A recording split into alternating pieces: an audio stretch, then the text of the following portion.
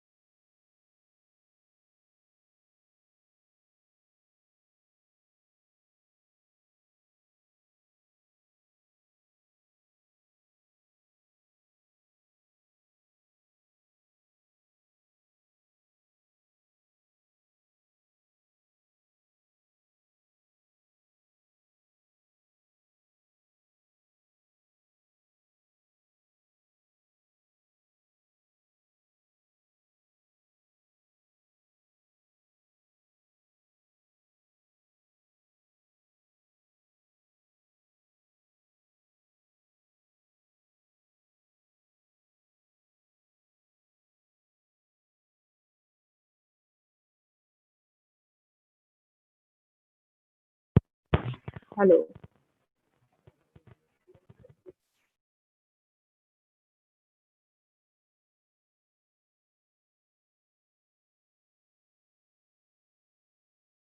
Hello.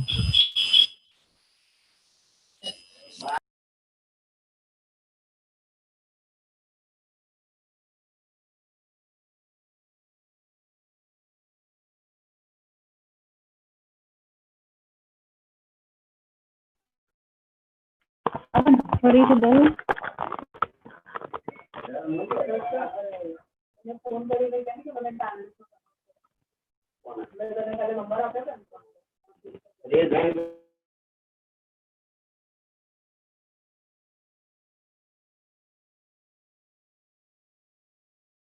Hello.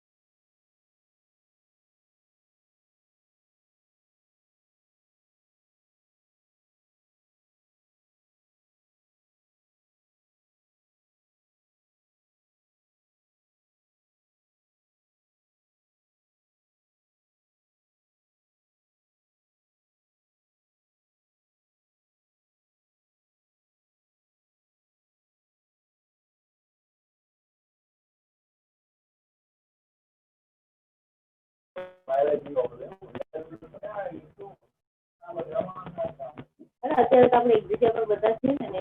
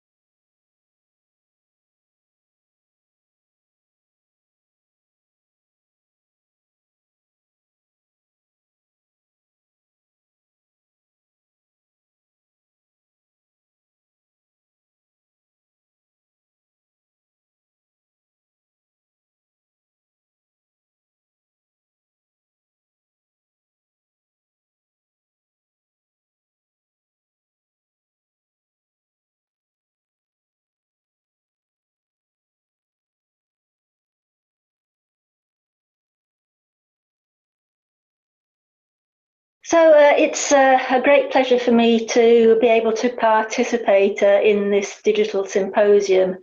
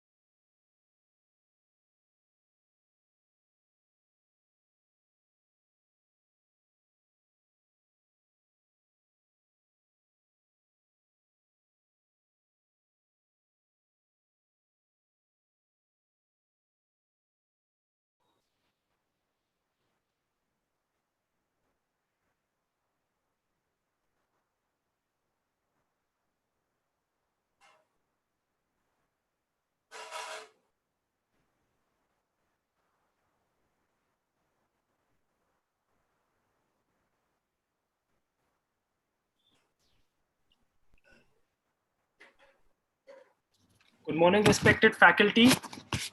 Good morning. And I welcome you all to the second day of Hello Diabetes Academia 2020, an international digital conclave. And so today we start with the second day of the conference. And I invite Dr. R.M. Anjana ma'am, who is the Managing Director and renowned young diabetologist at Dr. Mohan's Diabetes Specialty Center. And she's been awarded many fellowships, and she's a very active researcher, and she needs no introduction. So, and I also invite Dr. Amit Saraf sir from Thane. He's the critical care physician at Jupiter Hospital, and he has too many credentials on his CV and awarded many fellowships. He's also the MRCP examiner. So I invite you, sir and ma'am, to moderate the session. Thank you. Thank you, Dr. Gupta.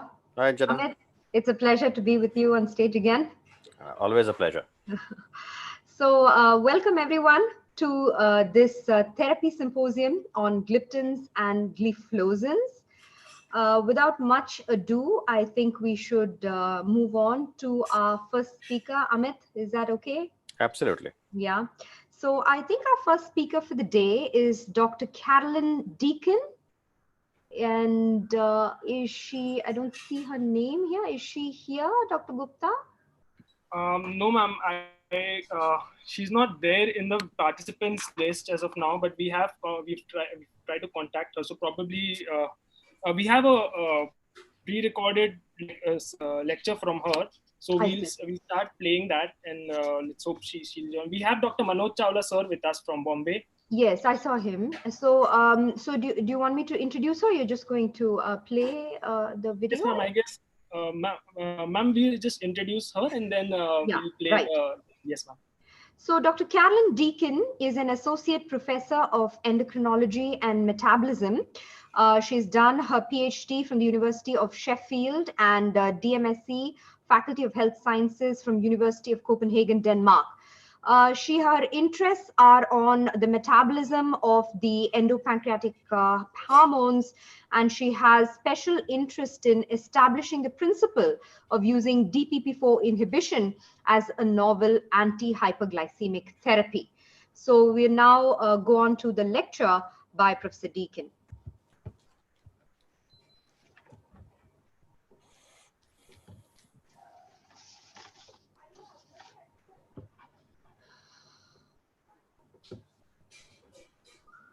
So it's a great pleasure for me to be able to participate in this digital symposium 25 years after DPP-4 inhibitors were first approved as treatment for type 2 diabetes.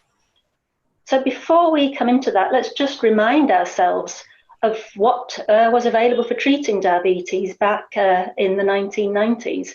And really 25 years ago, the only drugs that were available were insulin, sulfonylureas, and there was also metformin. But what you can see from here is that even metformin was not introduced until quite late in some countries, like, for example, the United States. And other drugs, glitazones, meticlonides, the alpha-glucosidase inhibitors, they were also not introduced until the mid to late 1990s. So really 25 years ago, there was a clear unmet clinical need for new glucose-lowering drugs, which were effective, which didn't cause hyperglycemia, and which are also very well tolerated. Now, incretin history goes back quite a long way. So in 1906 was the first time the duodenal mucosa extract was reported to have anti-diabetic effects. And GLP-1 itself was discovered in the 1980s. And then in the late 80s, the insulinotropic effect of GLP-1 was demonstrated in humans. And if we look at those actions of GLP-1, what you can see is that many of these actions, such as body weight effects, effects on postprandial hyperglycemia, the effects on the pancreatic islets, and indirect effects to improve insulin sensitivity and decrease glucose production, these are all targeting the pathology of type 2 diabetes, and really made a lot of interest in GLP-1 as an ideal potential therapeutic target. And indeed, back in the 1990s, this is a seminal study from Michael Nauk, shown that a continuous infusion of GLP-1 is able to normalize fasting plasma glucose in patients with type 2 diabetes. And you can see fasting glucose comes down into the normal range, and these effects on insulin are glucose dependent, with insulinotropic effects beginning to decline once normoglycemia is reached. But disappointingly, when GLP-1 was given as a subcutaneous injection, these effects were rather weak and short-lived, and you can see the effect on insulin in particular is rapidly disappearing, and normal glucose levels are not reached. And this was despite the fact that when GLP-1 was measured with the assays that were available at that time, you can see that the levels after the subcutaneous injection are actually substantially higher than what was seen after the intravenous infusion. So this was a paradox, and nobody really understood what was happening. GLP-1 is apparently in the plasma after subcutaneous injection, but was not as active as when it was given continuously. So this is where we got interested in GLP-1, and we decided to look to see whether perhaps GLP-1 was being degraded. So we took patients with type 2 diabetes and we gave GLP-1 either as an intravenous infusion or as a subcutaneous injection. And we measured the levels with an assay that we now call a total GLP-1 assay, because this is measuring both the biologically active peptide as well as any metabolites. And you can see we have very nice high levels of GLP-1 after intravenous infusion and after subcutaneous injection. Now, we developed an assay that was specific for the biologically active peptide. And when we measured these same samples using this assay, what you can see is that there are much lower levels of GLP-1. And in fact, after subcutaneous injection, only around 10% of the amount that was injected is actually surviving in the biologically active form. We also looked at endogenous GLP-1 levels in humans, and we found that this metabolite that was formed by DPP-4 action was actually the major form that was circulating in the plasma in both the fasting and the postprandial state, suggesting that DPP-4 was really playing a physiological role in the degradation of GLP-1. And it was this metabolism of the native peptide that was limiting the clinical potential of native GLP-1. So the idea to inhibit DPP-4 to treat diabetes, well, we published that in the discussion of this paper, which was published 25 years ago, where we said that inhibition of DPP-4 may prove a useful way to treat diabetes. And the analogy here was the use of ACE inhibitors in treating hypertension. So here was the proof of hypothesis. If we gave a DPP-4 inhibitor in vivo, we could prevent the degradation of GLP-1. So here we gave GLP-1 to anesthetized pigs. We measured with our two assays, and as we saw in the human studies, the levels of the biologically active peptide were very much lower than those measured with the total GLP-1 assay. We gave a glucose load, and we could see an insulinotropic effect. We then gave a DPP-4 inhibitor and repeated in the infusion. And what you can see now is that the levels measured with these two assays are exactly the same. And this is telling us that we've fully prevented the degradation of GLP-1, and now all of the peptide is existing in the biologically active form. And when we gave the glucose load again, you can see that these higher levels of GLP-1 were associated with an increase in the insulinotropic effects. So this was the proof of hypothesis that so DPP-4 inhibitor was preventing degradation of GLP-1 and having a beneficial effect on insulin secretion. So this is the rationale for using DPP-4 inhibitors to treat type 2 diabetes. We know that GLP-1 had this spectrum of effects, making it an ideal therapeutic target for type 2 diabetes. But we also knew that native GLP-1 was very rapidly degraded by DPP-4, limiting the therapeutic potential. We'd shown that inhibition of DPP-4 could prevent degradation of endogenous GLP-1 and enhance the anti-diabetic effects of GLP-1. And then slightly later, the discovery of the crystal structure of DPP-4, and that's what you're seeing here, allowed the characterization of the binding site, and this helped to optimize the highly selective and potent DPP-4 inhibitors that we now have today. So in many ways, we can say DPP-4 inhibitors were really one of the very first classes of oral anti-diabetic agents to be rationally designed to lower glycemia in patients with type 2 diabetes. So Boa-Rein in 2002 published the first study showing clinical proof of concept in patients with type 2 diabetes treated for 4 weeks with a prototype DPP-4 inhibitor. And you can see that this improved glucose tolerance. And even after 4 weeks, there was a small improvement in HbA1c levels. And he followed up this study 2 years later with the first study with vildagliptin, again showing an improvement in glycemic control. And this time he also measured intact or active GLP-1 levels and showed that they were enhanced by using a DPP-4 inhibitor. So let's remind ourselves of the typical drug discovery process, from first having the idea to finding the drug, going through preclinical and clinical testing, to obtaining eventually regulatory approval. This typically takes anywhere between about 9 up to over 19 years, so quite a long process. Because we knew the mechanism for DPP-4 inhibitors, they could be developed extremely quickly, and it was only 11 years from publication of the idea to having the first inhibitor on the market. And indeed, if you look at some of the drugs like sitagliptin, this actually went through development and was launched in less than 7 years, simply because we already understood the mechanism before the drugs were designed.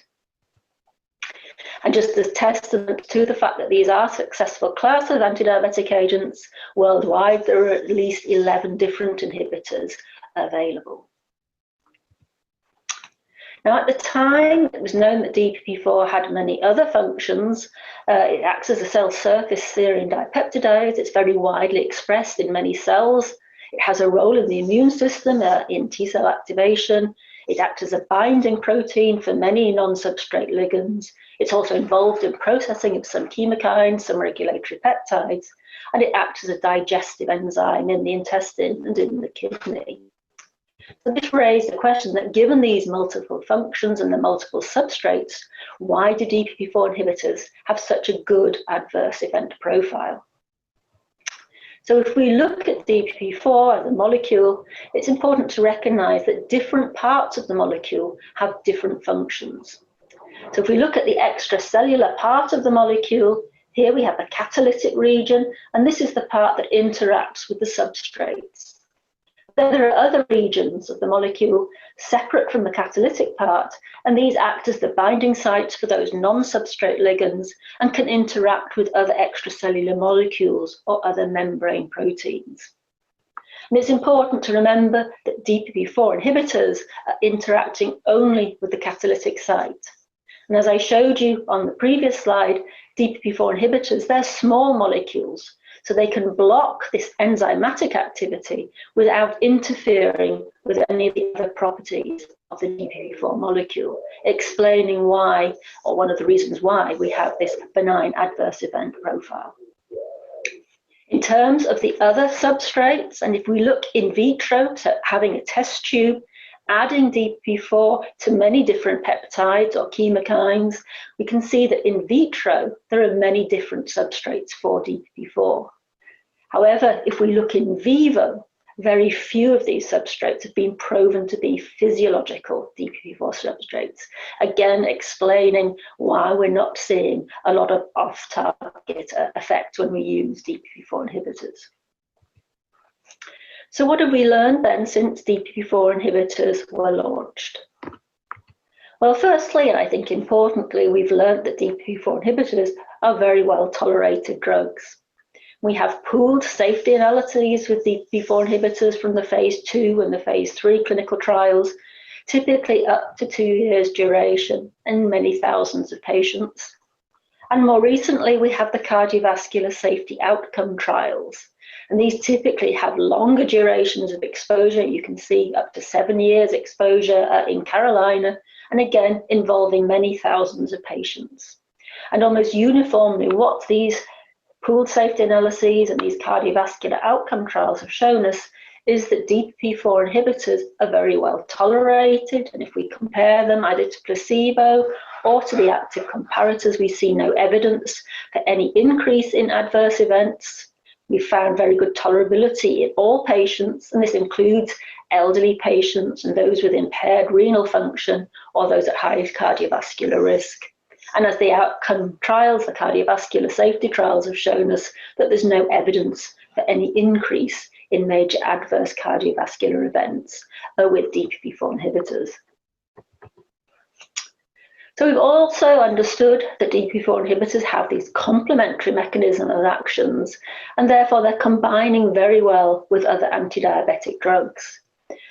Generally, when we're using them, we're seeing no currently known major drug-drug interactions and generally no need to adjust the dose of either drug. The complementary mechanism of actions, you can see improved insulin levels, improved insulin resistance, reduced hepatic glucose overproduction, and reduced glucose reabsorption. And you can see that DPP-4 inhibitors act in a complementary manner to many of the other drugs. And the combination, particularly with metformin, you can see is addressing the pathology of type 2 diabetes. So here is the rationale for adding DPP-4 inhibitors to metformin. If we look at the actions of metformin, it reduces gluconeogenesis and glycogenolysis, leading to decreased hepatic glucose output.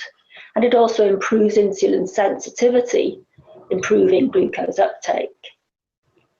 With the DPP-4 inhibitors, we're preventing the degradation of GLP-1 to increase levels of active GLP-1, which is then improving islet function to increase insulin and decrease glucagon, targeting therefore glucose uptake and hepatic glucose output. But more recently, we're understanding that not only do we have these complementary actions that we knew about, hepatic glucose output, insulin sensitivity, and improvements in islet function, we've now also discovered that one of the mechanisms of action of metformin also involves improving GLP-1 secretion. So that when we add our combination with a DPP-4 inhibitor, they're mutually enhancing each other's effects. Metformin is increasing GLP-1, giving the DPP-4 inhibitor more to protect and thereby enhancing further the actions of metformin. We've also learned that as second-line agents, DPP-4 inhibitors have similar effects on HbA1c as sulfonylureas. And it doesn't matter which sulfonyl you're comparing with, in each case, the DPP-4 inhibitor is having a similar effect on glycemic control to the sulfonylurea. And this is important if we think about it, that many people tend to think that sulfonylureas are more effective, largely based on some of the older studies when HbA1c levels were much higher, giving more scope for reduction.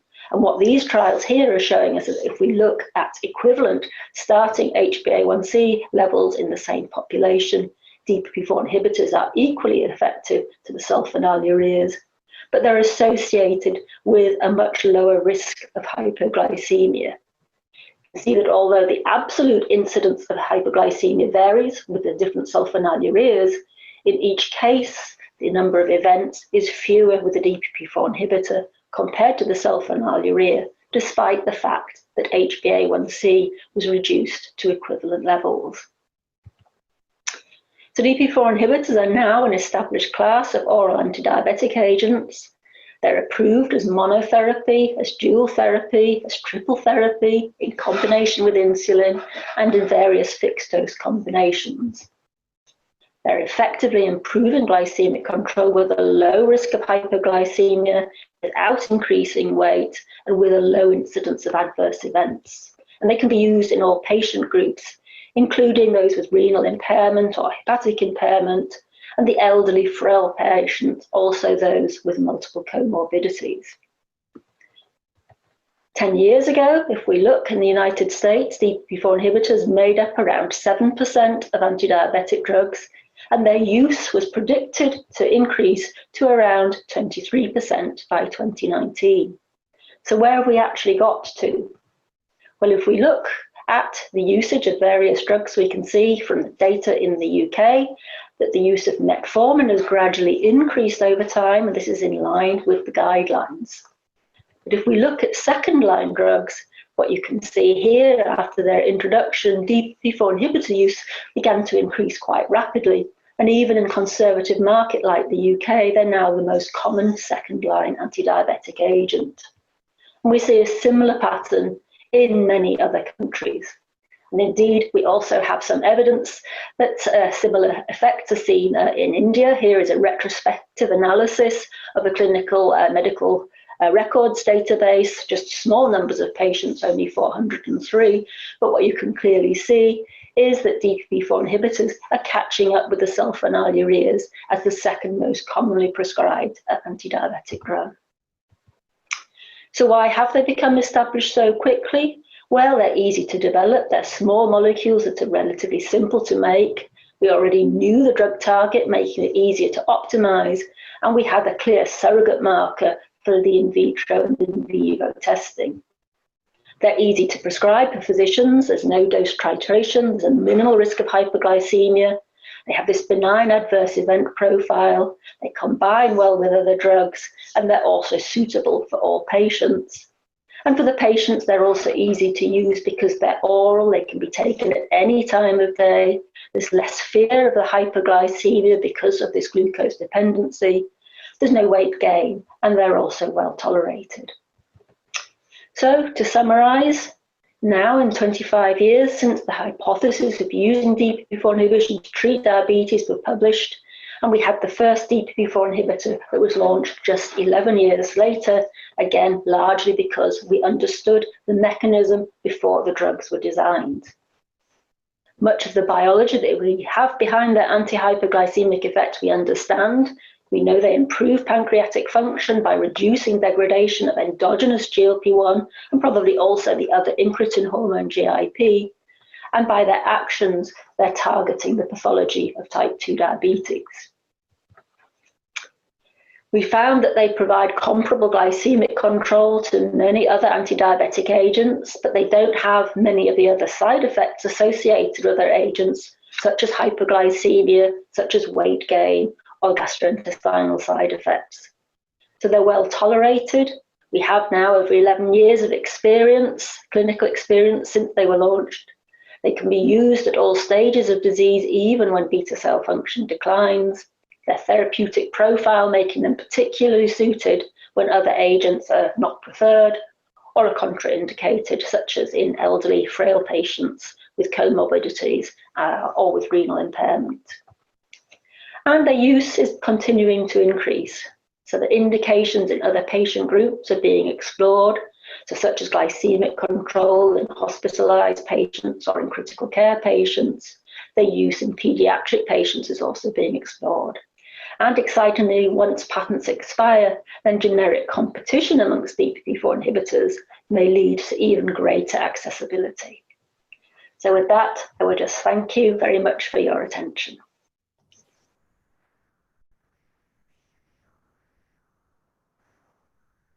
Thank you very much, Dr. Deakin. Just a second. So maybe we should turn on the video for Dr. Deakin and myself. There. Dr. Deakin, I see you're here. Well, welcome, Dr. Deakin. We didn't see you in the beginning. Thank you very much for that comprehensive lecture on 25 years of DPP-4 inhibition, I think right from the beginning of how it started to where we are today. Thank you very much. That was really comprehensive and really nice. So I think the symposium is structured such that we take questions at the end of the symposium. So if it's okay with you, we'll now move on to the next lecture and then take all the questions at the end. So the next speaker we have in this symposium is Dr. Peter Lin. And Dr. Peter, do we have Dr. Gupta? Could you advise me whether Dr. Peter Lin is in this panel? Yes, ma'am. Dr. Peter Lin is just joining in a few minutes. Right. Okay. So should I start the introduction, or would you like? Yes. Right. So Dr. Peter Lin is, so you can see it right here, is the Director of Primary Care Initiatives of the Canadian Heart Research Centre. over the years, I think he decided that there was a wide gap between research and clinical practice, and thus he moved into clinical practice and primary care, and also does teaching to help bridge this gap.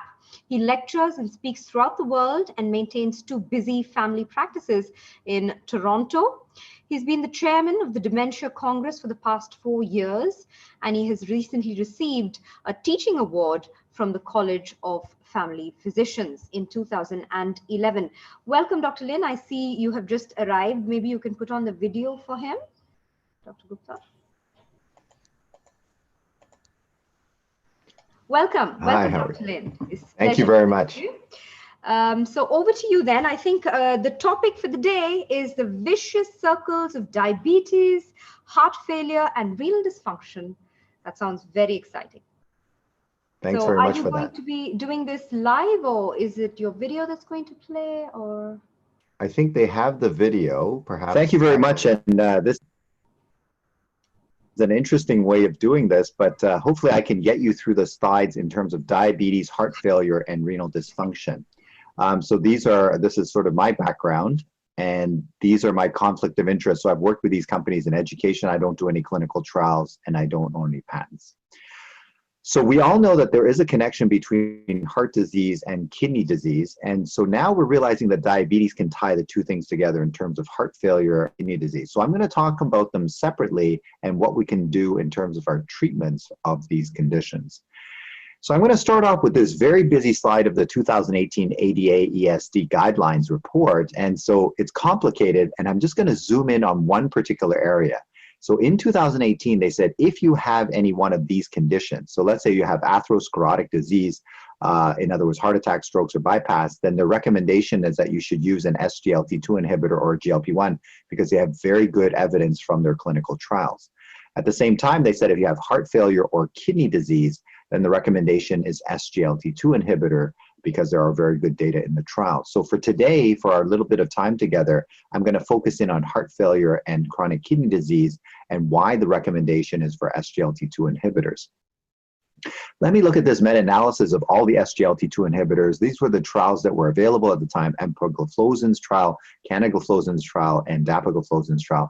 And if we looked at the hospitalization for heart failure, and in this case, we're looking at the people that had heart disease already, so secondary prevention patients, you could see that all of the agents have very good benefit.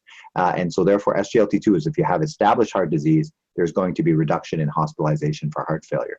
In primary prevention, it's a little bit different. So these are the primary prevention cohorts. And what you see here is that it's distributed differently. So there are zeros here for EMPA-REG study because they didn't have any primary prevention patients. So there's no data for that particular group in the study. Canagliflozin has some data, but you can see that the line crosses over by about 15%. So there's no statistical benefit in terms of primary prevention and hospitalization for heart failure. And dapagliflozin in the DECLARE study is the only one that has clear benefit that's statistically significant. So if we were to learn something here, all of the agents do well in secondary prevention patients for hospitalization for heart failure. In primary prevention, the only one that we have good data on is dapagliflozin. And this is new information because we didn't even know that people would have heart failure in the primary prevention cohort. We didn't think about that. So the fact that they do get it and we can reduce the hospitalization for heart failure is a good sign that we should start these agents earlier so that we can prevent these complications from developing in the first place. Now, if we go to the other extreme, DAPA-HF, which is looking at heart failure patients, we already know that heart failure patients do well. In other words, these agents will reduce heart failure admissions. However, in this case, they decided to also put in patients without diabetes as well to see whether this medication can actually help reduce heart failure hospitalizations and death. And so therefore, if you look at these outcomes of cardiovascular death, hospitalization for heart failure, or urgent heart failure visits, you can see that having dapagliflozin on board, you have about a 26% relative risk reduction. And for those that like absolute numbers, the number needed to treat is only 21 people for just 2 years, and you will have one of these benefits. So therefore, very effective medication strategy for our patients with heart failure. If you look at cardiovascular death specifically, we can see about an 18% relative risk reduction. Number needed to treat is 52 people for 2 years, and you could prevent 1 death. So therefore, cost-effective strategies in the same ballpark as the ARNIs. So for example, Entresto has a death reduction of about 20%. So it's in the same ballpark as that, and perhaps easier to use because we don't have to adjust the medications as often, and it's a once-a-day medication as well. If you look at combining heart failure mortality, and over on this side, you can see the different combinations of these. And no matter how you combine the heart failure worsening or mortality, you can see that it's all on the correct side. So therefore, the signal is very strong that there is clear benefit.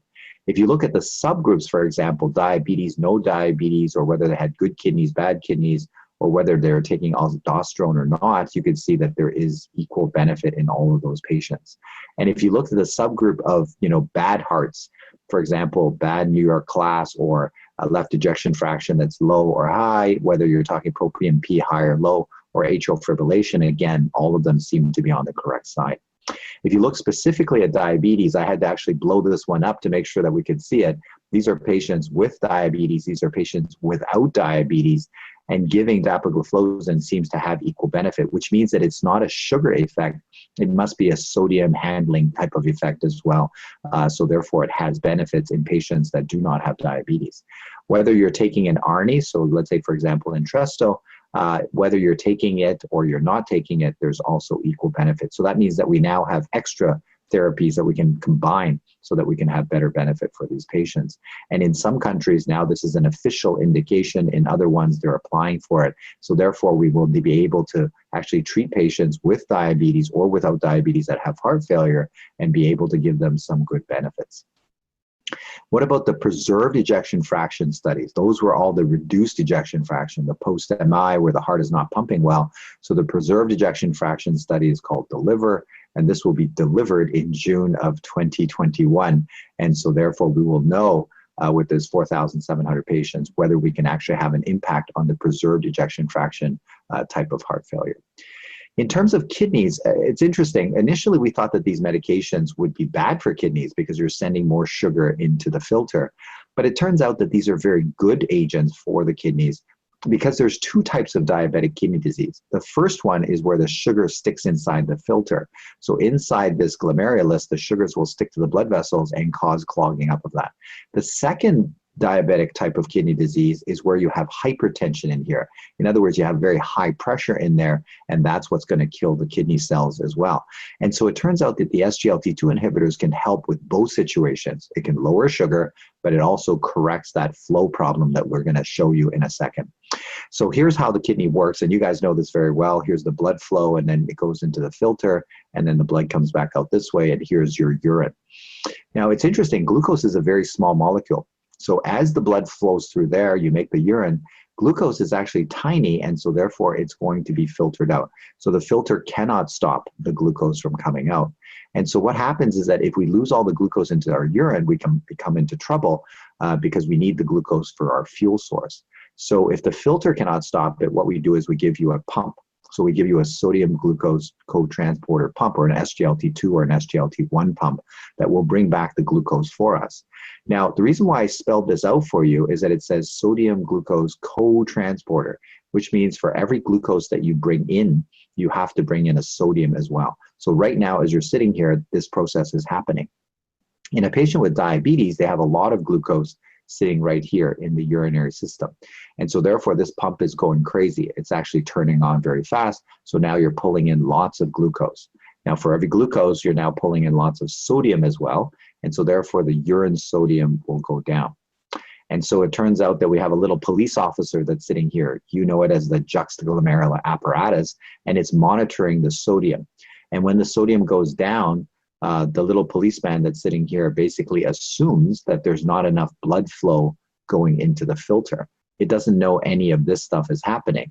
And so therefore, your little policeman here will send a signal to the filter and say, open up the pipe so that you can send in more blood flow so that you can make more urine. At the same time, it'll tell the pipe to close down on the out part so that way you can squeeze more urine in this fashion. So this is perfect if you're dehydrated or you're in the desert somewhere. This will continue to keep the blood flow and the urine flow going through the system. But unfortunately, we don't need this because we can't correct this thing. This is the problem that we're having.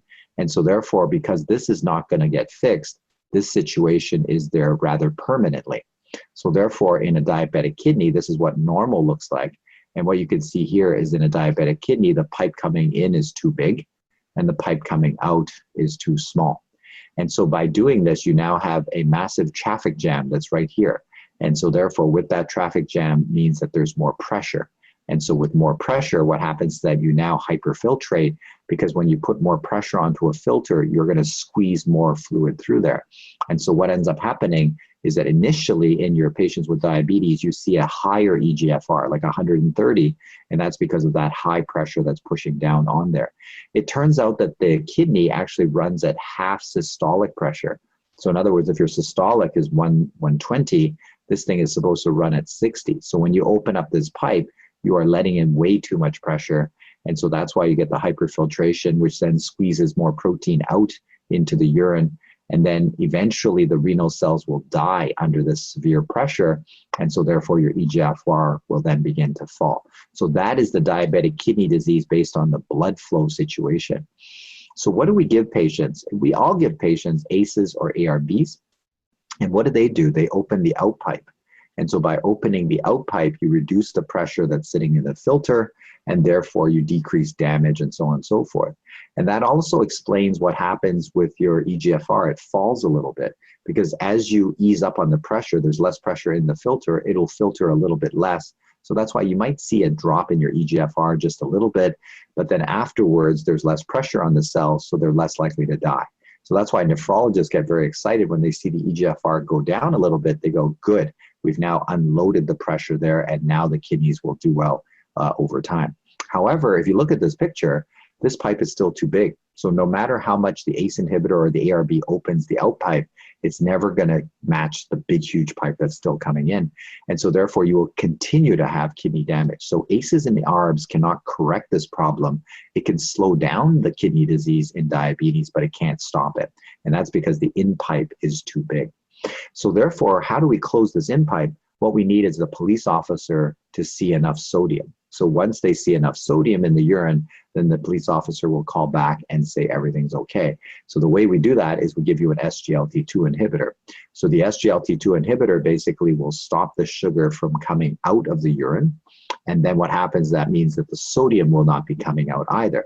And so therefore the sodium is left in the urine. And so now eventually the police officer sees the right amount of sodium and he will call ahead and say it's okay to close down the pipe. And so therefore it closes back down the pipe so that now you're back into a normal state.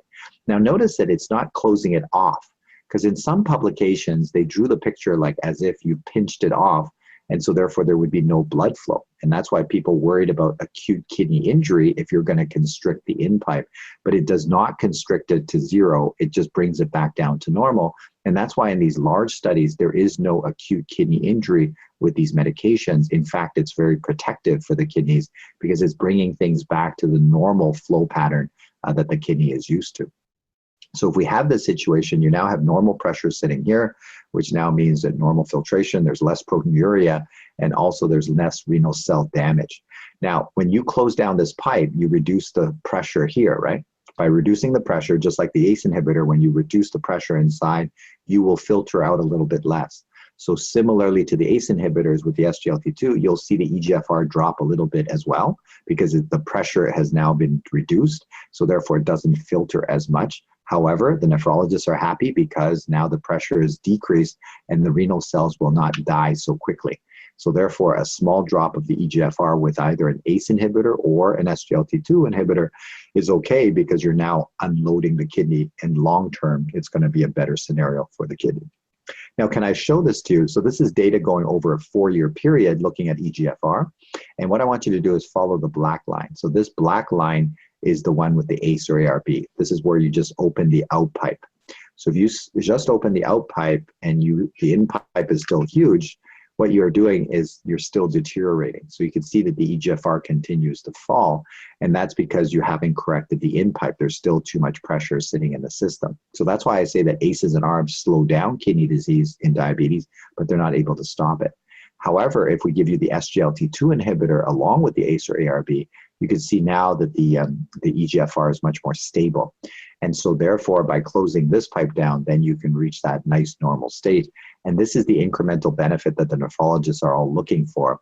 And so therefore, these are the things that they're very excited about. So you heard about the Credence study, which was looking at renal patients. You heard the DAPA-CKD, which was enrolling people with EGFRs down to 25. Their study was stopped early because of benefits, overwhelming benefits. So we're waiting for them to publish and to present the data. But certainly, I think the concept that these medications are good for kidneys is very useful. However, you and I may not always be treating people with dialysis type level of EGFR.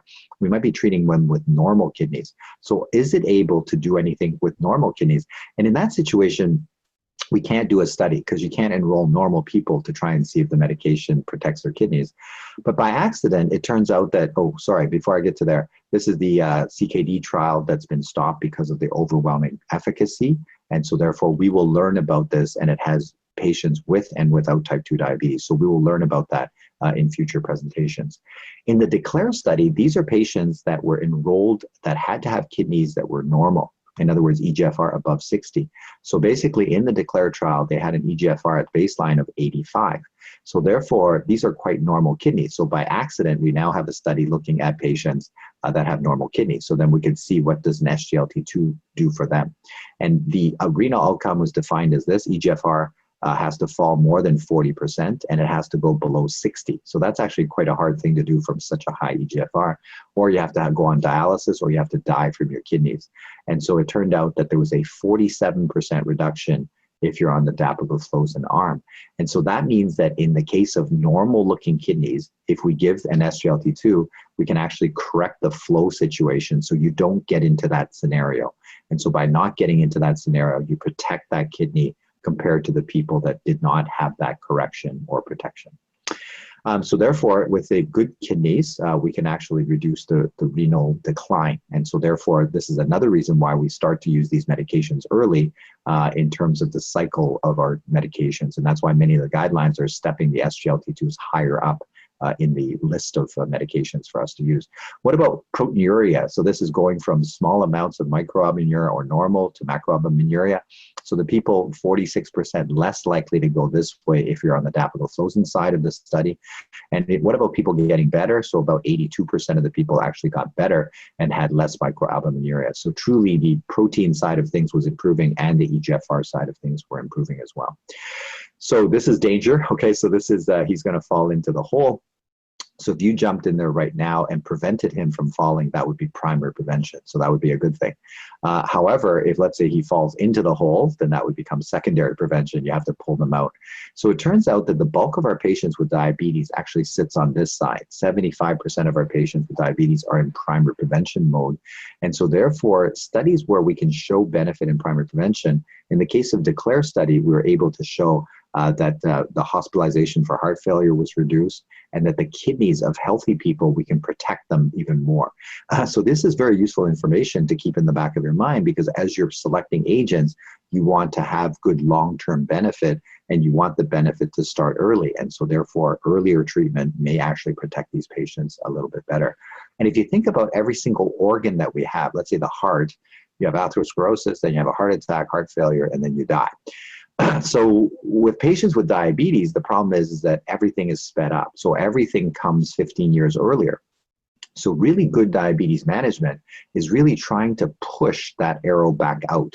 In other words, you have diabetes, but I'm not going to let your organs be destroyed in this fashion. So that's why all of these studies are helping us say there are things that we can do to help protect those organs. And so therefore, you can imagine that every one of these organs has a specific curve that it follows. And so therefore, with diabetes, because it's affecting the blood vessels everywhere, it's sugar sticking to proteins that hang off these blood vessels, and therefore you're damaging the blood vessel, you're clogging them up, so there's ischemia.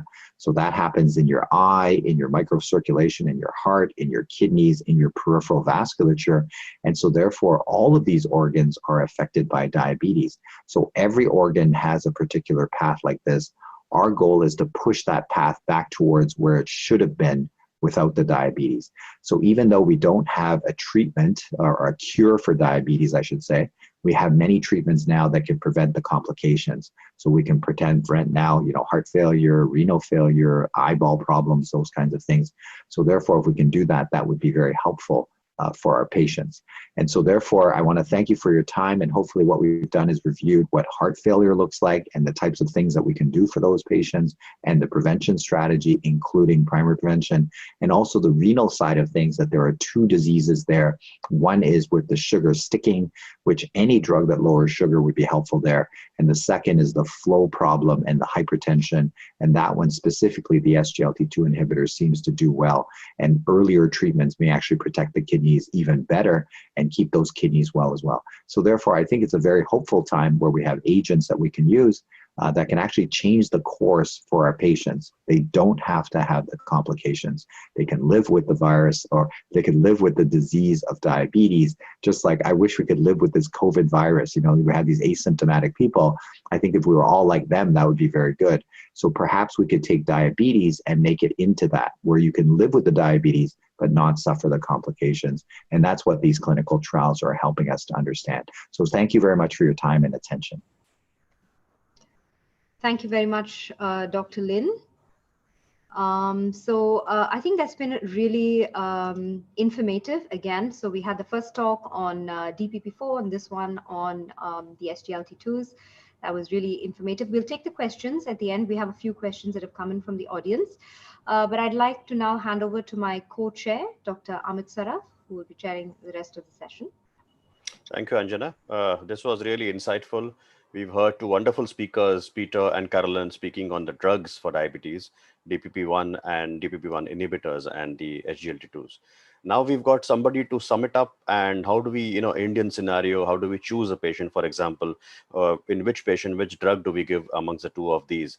So I have a very prolific speaker, good friend, entrepreneur, extremely versatile personality, Dr. Manoj Chawla. He is the director of the Lina Diabetes Care and the Mumbai Research Center in Andheri. He's also the consultant diabetologist at the Asian Heart Research Institute in Mumbai, and also at the SL Raheja Fortis. He's the founding president of the United Diabetes Forum, which has done some wonderful work and some innovative conferences in the past few years. He's also the honorary visiting faculty at the D.Y. Patil Medical Sciences, Navi Mumbai, and he was awarded the RSDA Fellowship in 2017, and as well the Royal College of Physicians of Edinburgh Fellowship in 2019. He's been a principal investigator for various global MNCs, trial for NCs and the devices. So it's a pleasure to invite Manoj, who's a close friend, to speak to us on how do you sort of, optimize the use of these two drugs as a case-based approach in the treatment of type 2 diabetes. Over to you, Manoj.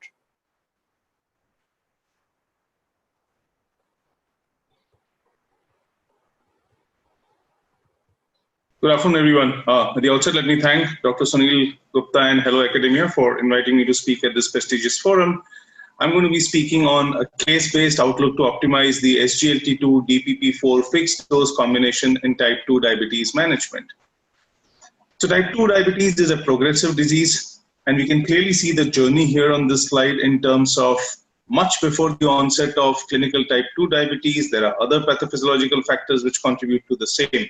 On top of genetics, there may be environmental insults like weight gain, dyslipidemia, hypertension, all these components of the metabolic syndrome, which gives rise to hyperinsulinemia, with the persisting insulin resistance first leading to impaired glucose tolerance, and then eventually the beta cells failing, and then we can see the start of diabetes and late onset diabetes with complications. Now, for the longest time, we've been aware of association of even pre-diabetes with macrovascular complications, and now there is increasing link with also microvascular complications. So important to note that microvascular complications occur in early metabolic dysregulation itself. The past decade has been significant for the management of type 2 diabetes. A lot of clinical trials, a lot of new evidence which has come out telling us what probably needs to change. Our approach so far, which was the stepwise approach, trying to do things slowly, first lifestyle, then one drug, then the other drug, hasn't really succeeded in us controlling our patients better or avoiding the complications. A lot of hard evidence-based trials today telling us that something needs to change for us to achieve better results with our patients. Now, important to understand that despite multiple therapies, majority of the patients have uncontrolled HbA1c levels. Right from the days of UKPDS, it told us that the beta cell function is almost 50 to 60% lost by the time there is onset of diabetes, and majority of patients already have complications. And as you start following them for years, in case you do not control them better, the good glycemic legacy benefits are not given, the chances of complications are much higher. There was a more recent Discover study program which looked at the prevalence of good control or the HbA1c across different parts of the world. The total cohort was more than 11,800 patients, Southeast Asia contributing to about 2,052 patients, India 1,925 patients. And the results of the Discover study program are not encouraging at all. It tells us that globally 26.7% patients had an HbA1c of more than 9%. Highest proportion in Southeast Asia, which was India and Indonesia, 35.6% patients having an A1C of more than 9, and only 17.4% patients achieved a target A1C of less than 7% in the overall population. So that's absolutely dismal, telling us that in spite of our efforts, the patients are not reaching the goal. This, of course, has prompted an evolution in the management of diabetes. There are more individualized HbA1c goals that we are looking at. There is treat to target versus stepwise approach. So the stepwise approach is passé. We really need to be more proactive. There have been new and evolving guidelines for the same. And of course, multiple agents for initial management rather than the stepwise slow approach. Now, this is the dysglycemic legacy demonstration. This is Kamlesh Kunti and Miller-Jones paper in 2017, which showed that when you're looking at two groups of individuals whose HbA1c remained more than 7%, those who were not receiving any intensive therapy within the first year, comparing to those set of patients where HbA1c was kept less than 7% within the first year of diagnosis, they were followed up at 5.3 years. There was a significant increased risk of MI by 67%, stroke by 51%, heart failure by 64%, a composite of these hard endpoints at 62% in those patients who did not maintain their HbA1c less than 7% within the first year of diagnosis. Again, strongly highlighting that dysglycemic legacy is going to be the driving risk for early onset complications. So good glycemic control delays onset of complications and decreases cost of diabetes management. Clearly, when there is poor control as compared to a better control, there is going to be much poorer life expectancy and reduced quality of life. And hence, even though we're talking about being more aggressive, in the long run, if the control hasn't been good, it actually leads to incremental cost because of the cost of complications setting in as compared to improve overall life expectancy and cost of life for those who maintain better control right from the word go. So patients uncontrolled on metformin, how do we really optimize the clinical outcomes? Let's look at our case today that we are discussing. So a 43-year-old Indian male, corporate executive, non-smoker, known case of diabetes since 2 years, hypertension since 6 years, BMI 28.5, so on the obese side, blood pressure 134/82, the HbA1c is currently 8.6, on metformin 1 gram BD, so pretty common profile that we all will see in our clinical practice. For hypertension on amlodipine and telmisartan, rosuvastatin 5 milligram. Kidney function tells us that patient is already microalbuminuric with the UACR of 60 milligram, EGFR 90 ml, lipids, LDL cholesterol, in spite of the rosuvastatin 5 on the higher side, 130 milligram. So that's the profile that we have. So patient is obese with a BMI of 28.5, has uncontrolled glycemia, A1C 8.6, and of course it has additional risk factors besides obesity of hypertension, dyslipidemia on the background of type 2 diabetes. So this is a profile that we see in a lot of our patients, unfortunately, even at a younger age. So what should be the target HbA1c for such a given case? Now, this was the ADA Standards of Medical Care, which is in 2020 and has been there for the last couple of years, telling us that what should be the approach. So metformin has low moderate risk of hypoglycemia. This patient has a couple of years of duration of diabetes, relatively young patient, 43 years of age, so has the longer life expectancy, does have the comorbid conditions of hypertension, dyslipidemia, obesity, no established vascular complication, corporate executive, lesser time for lifestyle changes, and relatively sufficient resources and support system. So when you see somebody like this, all of that would largely follow in profiles which are asking for a more stringent control, as opposed to somebody who's elderly, has vascular complications, limited life expectancy. Our individual, or our person in question, is lying to the strata of the beginning, asking us for an A1C to be kept at less than 7%. So primary consideration for him, most stringent goal, so more than 1.5% HbA1c reduction to achieve the glycemic control. Let me remind you, he's at 8.6 currently. So we want to get him to below 7. So we're talking about more than 1.5% reduction. So what should be our approach for this patient who's already on full dose of metformin? Should we add a single drug, DPP, SGLT2, sulfonylurea, or any of the things that come, or add a fixed dose combination? So very often we have this discussion and debates in our meetings like this today that should we go for what after metformin? Should it be an SGLT2? Should it be a DPP4? And mindlessly we keep arguing with each other. The fact remains, why not go for the best of both worlds? When you have an individual like this with 8.6 and you're looking for a reduction of more than 1.5%, is there benefit in going for the best of both worlds? A fixed dose combination of an SGLT2 and DPP4? Well, let's see what evidence we have. So maintaining glycemic targets with a single agent can be difficult to achieve. We're looking at data again from the UK PDS 49 series as to what happened with the individual drugs. When you look at patients on metformin, which were the percentage of patients which could maintain A1C less than 7 as the years progressed, and you will see at the end of 3 years only 44%, 6 years 34%, and only 13% at 9 years. Similarly, when you see the data for sulfonylureas, it shows again declining efficacy. So a number of patients achieving A1C less than 7 kept on decreasing from 50% at 3 years to 24% at 9 years, telling us no single drug will continue to be durable or efficacious for the longest time. Also, the recent guidelines recommend an initial combination therapy in patients with uncontrolled HbA1c. Again, looking at the ADA Standards of Medical Care 2020, there is strong data to support initial combination therapy for more rapid attainment of glycemic goals. Since the absolute effectiveness of most oral drugs will rarely exceed 1%, and we've seen that, especially when you're talking about a baseline A1C of 8.4, a single drug really working, a lot of data will show 0.7, 0.8%. Sometimes in clinical practice, you may get 1.1, but really most of them exceeding more than 1 is going to be difficult. So when your target reduction is more than 1.5, 1.6, clearly you have to look beyond just a single drug.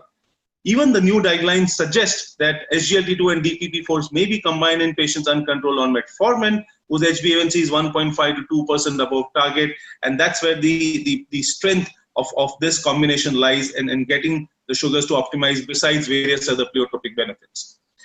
So when we talk about the pathophysiological approach, we talk about the ominous octet. These are the different pathophysiological defects that we all are aware of in our patients with diabetes. Not only beta cell dysfunction, but increased hepatic glucose production, the incretin defect, increased glucose reabsorption. So all these contributing. So addition of a single agent on metformin cannot really correct most of these pathophysiological defects. When we talk about what is going to happen beyond metformin, you add sulfonylureas, predominantly going to be working on the insulin secretion. You look at DPP4s, it will have the incretin effect on the gut, will have its effect again on the alpha and beta cells. But then when you look at the SGLT2 inhibitors, it's targeting the predominant effect of increased glucose reabsorption. Indirectly, because of reduction of hyperglycemia, it is improving the insulin secretion and to some extent even the insulin resistance. And hence, a combination of these two agents, which is going to be tackling the problems largely that we see in a patient with diabetes, can be targeted with an SGLT2 and DPP4 being most effective to offer us a 360-degree approach.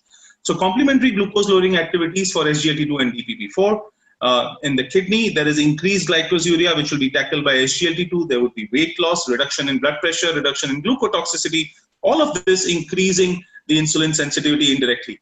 The DPP4 is, of course, working on the gut, taking care of the incretin defect, increasing the GLP and GIP, and then obviously having an effect on increased insulin secretion and reduction of glucagon. All of this causing reduction in hyperglycemia, plus various pleiotropic benefits. So what are the SGLT2 and DPP4s available globally and in India? So you see the empagliflozin and linagliflozin approved by the US FDA in 2015, available in India since 2018 after the approval from the DCGI. Also, more recently, you had the DAPA and Saxa combination available in India since 2020. The ertugliflozin and sitagliptin not yet approved in India for use. So when we go back to our patient in profile, what are our priorities? Achievement of metabolic control, drug-specific and patient factors, and prevention of complications ensuring sustainable care. So let's look at the efficacy and the data for this EMPA-LINA fixed-dose combination over monotherapies. Is it more than 1%? So when you look even at the baseline HbA1c of 8%, and you look at the data for the same in drug-naive patients, you see the EMPA-LINA combination both, whether it is 10 milligram along with 5 milligram of linagliptin or 25 milligram of EMPA along with 5 milligram of linagliptin, you see significant reduction of more than 1% HbA1c as compared to any of these drugs used alone. When you also look at the data for on metformin background, like our patient in question, again, for each of these single added drugs, you get 0.6 to 0.7%. But when you're using the combination, you're getting 1.19 and 1.08% reduction in HbA1c. And that's what we are looking on. If the HbA1c baseline is higher, you get much higher reductions. Always the reduction has to be looked in terms of what is the baseline HbA1c. So those patients who have a baseline A1c of more than 8.45%, drug-naive patients, you're seeing almost 1.9% reduction for the combination of EMPA and LINA. For on metformin background, you're seeing a reduction of 1.84 and 1.61. Probably seems to be fitting the profile that we have for our patient on metformin background, and just maybe this combination may do the job for us. So early achievement of goal with EMPA-LINA combination, even at baseline HbA1c, only the fixed dose combination arms could reach the target. So again, we are seeing the 5 comparators here. You're looking at EMPA 25 and LINA 5, EMPA 10 and LINA 5, along with the individual different strengths of the drugs. And you're seeing that for the reduction in drug-naive patients, you're seeing the EMPA 25 and 5 milligram LINA and the EMPA 10 and this scoring the best results in reduction below 7%. Similarly, on those patients with metformin background, you will see it's only the fixed dose combination which is getting the patients down from a baseline A1c of close to 8 to stay well below 7 at 6.7, 6.8. Clearly, this combination seems to have a lot of synergistic action and strength. Now, what other benefits do they offer to the body weight and blood pressure? So body weight reduction, we're seeing good data for almost 2.5 to 3 kgs, sustained systolic blood pressure reduction of almost 3 to 4 millimeters of mercury, and about 2.2 millimeters mercury reduction in the diastolic blood pressure. So when we talk about the priorities for the patient, achievement of metabolic control, yes, let's be rest assured that this combination is doing it. What about drug-specific and patient factors? And of course, prevention of complications. So we look at the second factor. Despite high efficacy, no increased risk of hypoglycemia with the EMPA-LINA fixed dose combination. And that's the great data that we're seeing from DeFronzo and group, that in terms of reduction or in terms of risk of hypoglycemia, absolutely minimal, and this is the same whether you use a single drug or an FTC. More importantly, great data on lower incidence of genital tract infections with the EMPA-LINA. Now we know one of the limitations of SGLT2 inhibitors is increased risk of genital tract infections or urinary tract infections. So when you look at the genitourinary infections, somehow this combination of DPP4 and the SGLT2 seems to offer benefit in terms of lesser incidence of genital tract infections as compared to just the SGLT2 inhibitor. Probably the DPP4 benefits on the immunity are responsible for the same. This is a meta-analysis of 5 randomized clinical trials, again showing the similar that in terms of genital tract infections, much lesser in the combination, much lower risk of ratio when you use these combinations as compared to using an SGLT2 inhibitor alone. So clinical concerns for a patient in terms of drug-specific and patient factors, much lesser side effects, much lesser hypoglycemia. What about preventing complications? So we look at this patient where probably we went ahead and used just one of the drug and not the combination. 6 years have passed, patient is now 49, BMI has come down but it's still 26.5, A1C is stuck at 8.3, the USCR has increased. So patient now has uncontrolled hypertension and diabetes, known case of stable CAD. He presents to us now with breathlessness on exertion with a 2D echo showing mildly reduced ejection fraction at 52%. So some would still call this as a preserved ejection fraction heart failure. He's currently only on metformin and DPP4 because we wanted to do stepwise and we didn't have the data supporting the fixed dose combination. So what do you really consider for treating a patient like him? Robust A1C reduction, use of agents with proven cardiovascular and renal benefits, and agents recommended for type 2 diabetes and heart failure, which can also offer the benefits of blood pressure and weight reduction. And this is the data when we see for the cardiovascular outcome trials from all the SGLT2 inhibitors. And the most impressive data and comprehensive will be seen in the EMPA-REG study. Hospitalization for heart failure reduction by 35%, cardiovascular death reduction by 38%, the 3-point MACE reduction by 14%, and also great data for the renal outcomes by reduction of the renal endpoints by 44%. Now, if you look at the data for any of the SGLT2 inhibitors, they will all be wanting in one or two aspects. It's only EMPA-REG which has shown great benefit for empagliflozin.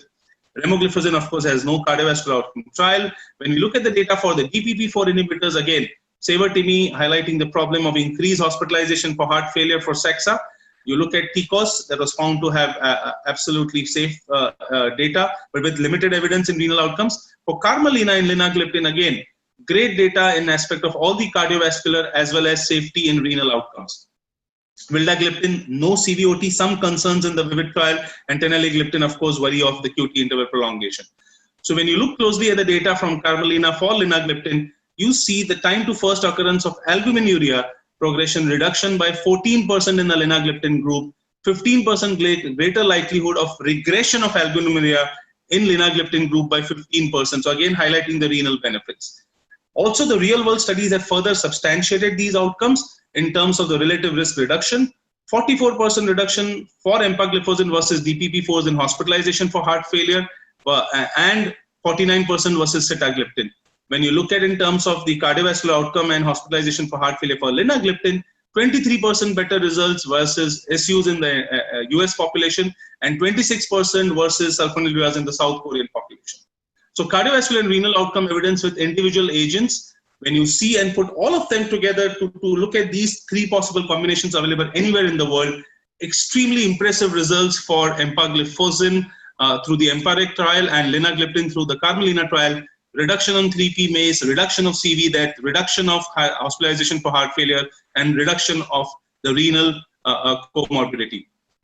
Also, when you look at the ESC guidelines now, which is talking about recommendations for glucose-lowering treatment for patients with diabetes, again for SGLT2 inhibitors, it puts up the highest class and level of evidence for empagliflozin as compared to the other gliflozins in the group. And also in terms of for patient reduction of heart failure, strongest recommendation for the SGLT2 group in totality. And amongst the DPP-4 inhibitors, it gives benefit to sitagliptin and linagliptin. So for coming back to our patient, for prevention of complications as ensuring sustainable care, let me again remind the case in presentation and the benefits to be offered to our gentlemen here. By giving them the benefit of a fixed dose combination of empagliflozin and linagliptin, we are addressing multiple pathophysiological mechanisms in type 2 diabetes, robust HbA1c reduction with low hypoglycemia risk, reduction in weight, blood pressure, albuminuria, and of course improved vascular function, robust evidence for cardiovascular, heart failure, and renal outcomes with empagliflozin and linagliptin, proven mortality benefit with empagliflozin in type 2 diabetes with ASCVD, and that's what gives it the class 1 recommendation in the ESC/ESD 2019 guidelines. And both empagliflozin having a class 1 evidence and linagliptin a class 2 evidence recommended in type 2 diabetes patients with heart failure by the ESC and ESD 2019. So with this, I would like to again reiterate that it's a combination which is extremely safe, cost-effective, and convenient for once daily dosing to offer this benefit to most of our patients following the profile that our gentleman in our case history today has. Thank you so much for patient hearing, and would be happy to take questions in the discussion as we move ahead. Thank you so much. Thank you, Manoj. That was a very, very comprehensive and a lucid talk on case-by-case discussion given by, as per the efficacy and the use of both SGLT2 and DPP-4 inhibitors. I would request you to please stay till the end of the session, because as per the guidelines, we would be taking in sessions at the questions at the end of all the 4 talks have completed. So it's my privilege and pleasure to introduce our next speaker. He is Dr. Kaushik, who is the Professor of Public Health, Honorary Consultant Cardiologist, and Head of the Commercial Trials and Deputy Director at the Imperial Clinical Trials Unit at the Imperial College London. Extremely wonderful and a well-known institute. He is one of the most preeminent preventive cardiologists in the world, with over 60,000 citations for his research and over 280 publications in a top quality peer-reviewed journals. Having completed a postdoctoral fellowship at Harvard Medical School and MPhil in epidemiology from the University of Cambridge, he is the lead investigator for several major global medical trials of novel therapies for the prevention of cardiovascular disease. His research focuses on prevention of coronary disease, in particularly cholesterol, lipids, diabetes, biomarkers, and risk prediction. In addition to being, he is also a member of the British Cardiovascular Society and the president-elect of the European Atherosclerosis Society. He is pioneer of the EAS Familial Hypercholesterolemia Studies Collaboration, the first and only global registry of FH.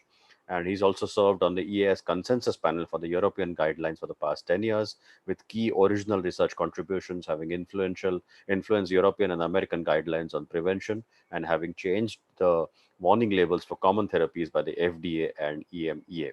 So this well-known personality will be talking to us this afternoon on SGLT2 inhibitors and cardiometabolic implications, 5 years of learning post-empiric outcomes. So I would invite Dr. Kaushik Ray to please start his talk.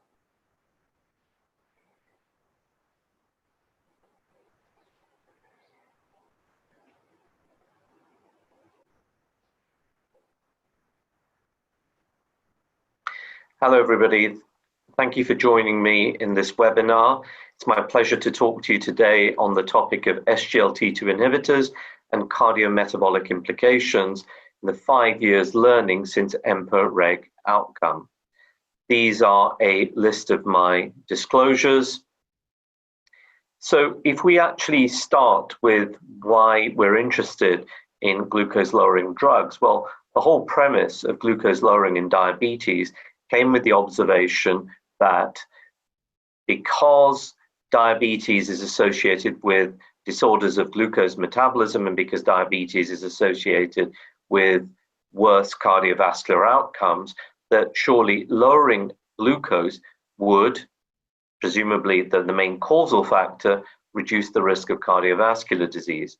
So a whole host of trials were attempting to achieve a large difference in HbA1c and therefore reduce cardiovascular outcomes. Now, there have been many trials done of late, but by the middle of the last decade, there were really 5 main trials. And the summary in this meta-analysis that we did can be seen here. Essentially, if you look at an HbA1c difference of 0.9% over about a 5-year period, then overall there's a 17% lower risk of cardiovascular events, of non-fatal MI rather. If you look at now fatal and non-fatal MI combined, there is about a 15% lower risk of fatal and non-fatal MI. The relationship is stronger with non-fatal myocardial infarction. And if you look at strokes, even with 1,100 strokes overall, there is no statistically significant lowering in the risk of strokes. So even though there is a trend, even with 1,100 events, nothing significant. And certainly when you look at all-cause mortality or even cardiovascular death, there is no difference either. So why is that? Well, it may be that the treatments that we had, even though there may be some benefits from glucose lowering, there are some other potential adverse effects, whether that be hypoglycemia, whether that be weight gain, that negates some of the benefits of glucose lowering per se. Or it could be that HbA1c differences of 0.9% over 5 years are relatively modest in terms of the causal pathway. And I'll put this slide up because this is really relevant for heart failure. And again, if you look at these 5 trials together, there is neither a lowering nor an excess risk of hospitalization for heart failure. But however, if you choose to lower glucose using either a TZD in the background or not, then what you can see is that TZDs are associated with an excess risk of hospitalization for heart failure compared to other approaches. So now we're starting to see that there may be a possible disconnect between glucose lowering per se and how you lower glucose. So the next set of trials that really came out were the DPP-4 inhibitors, and these were largely brought in because there was concern about new drugs for glucose lowering and potential adverse effects. So the regulatory authorities wanted people to use drugs that clearly had benefit in glucose homeostasis, but that wasn't offset by an excess of cardiovascular harm. So DPP-4 inhibitors, as we know, improve glycemic control, but the new wave of trials, you weren't trying to achieve a big difference in HbA1c because it was on top of background care and compared to placebo, allowing drop-in background therapy, meaning that the HbA1c differences over about 4 years or so were relatively modest, of the order of 0.3 or 0.4%. And if you look again at CV death, non-fatal MI, stroke, and you pool all of the trials together, 3 DP4 inhibitor trials, there is no excess risk, nor is there any benefit in terms of CVD prevention. So by all means, use these drugs to improve HbA1c and microvascular disease complications related to HbA1c, but no cardiovascular benefit per se. And at the bottom, you can see that when you look at cardiovascular death, you see exactly the same thing. When you look at non-fatal MI, again, absolutely flat, point estimate pretty much on 1. Non-fatal stroke, exactly the same thing.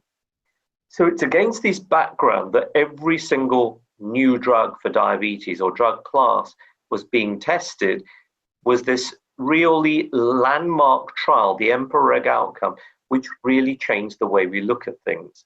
And again, like all of these other trials, it was in a high-risk patient population. Everybody here of the 7,000 or so patients had established cardiovascular disease. They were on background glucose-lowering therapy by and large, and the trial compared placebo with 2 doses of empagliflozin. It was event-driven, and the aim, firstly, was to show that empagliflozin was not more harmful than placebo. Having demonstrated that, you could then go on and look for superiority, i.e. was it better than placebo in reducing cardiovascular events. So the primary endpoint with these FDA trials is always 3-point MACE, which is atherosclerotic events.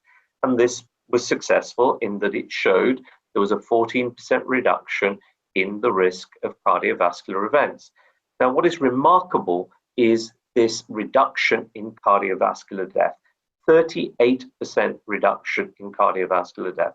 Given that we had not seen anything in the previous 6, 7, or 8 trials prior to this, this is really a potential game changer. What was also really interesting was this reduction in the risk of hospitalization for heart failure. Now, this is not a heart failure trial per se. This is not a population with heart failure per se. However, there was this 35% reduction in hospitalization for heart failure. And we know that people with diabetes tend to have this high excess risk of hospitalization for heart failure, independent of whether or not they have coronary disease or not. Now, is this benefit, for example, in heart failure or cardiovascular death related to glucose lowering? And what we can see here on this slide is that this is the overall benefit in hospitalization for heart failure and on CV death. But if you look at baseline HbA1c, given that the benefit of glucose lowering is relatively modest in the trial, 0.3, 0.4%, there was actually no relationship between baseline glucose levels, the magnitude of the glucose lowering, and indeed hospitalization for heart failure or cardiovascular death. We look at these statistical tests for interaction, they're not significant. So again, there is this disconnect. Now, the other most important thing that then really came out in the way that we look at these drugs, we know that the commonest reason for dialysis in the world is diabetes.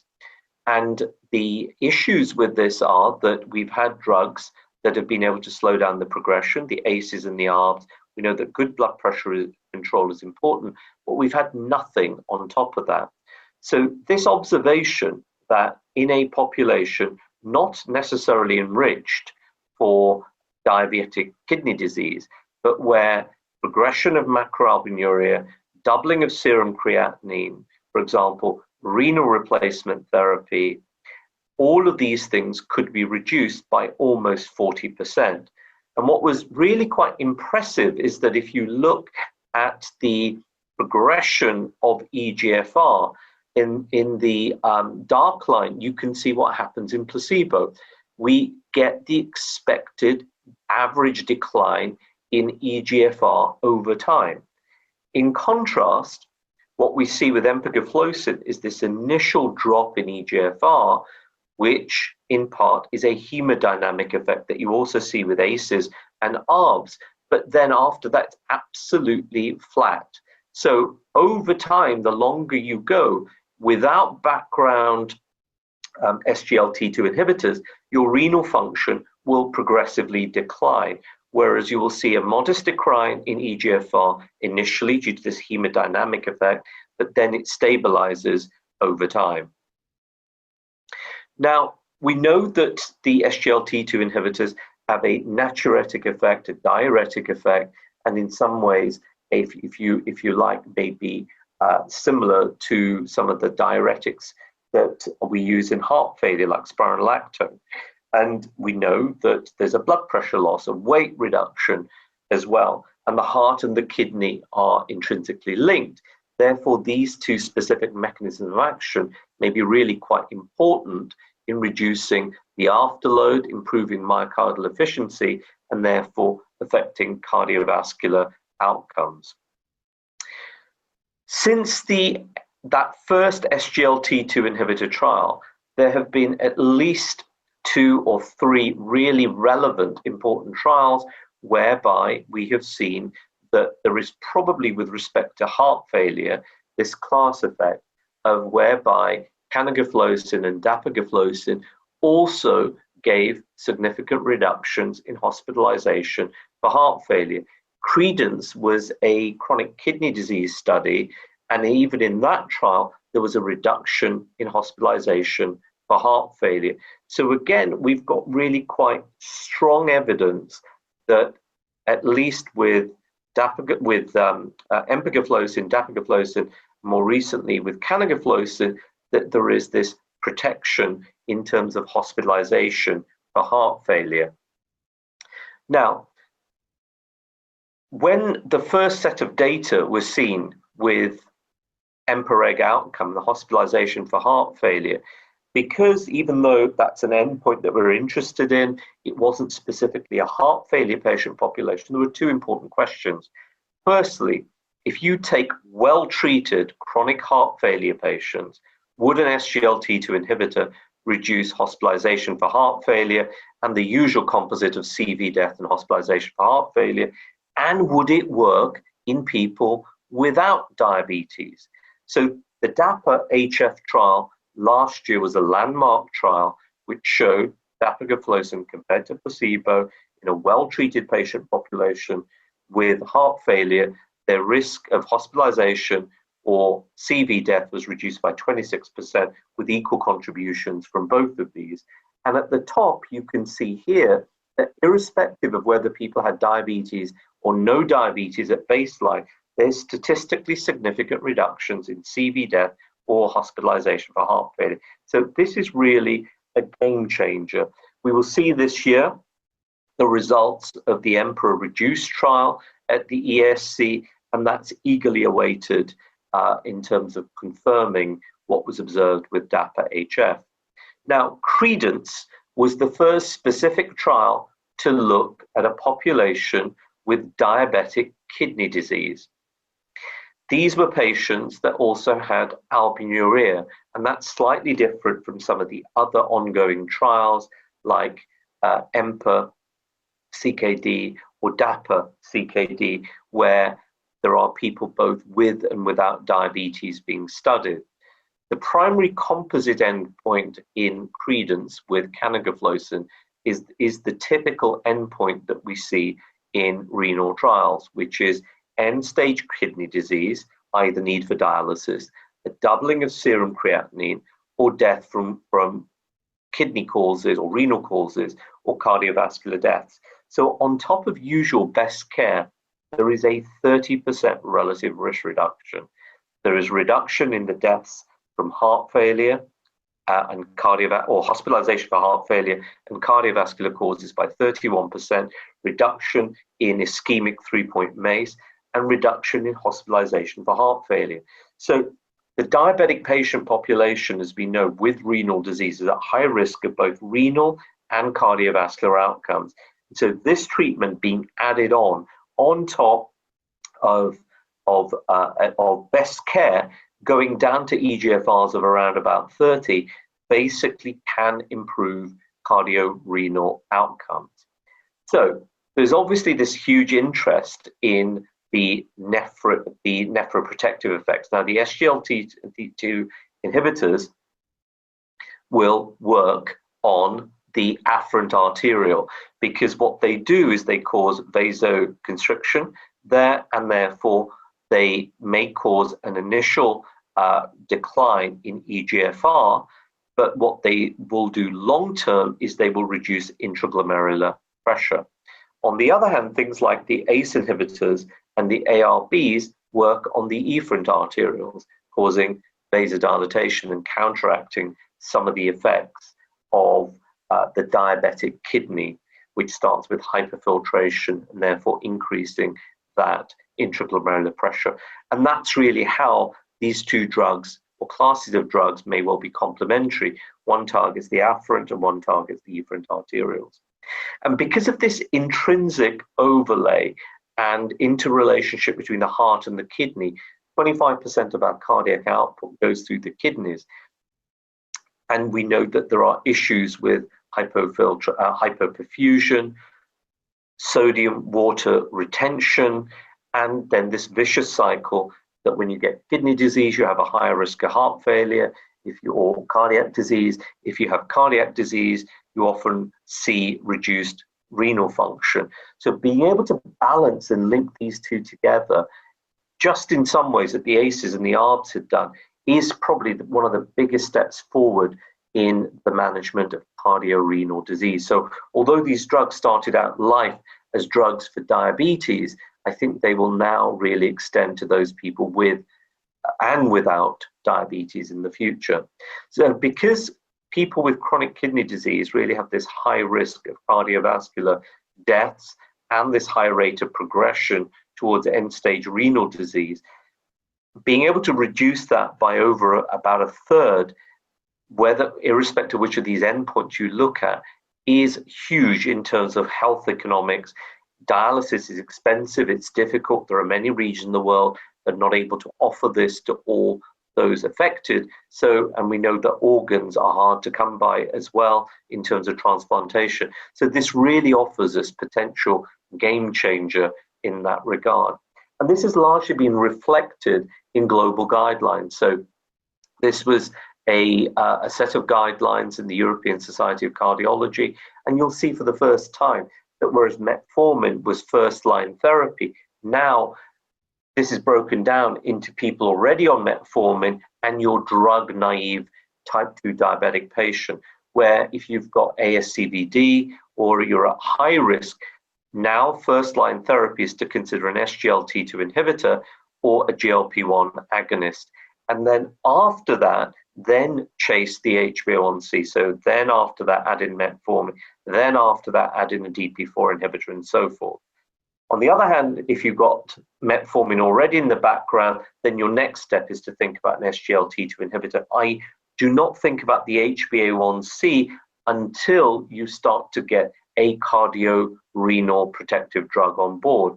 And you'll basically see that the choice of the agents between SGLT2 inhibitors and GLP-1 agonists largely depends upon whether you think patients are at risk of heart failure, renal disease particularly, or they are at risk of ASCVD, atherosclerosis. So here, for example, you'll see glucose-lowering treatments, and you'll see that all of the SGLT2 inhibitors are recommended, but only empagliflozin has been given a label or license and has evidence for reducing cardiovascular death from any cause.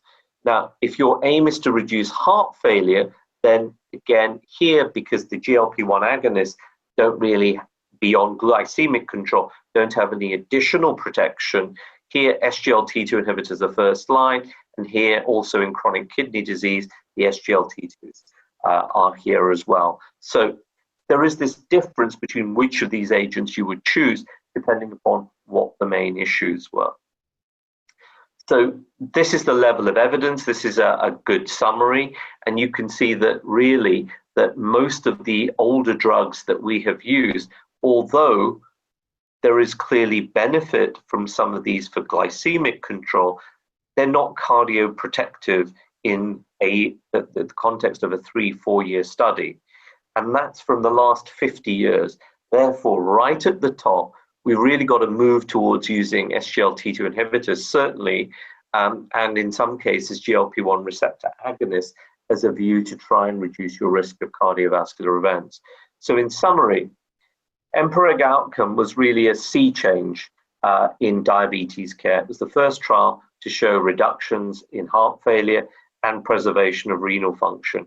Since then, specific trials in populations with heart failure and populations with renal disease have really reaffirmed the consistency of these observations. The benefits of heart failure are seen both in people with and without diabetes, and we will see soon enough whether the renal preservation effects are also seen in people with and without diabetes. Cardiology and diabetes guidelines have now finally really taken these on board to advocate greater use of SGLT2 inhibitors, particularly when you perceive that the risk of heart failure and renal disease is high. Further trials are ongoing, which will reaffirm those initial sets of findings, and this basically will reaffirm this class of agents as really first-line therapy for new patients. Thank you for listening. Well, Dr. Kaushik, that was a very, very informative and a lucid talk. Thank you so much for covering a vast topic and sort of summing up this session of therapeutics in a wonderful manner. I take the opportunity of thanking everybody, Peter, Carolyn, Manoj, and Kaushik, to have taken their time this afternoon and have joined us all today on a therapeutic session. I would also take this opportunity of thanking my co-host, Dr. Anjana Mohan, for being a part of this session here. Amit, So we open up the entire session to question answers. Yeah, and, Amit, now we have discussion and you are yes, the part yes. of it next half an hour. Yes. For this, we have around 20 minutes, 25 minutes for discussion. And thank you very much for wonderfully conducting the session. Now I hand over this mic again back to Amit and RM Anjana for conducting this panel discussion. We have wonderful speakers and have intentionally kept the discussion for a good amount of time for the benefit of everyone so that people can really discuss, can have some questions, answers. And we have a person like Carolyn, we have Manoj, we have Peter, and Vaughn and Dr. Kaushik. So everyone should be properly, their presence has to be properly recognized and utilized. So for that, I request them to please continue for this panel discussion. I'm also supposed to be here for listening to these people. Yeah. At the outset, on the behalf of the panel, let me thank you, Dr. Sunil Gupta, for crafting and executing a wonderful conference. It's a beautiful show, and it's a pleasure to be here this afternoon to conduct this session for you. So with this, I would invite my co-chair, Dr. Anjana Mohan, to please start with some questions on her behalf. Thank you, Amit, and I agree with you. Thank you, Gupta sir, for having us and for this it's been very informative, this whole session. So let me start by asking some questions from the chat box. I think the first one is to Dr. Deakin, which says it's from Dr. Butch Jamnagar. Which is more effective, glimepiride or DPP-4 inhibitors as far as A1C reduction is concerned? Thank you for the question. I have to say, it's been a pleasure to be part of this wonderful meeting, so congratulations to the organisers. In terms of efficacy of them, I think in the past, everybody tended to think that sulfonylureas were much more effective than DPP-4 inhibitors. And we have to remember that many of those older studies were done at higher baseline HbA1c, where there's greater scope to see a reduction. But what we have seen from the direct head-to-head comparisons between sulfonylureas and DPP-4 inhibitors, that in those studies where you've got matched patients, then we're seeing equal glycemic efficacy with the sulfonylurea and the DPP-4 inhibitor. So when you have the same patients, same characteristics, then both sulfonylureas and DPP-4 inhibitors lower glucose to similar extents. So would you say there's also a synergistic effect maybe when combined, or?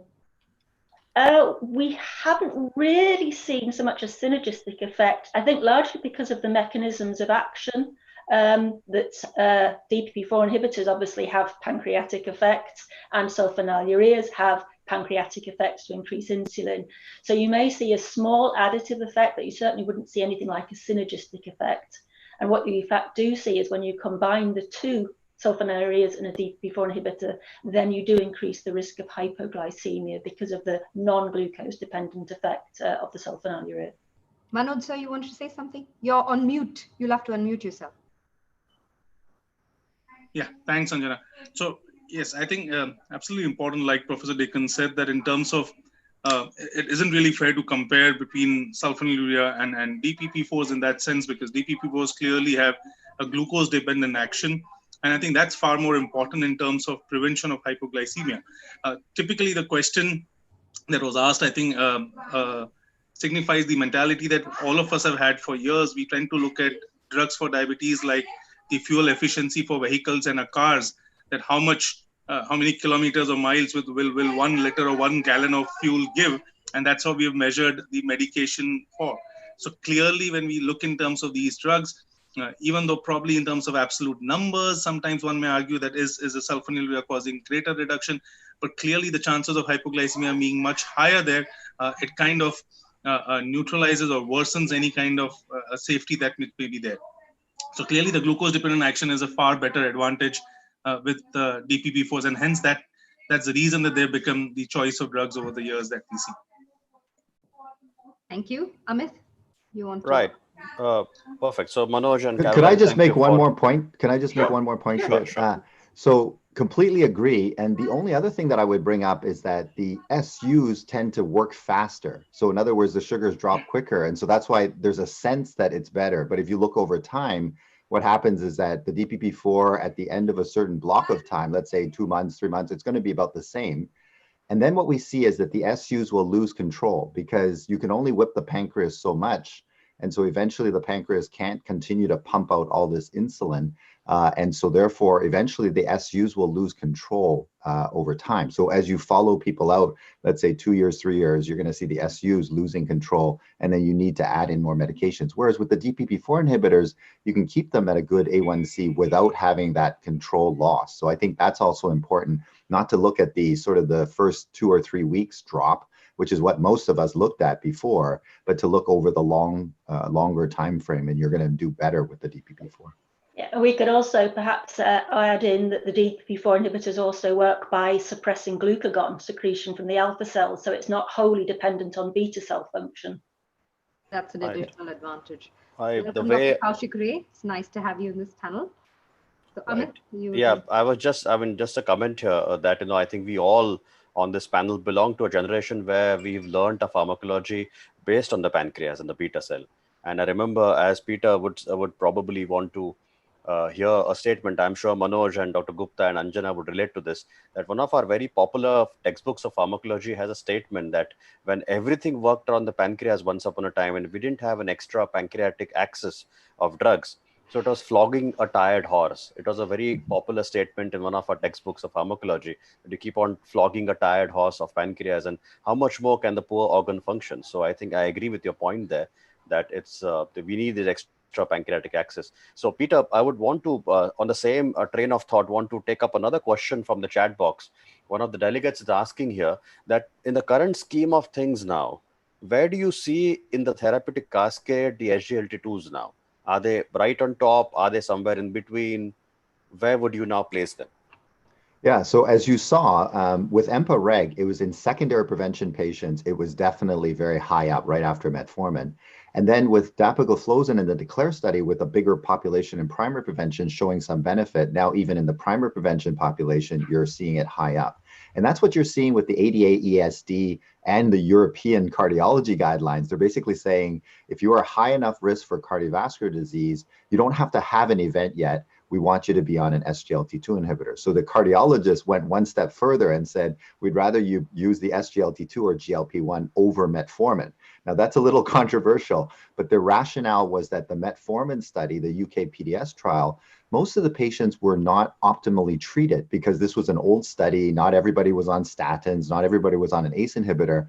And so therefore you could show benefit there. Whereas all the new studies, people are optimally controlled for blood pressure and ACE inhibitors and statins.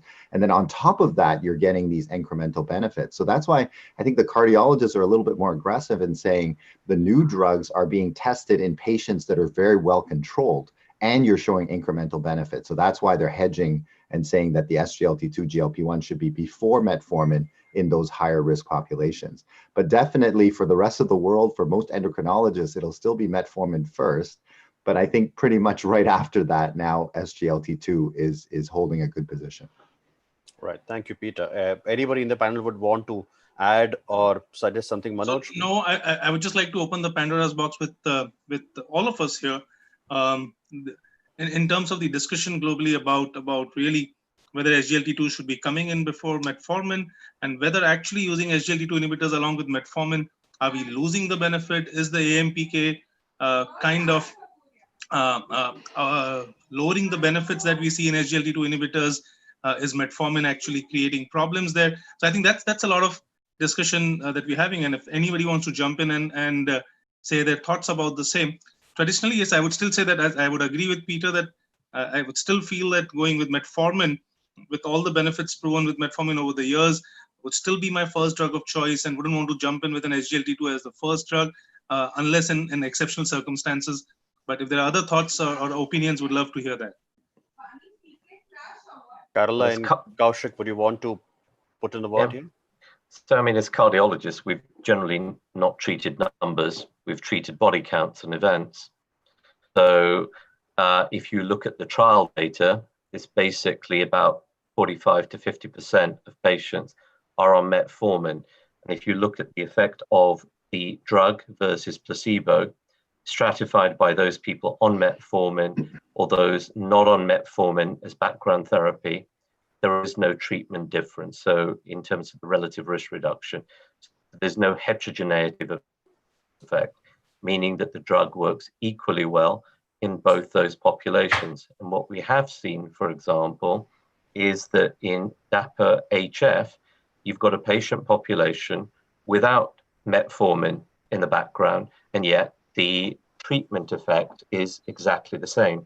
So I think that the point is that we've always tried to have in cardiology guidelines is some assessment of absolute risk, and that's very difficult often. But we know that people with diabetes have this high excess risk of both ischemic, atherothrombotic events, and now increasingly recognized heart failure, irrespective of ischemic etiology. And we treat people to try and prolong life or reduce major events. So in that regard, for me, it makes, I think the European guidelines were very good in that they said, right, okay, where do we have the most robust evidence? So if your first treatment decision is about changing risk, SGLT2s and GLP-1s probably have that basis and you can distinguish between them to some extent. But if you're already on metformin, then the next one should be one of these two drugs, and then you chase the HbA1c for the microvascular benefits. Right. So what you're basically trying to say is that if somebody is already on a metformin and needs a dual drug, then you would choose a SGLT2.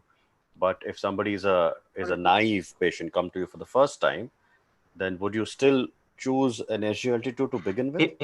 Well, if they're at high risk of cardiovascular disease, then that's exactly what the guidelines would say.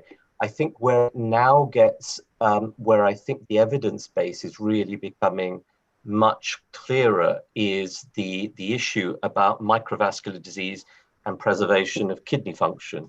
We'll see the DAPA CKD data later on this year, which includes both people without diabetic kidney disease and those with diabetic kidney disease. But given that half of your patient, I mean, so I find it very difficult to not justify a disease-modifying drug early on where I'm potentially getting benefits beyond glucose lowering. So yes, if I lower HbA1c, I'm going to get all the microvascular benefits related to that. Now, if I'm getting hemodynamic benefits on the kidney and potentially preservation of myocardial function to reduce incident heart failure from the DAPA-HF, not DAPA-HF, the declared primary prevention population, it gets very hard to try and distinguish between who is a high-risk cardiovascular patient versus your common and garden diabetes patient whose lifelong risk of all of these things is going to be higher. So yes. Okay. Well, it's interesting. Can I just make a point about what high risk is? So in the European cardiology, their definition of high risk is if you've had diabetes for more than 10 years and one other risk factor. So diabetes for 10 years and hypertension or cholesterol or smoking would then put you into that high risk category, where their suggestion is the SGLT2, GLP-1 be your first choice because they're high enough risk. So therefore, the definition of high risk is in our minds not that high, right? We have lots of patients that would fit that category. And the same thing with the American European consensus statement. In 2018, they said, if your A1C is above target, then think about SGLT2, GLP-1. And then by 2019, they changed the wording and said, regardless, it doesn't really matter if you're at target for A1C already, we still want you to consider GLP-1, SGLT2. So all the guidelines are spreading out so that to say you don't have to have a heart attack or a stroke first before we think about offering you these agents. I think the guidelines should change not more than once in 5 years. I think are we rushing up with the change in guidelines way too soon? The moment we're getting some evidence, I think there should be some kind of an embargo that you can't change it for at least for 5 years. Well, the issue tends to be is if you don't change it, is that what will happen is that, I mean, so you've got your trials, and we know there's an implementation gap with virtually everything, and over 10 or 15 years. And so you often are not trying to cater for many of the people that will attend conferences, that will read the papers, etc. But there's such a broad base of people managing patients and the number of healthcare professionals. It's to try and bring the outliers in. That's really the purpose of the guidelines to some extent. You know, the people that are reading the papers, best practice, they're going to be doing it anyway. But I think it's very hard when you've got compelling evidence not to update the guidelines. So you don't often get complete rewrites, but you sometimes get updates. At least in the European guidelines, we do this much more than the American guidelines. And I think really the only, is there anything new that we haven't seen? Well, really, there's the DAPA-HF data last year. There'll be the Emperor heart failure study, Emperor reduced this year at the ESC, and DAPA-CKD. And you've got Vertis, which kind of throws something in the middle. So, and then people are sometimes confused because they try and work out, well, is it a class effect? Is it something to do with the drug? Or was it just a different study population? So, guidelines are needed for people who often find evidence conflicting. Right. Can I also request Carolyn to have a word here, please, or her comments, please? Yeah, I mean, I would just simply say that, particularly for uncomplicated patients, that it's important that we do remember lowering glucose does have an important impact, and therefore the value of other drugs like the DPP-4 inhibitors, they may not reduce cardiovascular risk, but they are effective at lowering blood glucose levels and helping to control the microvascular complications. And I think since we've had all of the CVOTs and the focus on the cardiovascular side, there's been a little tendency to underestimate the importance of simply lowering blood glucose. Right. So Anjana, your comments on this, please. Yeah, so I think that's been a really interesting discussion, but I wanted to ask Dr. Manoj Chawla. We've talked a lot about the American guidelines. We've talked about the European guidelines, but I did tend to notice that in your talk, there was a statement that said, why miss the benefit of the combination, right? So my question to you is, in the Indian scenario, what about cost? There's definitely no doubt about the benefits, efficacy, things like that. But in India, things are slightly different when it comes to actually it's at the grassroots level treating patients. So I'd like to know about what you think about the practicalities and the cost implications of using these drugs together. So I think when it comes to cost, very often the evidence that is generated does tend to go for a toss.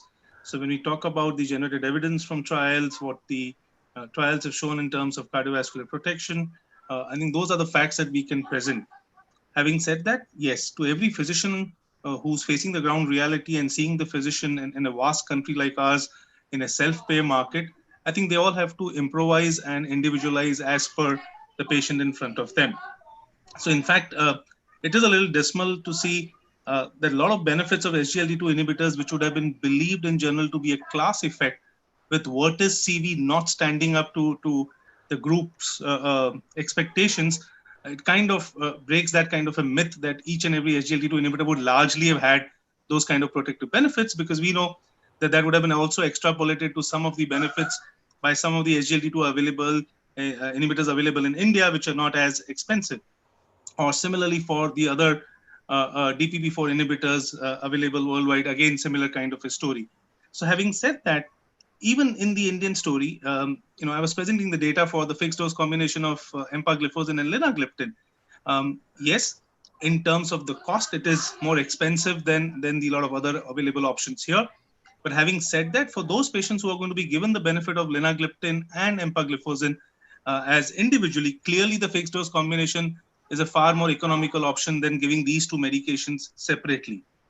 For patients who cannot afford it, I think it's more important to take home the message today that an SGLT2 and a DPP4 or any of those combinations that we talk about not only have the benefit of compliance because of lesser tablets, but also have the benefits of offering these two synergistic effects that an SGLT and DPP4. So somebody asked the question about an SU and DPP4 having synergistic effect. I would say clearly there's far more evidence for an SGLT2 and a DPP4 having far more synergistic benefit, and that needs to be offered to more patients. Right. And one thing that we could do is explain it in teas, so I think in India, everybody drinks lots of tea. So if you can equate it to, this is like 3 teas a day in terms of cost, but then the teas make you happy, but this one reduces, heart failure, renal failure, and all these things, right? So I think if we sort of give a good explanation in that way. So I'm hearing that kind of an Peter, I know you've gone all around India several times, but you're mistaken. In India, they have far more whiskey than they have tea. I saw the lineup. They actually have more black label than that is manufactured in Scotland than they have it in India. So. Right. On the same lines, though, what would others and everyone on the panel say about generics? Would you say they're equal, efficacious? What would you say about the safety profile? People are using it quite a lot here in India, so there's always talk about that. So what are your thoughts? I mean, I've looked into this because there were many problems with some of the generics. And so the problems would be the range, right? So let's say that everything is equal, but you can go down to 80% of the amount of drug. So you can be missing 20% of the drug and it will still be considered okay, right? So we started noticing when our blood pressure medications all went generic, the blood pressure control wasn't so good because if each drug is missing 20%, that becomes an issue. But more of an issue is how they manufacture. So we had a problem with atorvastatin. The atorvastatin molecule looks like a key that plugs into the HMG-CoAs reductase. And on that business end, it reacts to a lot of things. So if you don't protect the powder and there's methane in the air, then the methane will attach and it actually bends the key so that it no longer functions. And so one of the folks that over at the Harvard guys, they noticed that some batches were not working. And so that's what they figured out is that methane attaches to it, bends the key. So now when you do the bioavailability, you still see lots of atorvastatin because you're testing for the molecule, not the business end. So that's why we never check the efficacy of these drugs. We just look at the amount that you have. And so that was an example that people use, that the manufacturing process, how do you protect, to make sure that there's no contaminants. We had a problem in Canada where, in China, they were making an antibiotic which also had a contaminant of an antipsychotic inside because the fellow in China was using the same scoop for the powder. So in other words, this scoop goes here and then this scoop goes there, and now you've got a contamination of both. And Canada doesn't know these things because you would have to have an inspector there. So it was the European inspector that happened to be there and saw this guy using the same scoop, and then they sent out a notice saying, please check all of your batches. And then when they checked it, there was this contamination. So that's the problem that we face in the generic manufacturing. So the concept of having cheaper medication, once the patent is finished, anybody can do it. That's great, but certainly the quality may not be there. So we just have to be careful about that. Manoj, sir? So I'll just quickly add to that. So when we say generics, you'll agree, Anjana, that in India you have the term branded generics. So you can't even generalize generics in a country like ours. And clearly, so that's the important point that Peter made, that there may be several manufacturers making it. I think what's important is to realize the manufacturing process, the purification water used in the plant, the impurities present, and that's what would really differ. So I wouldn't say that I'm against generics. Yes, in a country like ours, they're absolutely essential. They make it more affordable. But somewhere there has to be some more regulation in even identifying or labeling or kind of grading the different level of generics in terms to be able to identify what is actually following a decent manufacturing process and norms as compared to any other generic. I completely agree. And I think that's where it's not a level playing field in our country, at least. So when everything is driven by cost and people are talking, oh, this is cheaper, it's the same drug, it's the same molecule, one has to remember in a business like ours, when you're treating NCD, cardiovascular disease, it's a lifelong thing you're taking. So number one, efficacy in our experience has definitely been less. Safety I think, is the most important thing when it comes to generic. And that's what I think physicians all over, although cost is important, I think safety is even more important and quality is the most important. And I think that's where we as physicians sometimes, have difficulty getting that. And I really like the way he talked about the tea. It's not just about how cheap it is. It's about what you're giving this person for life. It's not like a headache, you take it 2 times and it's over. It's something you're going to take for the rest of your life. So it being safe, I think, is the most important thing. So, Amit, did you want to read out another question? Yeah, from the chat box here, I see another question. I think Dr. Ray wanted to come in, Amit.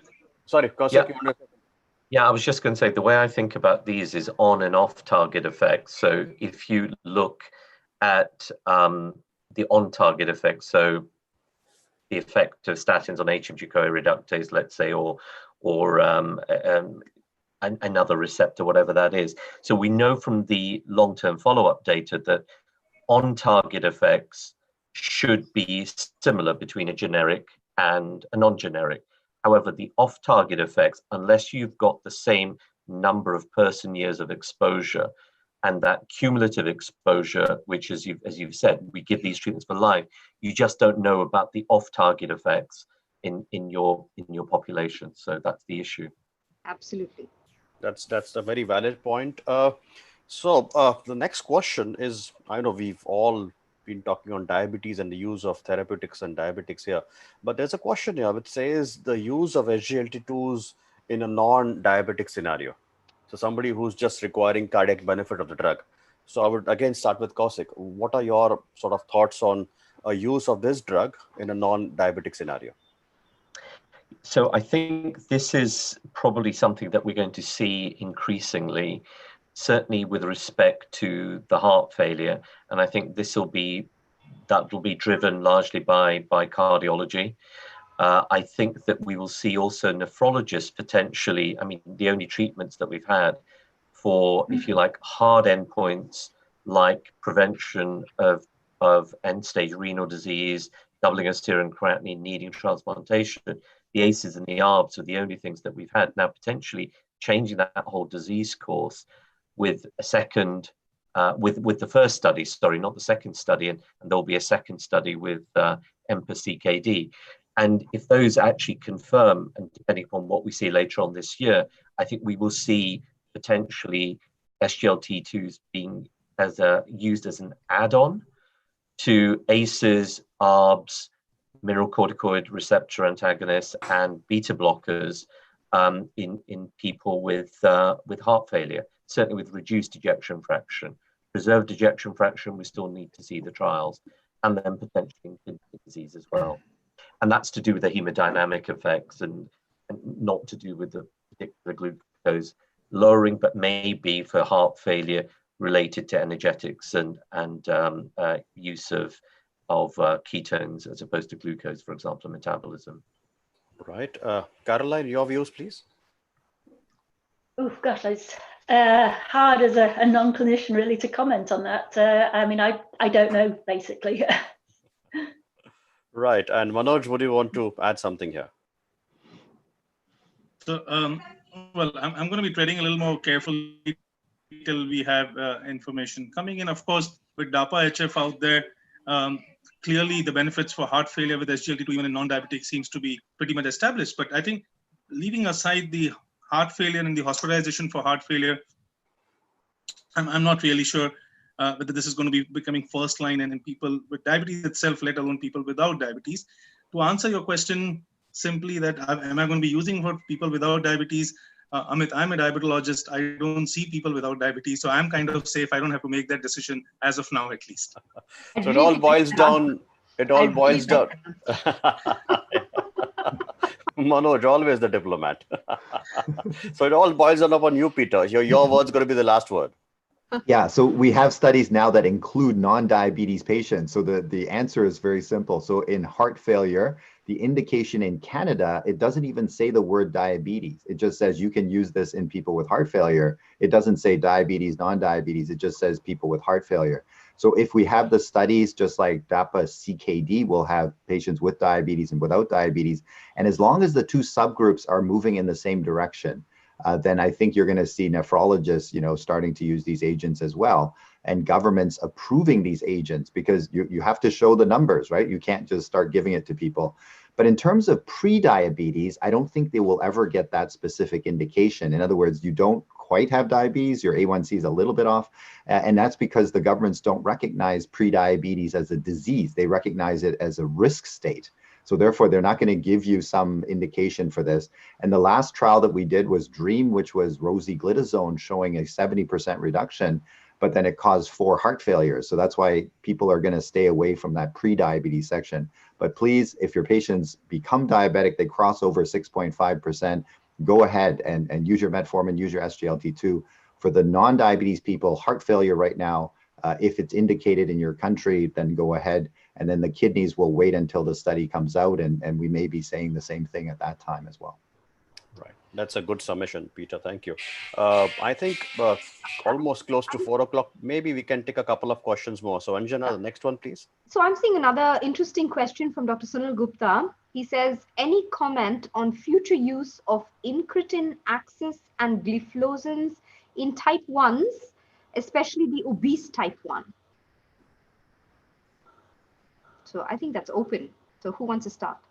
Maybe I can start. That I mean, there's certainly a lot of interest in exploring the use of incretin therapies in type 1 diabetes, partly driven by the hope that there may be some beneficial effect on beta cells from GLP-1, but also the fact, as I mentioned before, the glucagon effect and suppressing glucagon, which helps to improve glycemic control. So there's a lot of studies going on, and they're certainly showing glucose lowering to some extent, and less use of insulin being required when you combine or use a GLP-1 analog or a DPP-4 in these clinical trials, but no indication for their use in type 1 diabetes as yet. Does anyone else want to comment on that? So I think I'll just comment on the SGLT usage in type 1. And yes, though not clearly approved, I think it's a consideration for those patients with type 1 on any kind of therapy, be it basal bolus, insulin pumps, but yet struggling to reach target or requiring a high amount of insulin. I think some of these patients, there has been reasonable data about half maximal use of SGLT2 inhibitors, of course, keeping in mind not to withdraw insulin to avoid those issues with ketoacidosis. But there are clear emerging data from across the world and individual researchers about the benefits in a lot of these patients. So currently, though off-label, I think this is an area of interest where we should be looking at more evidence being generated, and whether it becomes approved or in the recommendations, only time will tell, but it definitely showing results in that set of patients. Yeah, the results are very dramatic, right? So their control of sugar is very good. They don't fluctuate so much. They don't need as much insulin. Normally you see insulin rising, but their insulin needs are very good. The problem comes in with type 1 specifically is that when they see their sugars go down because they're peeing it out, then they think that they're cured. And that's when they think, oh, I don't need the needle anymore. And then they stop. And that's why the incidence of DKA in those studies are higher, because people are stopping the insulin. So, Manish, you were saying that don't stop the insulin. That's important for type 1 in their studies, and also in type 2s as well, that we shouldn't, people think that they're cured. So we explain to people insulin does a different job. It moves the sugar into the cell. So your SGLT2 won't do that. So we still need the help of insulin to do that specific task. And so I think in the future, hopefully, I think the governments are all afraid that if they approve it and we just let everybody go and have fun with it, that people won't monitor these people or they won't explain this properly. And then now you'll trigger DKAs all over the place. So I think that's really where the hesitancy is, because the data is good, but we just have to make sure that they don't pull back on the insulin. Okay. So we are in the current. Anjana, can I just comment? Yeah. Yes. Anjana, this is again a food for thought for those delegates who are practicing across the country, especially in periphery. Now you have around 70 to 80% of the population who is obese. You have around 50% of the population who have hypertension. You almost 70% of your population with type 2 diabetes might have coronary artery disease. You almost 30% of your population with type 2 diabetes may have renal disease. So if with this spectrum around with obesity, hypertension, coronary artery disease, renal disease, and of course heart failure, almost 50%, don't we feel that almost all of the full of the population, most of them, will have to be managed on metformin if you start with, then maybe gliptins and SGLT2 inhibitors, and then go for GLP-1 analog if you want to withdraw DPP-4 inhibitors and GLP-1 analog. If the patient is non-obese, then maybe glitazone to some extent if the pump is good. And what's the role then as sulfonylureas and insulin are going again away from the therapy in the focused patient with type 2 diabetes, especially in the early stage of the disease, first few years? If you want to have real primary prevention of these complications and maybe the secondary prevention. Who'd like to take that? Yeah. Little too long question of it, but no, it's an interesting question. A holistic approach. Yeah. No, but I think if you're thinking about, so the issue tends to be if usually what holds us back often is cost. If cost isn't an issue, I don't think you'd ever not choose treatments that modify disease. And you made the point about prevention. Well, the problem with prevention that we have is that the age at which we make a diagnosis. So, if we constantly wait, so this is an ideal world without cost, assuming the safety profile that we've got. So if you make a diagnosis in somebody aged 50, and you wait and wait and wait, and that might be reasonable, but what's happening is that you've got subclinical progression, you've got essentially some processes that are less reversible, and all that's happened is your exposure to risk factors remained the same, but you've got a 5-year additional exposure. Now we know this, for example, for things like LDL cholesterol and blood pressure. Small change maintained for a longer period of time gives you a bigger cumulative effect. If you diagnose somebody age 60 or 70, you're going to need to achieve a bigger absolute reduction to get the same relative benefit compared to somebody who you started with a small difference you've maintained for 30 or 40 years. So in that regard, I think all of the things that you've said, being able to start these things early with favorable effects on weight, with favorable effects on blood pressure, because it's not just one risk factor, it's multiple things. And at a population level, if you were to model that, would be given the multitude of problems these people have. I think what you're bringing up, Dr. Gupta, is that the population is perfect fit for the drugs, right? In other words, they have all the things that are wrong. And these drugs are correcting, lowering a little bit blood pressure, lowering your weight, getting rid of your glucose, reducing your risk of renal hypertension and causing these problems, reducing the risk of heart failure. So all of those things were the things that were increased, as you were pointing out, 70% have 50% have this. And so therefore it would seem like it's like the perfect hand for the perfect glove, because all the components are being dealt with, as opposed to here's a blood pressure pill, here's another pill, here's another pill. In other words, pills that only deal with one problem. Now we have, for example, SGLT2s may take care of a whole bunch of the problems at the same time. So perhaps that's the way to explain it to physicians and to patients, is that you're actually tackling many things with one pill, which therefore makes it easier, cost effective. So your 3 teas or your 3 whiskeys is very well spent in that fashion.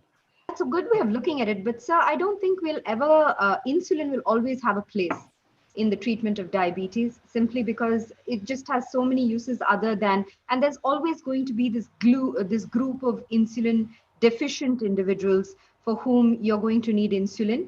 And also, although when you look at it from a macro level, it appears that way, they're not all the same.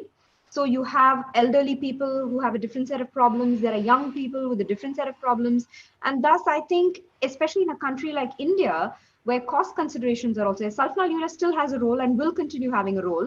With the latest evidence coming with some cardiovascular benefit that's come for some of the sulfonylureas, I don't see it leaving our system immediately. We don't have the NHS. We don't have that kind of coverage. These are expensive drugs. Insulin does definitely have a role. So I would say each of these has a place. And I think trying to fit that glove in the right way is what we are all about. That's true. True. I think that's a great message. So clearly, again, to all your delegates who've joined in, especially from the periphery, I think it's important to individualize.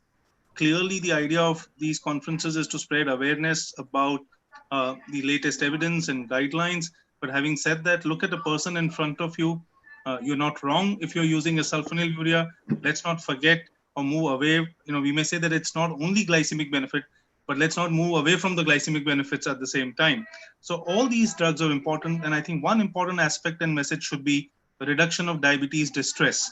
So there's absolutely no point when we do not rationalize on those aspects. We just want to use drugs because we heard that in a convention without keeping in mind the patient's ability to continue that drug. No drug is good on paper unless it's going to be consumed by the patient. So I think a lot of those factors are going to be important. So the physicians need to know the benefits and disadvantages of the drugs and then individualize and offer the best to the patient in front of them. In these times of COVID, I think it would be wrong if I didn't ask a question on COVID and these drugs. So let's get a consensus on what you're doing with your gliptins and your gliflozins in your COVID patients at different levels of symptomatology. Well, so again, I think metformin again is back for those who were doubting it at all, with the newer evidence again supporting benefit in metformin users in terms of better outcomes post-COVID infection. And well, having said that, I think there's largely a consensus, Anjana, that patients who are at home, non-COVID patients or COVID patients with mild symptoms or treated at home, you may not have to change any of these drugs except regular monitoring. Once the patient is in the hospital and or symptomatic or critical, then again, I think it's the same principles of hospitalized patients where you may want to stop most of the oral drugs and switch over to insulin during the hospitalization and again, monitor more closely. So I think we had those periods of connections with DPP-4 inhibitors harmful, or now are they protecting extra?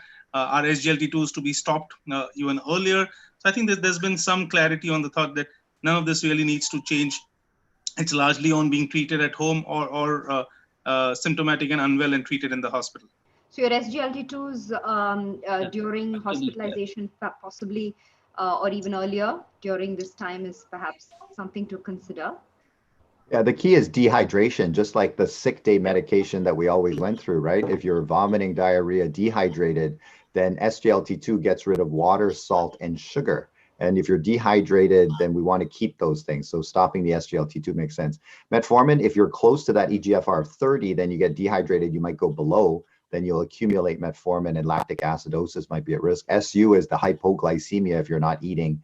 And then don't forget about the blood pressure medications, right? Diuretics, ACE inhibitors, ARBs, and ARNIs, they also stop your regulation of fluids. So therefore, we'd like to hold those. And then finally, not to forget NSAIDs, because NSAID causes pre-renal failure. It causes the pipe to come into the kidney to squeeze tight.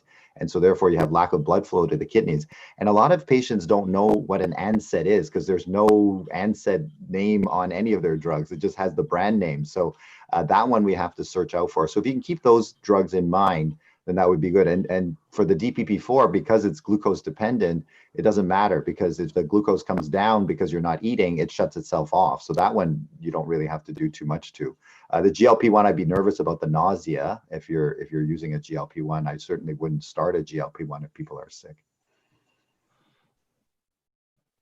So panel, we've had about 45 minutes of active discussion.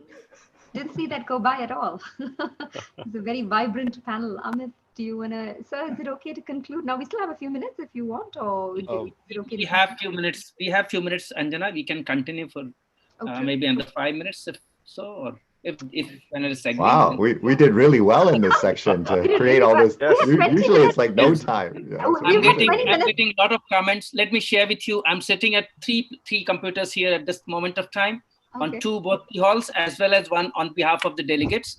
And from delegates, I should congratulate to this panel. I'm getting a lot of comments just by saying there's a wonderful discussion. Please continue. So many things coming up. It's just heads off to you, to both the moderators and all panelists. And they're very happy with covering almost all the topics. Yeah, very nice. We had 20 minutes of discussion. We're at 45 minutes now. And I have a next question. Actually, our panelists, our speakers have saved possibly 3 to 4 minutes each during their lectures, and that has got accumulated. We are actually in time. We are running actually in time. Perfect. So I think this is a question for Dr. Ray, which says, in your combination of EMPA and LINA, your patient A1C came to 7 after how many weeks? That's actually probably to me, Anjana. Oh, is that to you? I'm so sorry. Yeah. Right. Yeah. Sorry. But if Dr. Ray wants to answer that, I'll let him. I'm not paying attention. Sorry. So, well, no, actually, that's a hypothetical case that we showed to signify patient profile and where we start using these drugs. But in clinical practice, when you start using an SGLT2 DPP4 fixed dose combination for such patients, you will probably see the reduction anywhere in a period of 12 to 20 weeks, depending on what is the baseline A1C. So if it's 8.6, then about 12 to 16 weeks, there's a reasonable chance that patients like these will come to 7 and below. So I don't have a clear answer, because I said that's a hypothetical case that we showed, but largely that's the time in which you will see reductions to A1C from 8.5 to 7 when we use these kind of FDZs on top of metformin. And I mean, the key thing is that the red blood cells have to die, and then you get a new red blood cell, and then you have new. I mean, that's one of the reasons why it's long. But for people that are checking themselves, or if they have a Libre or something like that, they should notice the sugars coming down quicker. But the A1C will be a little bit lagging because it needs to change. Yeah. Right. Can I just ask one question to the panel with the permission of the moderators? Yes. Sure. We have seen few of the patients coming out with on gliptins, especially it was one of the gliptin, and they're coming out with arthritis and myalgias, very severe. And the moment you withdraw it, it disappears. Can we have some comment on this? Off-target effects. Yeah. Yes, I can. You may want to add the cutaneous ones as well to the musculoskeletal. Yes. If you want to comment. Yeah, I mean, maybe I can just comment on that. I mean, yes, there are these isolated reports of these rare side effects. What we don't have is any clear mechanistic explanation for whether there really is a causal link between them or whether there isn't. So, I mean, these are rare issues. That I know there have been some where they discontinue the drug, and the symptoms improve, and then in a few cases where they restart, then they see the symptoms worsening, which suggests that there may be a connection, but it is not a common one, certainly, and we don't have a mechanistic reason or explanation for why it's occurring. So it is something that people do need to be aware of and to look out for, and just if those symptoms arise, it may be prudent to discontinue the drug and just see if the symptoms improve. But as I say, we don't know the causal relationship between them, whether it's related to the inhibition of DPP4, so the mechanism, or whether it may, for some of these drugs, be an off-target effect that's unrelated to the inhibition of DPP4, but related to the individual drug compound. And this is an example where it might be the genetics of the person, right? That's different. Yeah, because, for example, so if I give penicillin to 1 million people, I will find somebody that's penicillin allergic, but for everybody else, it's quite safe to use. And similar, just to bring it back to COVID-19, it's the same virus, and one person is asymptomatic and one person is in intensive care, fighting for their life, right? So clearly the virus is roughly the same, and yet you're having this extreme in clinical presentation. So I think the genetics of the person is the thing that's driving these things. And in that situation, we just need, the doctors and patients to be aware of that. So in other words, there might be a mechanism, but in that person, not in all the people, because so many people are using this, right? So I don't want people to be afraid that, oh my gosh, my patients are all going to have arthritis and these kinds of things, but there will be unique patients that you might find this way. So we should be aware if they come and complain that it may be linked, in which case that patient is like allergic to penicillin. So we shouldn't be using it in that patient, but for all others we can. I think that's extremely important that we listen to our patients and we give them an ear. I think that's very often something basic missing in clinical practice at times nowadays, that you're starting some drugs and the patient's coming back and trying to tell you their subtle complaints. But a lot of time that tends to get shunned away, swept under the carpet, or it's just body pain, let it be, it'll all settle down. But I think these are clear signs when the patient is telling you whether it is a subcutaneous it's a cutaneous manifestation of any of these side effects or arthralgias. Time for us to really listen to that and then make changes where necessary. So Amit, I think we're right on time. Would you like to sum up and close? Yeah. Right. So wonderful. So I think, yes, heartiest congratulations to everybody first for the time management. So a big clap to all the speakers, my co-chair, my co-moderator Anjana, Dr. Sunil Gupta, Manoj, Peter, Carolyn, and Kaushik. You've all been a wonderful panel. It's been a brilliant afternoon of give and take and back and forth discussions here. I thank each and every one of you for coming, rather in virtual world, and having spent this afternoon with us here in India, the center of India, Nagpur. And Dr. Sunil Gupta, as usual, has been the most vibrant in the entire organization of this entire conference. I would like to thank my co-host Anjana for the cooperation, for the way in tandem we tried to moderate this session. And thank you once again to all the speakers. And Amit, you were brilliant as well. And thank you to all of you for the very active and interactive discussion. Thank you, Anjana. Thank you. Thank you, Amit, and thank you, Caroline, for wonderful deliberation and wonderful discussion. Peter, I met you earlier on such screen during recording. Manoj, of course, is very close to our heart everywhere across the country. And Dr. Kaushik Ray, it was nice meeting you twice. So nice. Thank you very much once again on behalf of Hello Diabetes Academia. And we really enjoyed the session. Thank you. Thank you very much. Take care, guys. Take care. Bye-bye. The session is closed. I hand over this to the MOC. Thank you. Bye-bye. Thank you so much. Really thankful to the moderators, Dr. R.M. Anjana ma'am and Dr. Amit Saraf sir, for wonderfully moderating the session, and grateful to all the panelists, Dr. Sunil Gupta, to have a fruitful and informative discussion also. So here, going ahead with the next session, we have Dr. Shankar Khobragade to moderate the session. I call upon Dr. Shankar Khobragade. He is the consulting physician, senior consulting physician from Nagpur, and he is past president of Diabetes Association of India Nagpur branch, and at present he is chairman of API Vidarbha. So it's up to you, Dr. Shankar Khobragade sir. Thank you.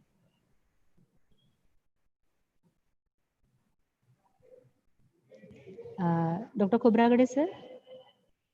I request team Virtual MNC to please switch on the video for Dr. Shankar Khobragade sir, please. We have initiated. Okay, sure. Sir, please unmute your mic. Thank you very much for allowing me to start video and everything. And first of all, let me congratulate our team leader, who is a Modi of diabetes in Nagpur, Dr. Sunil Gupta. He's a very good organizer, and he has taken a lot of efforts. And really, this diabetes is making us very annoyed, and a lot of patients are coming to us, and our young population, middle-aged population, and your old age population is getting affected with this diabetes. And second attack is by COVID-19. So we are in the stage of these two dangers for the humankind, and one we can control by our definite management like insulin or other injectable therapies. And today we are having a speaker, Dr. Rakesh Sahai. Is it okay, Dr. Sarita? Yeah. Dr. First speaker. Yes, sir. Dr. Sarita, madam, please unmute. Yes. Dr. Rakesh Sahai. Yes, sir. You can introduce Dr. Sahai, sir, in brief. His CV will be there in the screen. Dr. Sahai is from Hyderabad. He is a very eminent endocrinologist, diabetologist of India, and he has given a lot of lectures for this diabetes. And we know he's a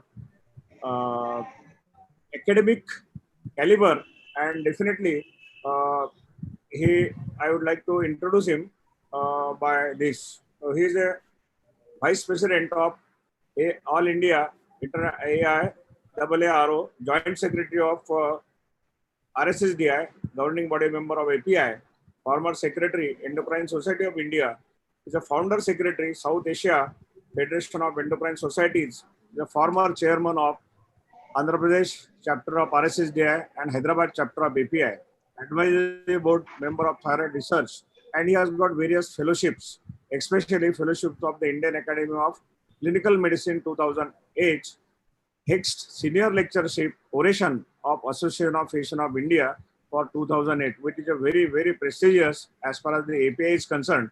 And this oration is offered to the very brilliant person, and he has published or 100 published various papers in national and international journals and authored chapters in various textbooks and monographs on diabetes and endocrinology. So today we are very fortunate to hear from, and definitely he will enlighten us for his topic, which is a tale of two epidemics like COVID and type 2 diabetes, bridging management gaps with the GLP-1 and RAS inhibitors. So over to you, Dr. Sarita, and I would like to welcome Dr. Sahai for his oration. Thank you very much, and over to you. Thank you.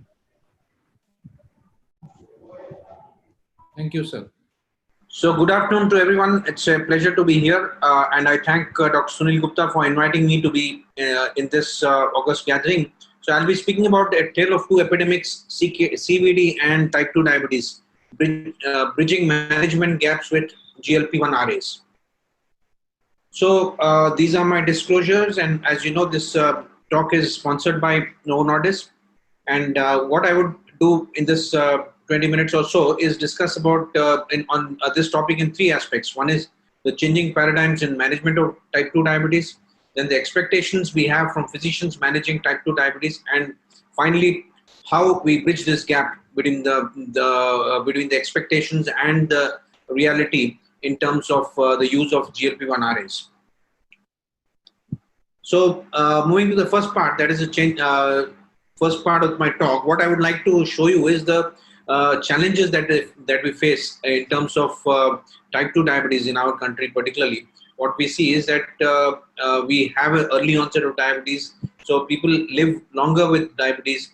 They have poorer beta cell function. As we know that our patients tend to have a poorer beta cell function. They have a higher rate of cardiovascular complications, and they develop diabetes at a lower BMI with higher degree of abdominal obesity. So these are some peculiarities. These pose a little greater challenge in the management of diabetes, and people with type 2 diabetes in India, what we see is that the general trend is that if you look at the number of people who are at HbA1c less than 7, it is probably only about 23% of our patients are maintaining HbA1c below 7, and a larger number, a huge number is maintaining a HbA1c above 7. So this is the real challenge that we have. We need to get these people under good control and also prevent the cardiovascular disease that we are seeing at a greater frequency. And as we know that the cardiovascular disease and also all the other complications of diabetes are very closely related to the level of glycemic control, as you can see in this chart. And particularly if you're looking at the cardiovascular disease, starting off right from a HbA1c of more than 5.5 itself, you can see that there's an increase happening, and this increase becomes steeper as we go up and up. And the cardiovascular disease in India, if you look at the prevalence in India, we find that we tend to have 20 to 50% higher prevalence than other populations. And if you look at it is probably 11% for people without diabetes and 21.4% prevalence for people with diabetes.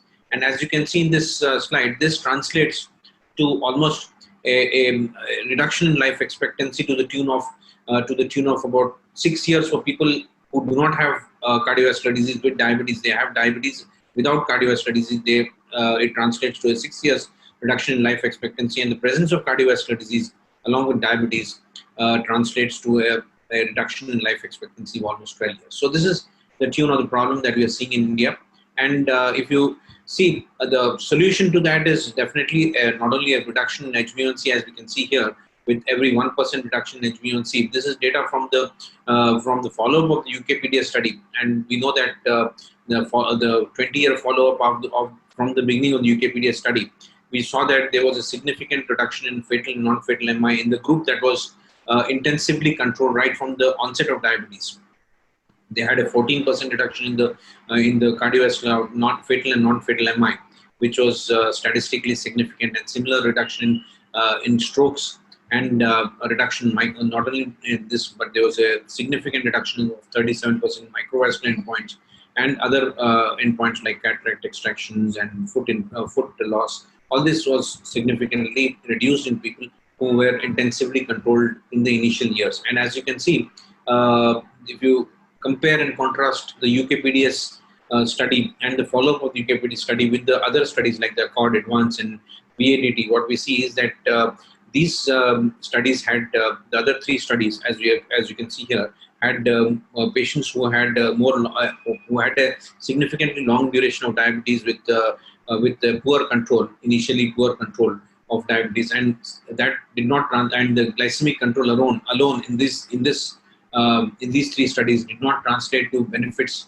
in terms of the cardiovascular disease. So we can clearly see that the cardiovascular outcomes are not controlled only by the glucose levels, and so we should move out from our, look beyond our glucose-centric approach. That is what these studies show, that just a very tight glycemic control alone did not help in those patients who had a long duration of diabetes and who had already developed some amount of cardiovascular damage. And that is what has changed the approach. These three trials have been actually very important in bringing about a change in the thinking from the glucose-centric approach earlier to the more wider approach, looking at the vascular-centric approach, as you can call that. So this has been a major paradigm shift in the management of diabetes, and we have seen that there has been a significant analysis of the cardiovascular outcomes with various therapies of diabetes, and we have seen several of the therapies have failed to show a good cardiovascular benefit. That is, whether they look at tolbutamide, muraglutazar, or rosiglitazone. These are the three ones these are the three agents which have actually had significant problems when we looked at the cardiovascular outcome. And the ACCORD and Advance study have also shown us that, and particularly the VADT study, have shown us that that glucose-centric approach alone is not enough, and that is why the FDA has, from 2008 onwards, has mandated mandated that all the new cardiovascular and new anti-diabetic medications undergo a CVOT trial, looking at the cardiovascular outcomes with these agents, with the glycemic equipoise, looking at their effects beyond glucose control. And so we have now moved from the era of glucose-centric approach to the era of individualized care, looking at the CV safety of the molecules that we are looking at. So in this new era, what we have seen is that we have, in the last 5 years, seen significant evidence coming out from trials like the EMPA-REG trial in 2015, which showed the cardiovascular benefits seen with the use of empagliflozin. Then we had the LEADERS trial showing us the cardiovascular benefits seen with the use of liraglutide. And then we had another positive CV outcome trial with the drug with semaglutide in the form of SUSTAIN 6. So these have actually changed, revolutionized our thinking, and has brought in a new era of looking at the cardiovascular efficacy and cardiometabolic approach rather than a glucose-centric approach now. So this is inevitable but welcome change, and this has been heralded by the cardiovascular outcome trials of either liraglutide, or we look at semaglutide, or we have the REWIND trial with dulaglutide. All of them have actually provided a lot of evidence to say that, and they have changed the recommendations for the management of diabetes as such. And as we all know, that the ADA and ESG have revised the recommendations and have given a significant emphasis on the use of these medications, particularly the GLP-1 analogs in patients with type 2 diabetes and cardiovascular disease, or those who are at very high risk of cardiovascular disease. To reduce the cardiovascular events, they have recommended the use of the GLP-1 analogs, whether it is liraglutide, semaglutide, or dulaglutide.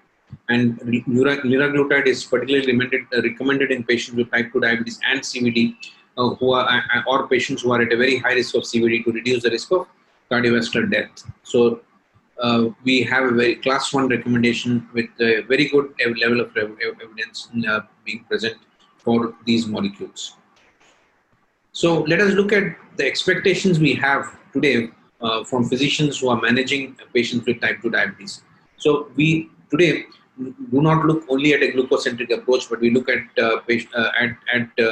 using drugs which, apart from bringing about a good reduction in HbA1c, fasting glucose, and postprandial glucose, should also minimize the risk of hypoglycemia, should have a minimal risk of hypoglycemia, should have meaningful weight reduction, and they should also have proven cardiovascular efficacy in terms of data availability on MACE reduction, cardiovascular death reduction, and all-cause death reduction. And they should also be useful to in a wide scenario of situations of presence of various comorbidities like renal and hepatic comorbidities, and have minimal side effects. And also they should address the basic pathophysiology of diabetes, which is the loss of beta cell function, which is happening at an accelerated rate. So if they're able to prevent the accelerated loss of beta cell function, then that is what we are looking at. So we are looking at a vasculo-glucocentric approach with complete metabolic care. That is the new expectation that we have from the anti-diabetic medications that we are looking at today. And if you look at the various classes of anti-diabetic medications that we have today, as we can see, if you plot their efficacy, hypoglycemic risk, weight effects, and CV benefits, as you can see in this chart, you can see that there are two categories of drugs which are standing out in terms of their effects on the weight, reducing the weight, and also having a cardiovascular benefit, the GLP-1 analogs and the SGLT2 inhibitors. And again, if you look at the efficacy wise, you can distinguish between the SGLT2 inhibitors, which are of intermediate efficacy, and the GLP-1 analogs, which have got a very good efficacy in terms of glycemic reduction also. So the GLP-1 receptor agonists offer glucose-dependent glycemic control with high efficacy in HbA1c reduction, low risk of hypoglycemia, weight reduction, and the cardiovascular benefits, as we can see from this chart. Then if you look at the cardiovascular outcome trials and what they have shown, we have spoken of these cardiovascular outcomes trials, whether it is for liraglutide in the form of LEADER study, for semaglutide in the form of SUSTAIN-6, and for the oral semaglutide in the form of PIONEER. What we have seen is that with LEADER, we have seen a reduction in the 3-point MACE, we have seen a reduction in the cardiovascular death and all-cause mortality. All the three have shown a significant benefit in the patients who were on liraglutide in the LEADER trial. Similarly, in the semaglutide trial also, although this was a smaller trial, we still did see a benefit in terms of all the three components. With REWIND trial, with dulaglutide, we have seen a reduction in the 3-point MACE, again a 3-point MACE reduction with albiglutide in the HARMONY trial, and similar reduction on the 3-point MACE seen with semaglutide. So liraglutide scores out in terms of benefit not only in the 3-point MACE but also in the cardiovascular deaths and all-cause mortality. So CVOTs with GLP-1 and RAs with efficacious results in terms of MACE, cardiovascular death, and all-cause mortality reduction have led to a paradigm shift in the management of type 2 diabetes. So today we are not only looking at CV reduction, but what we are looking at is not only glycemic efficacy but also low risk of side effects like hypoglycemia and weight gain, and at the same time a benefit on the cardiovascular outcomes. So we look at a composite metabolic outcome rather than just the glycemic outcomes.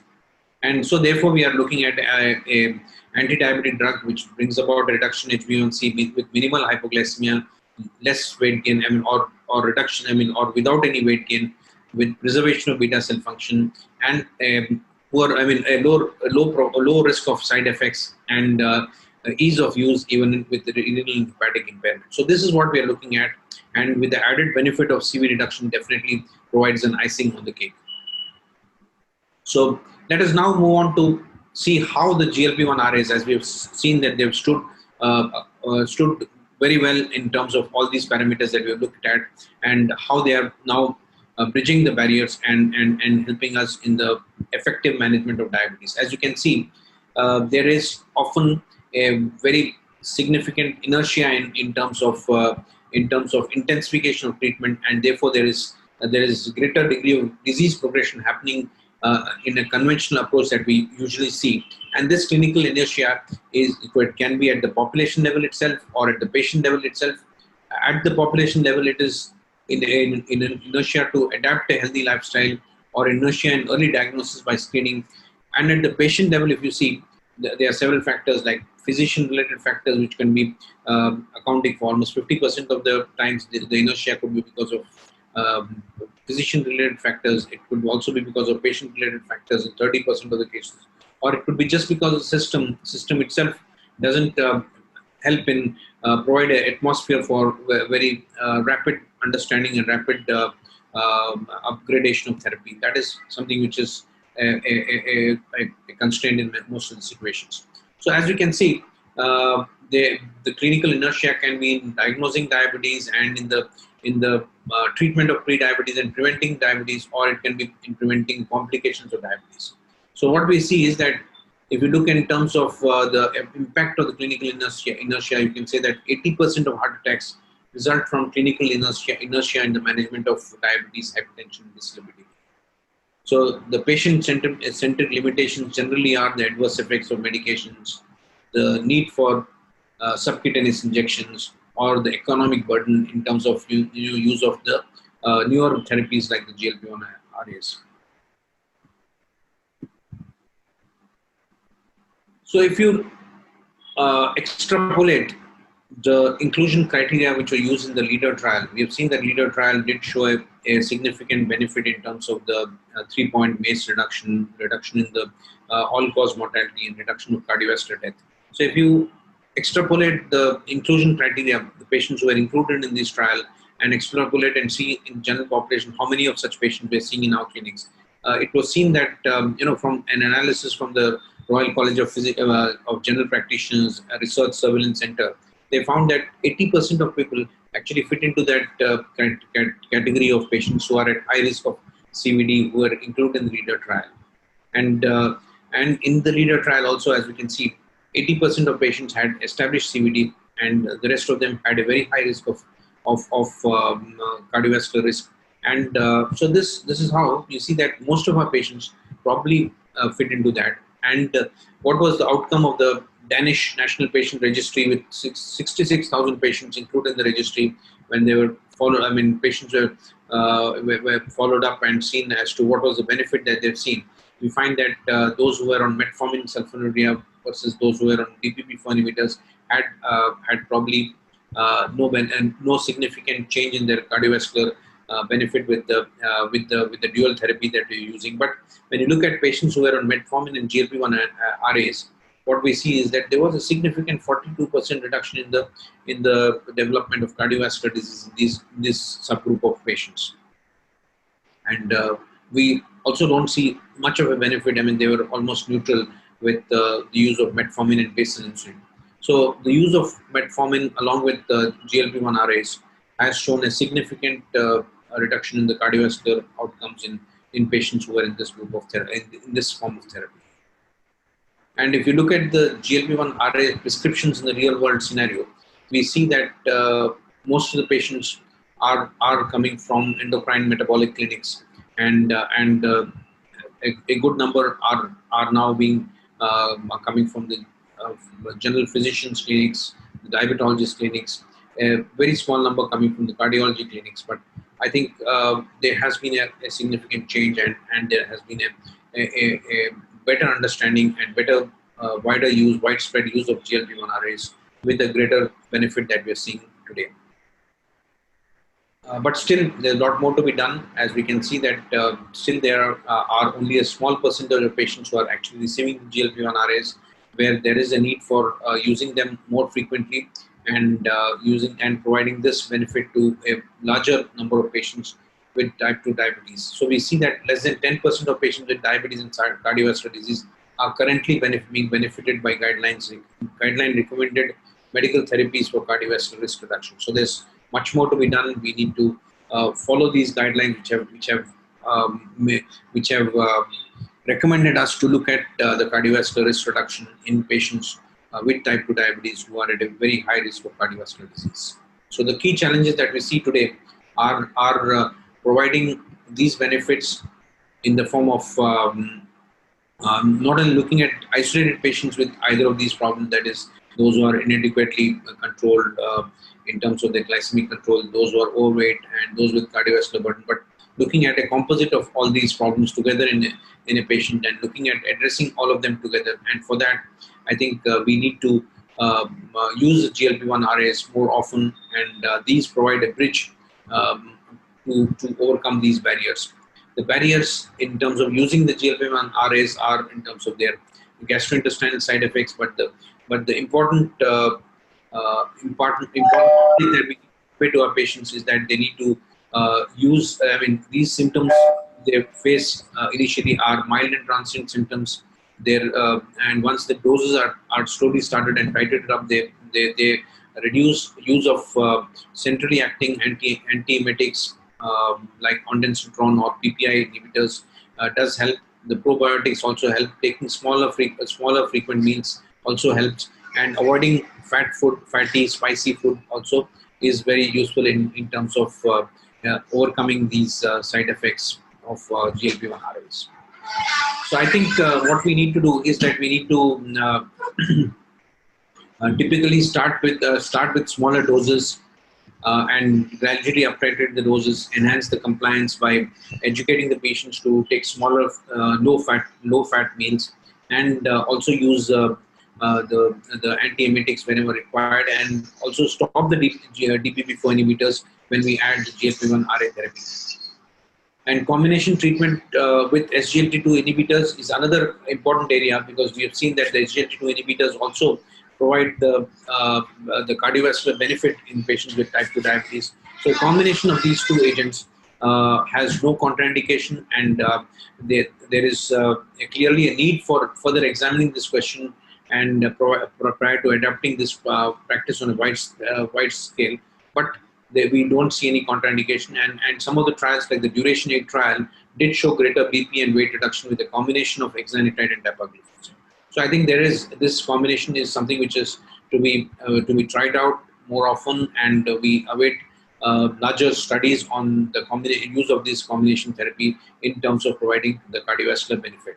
So finally, I would end by saying that diabetes and cardiovascular disease are closely related.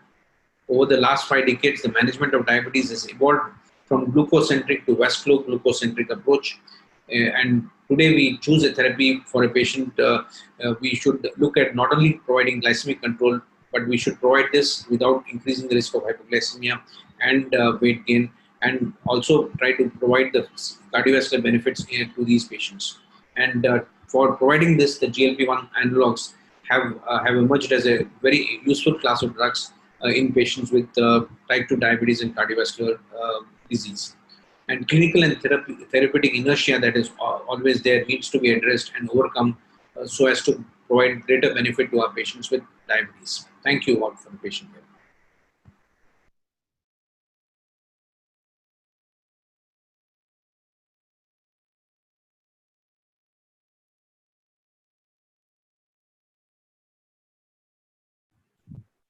Hello. Hello. Hello. Yes. Hello. Please start the video.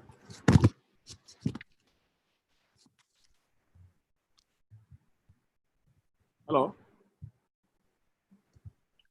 Yes, sir. So we're just starting the video. Yes. Okay.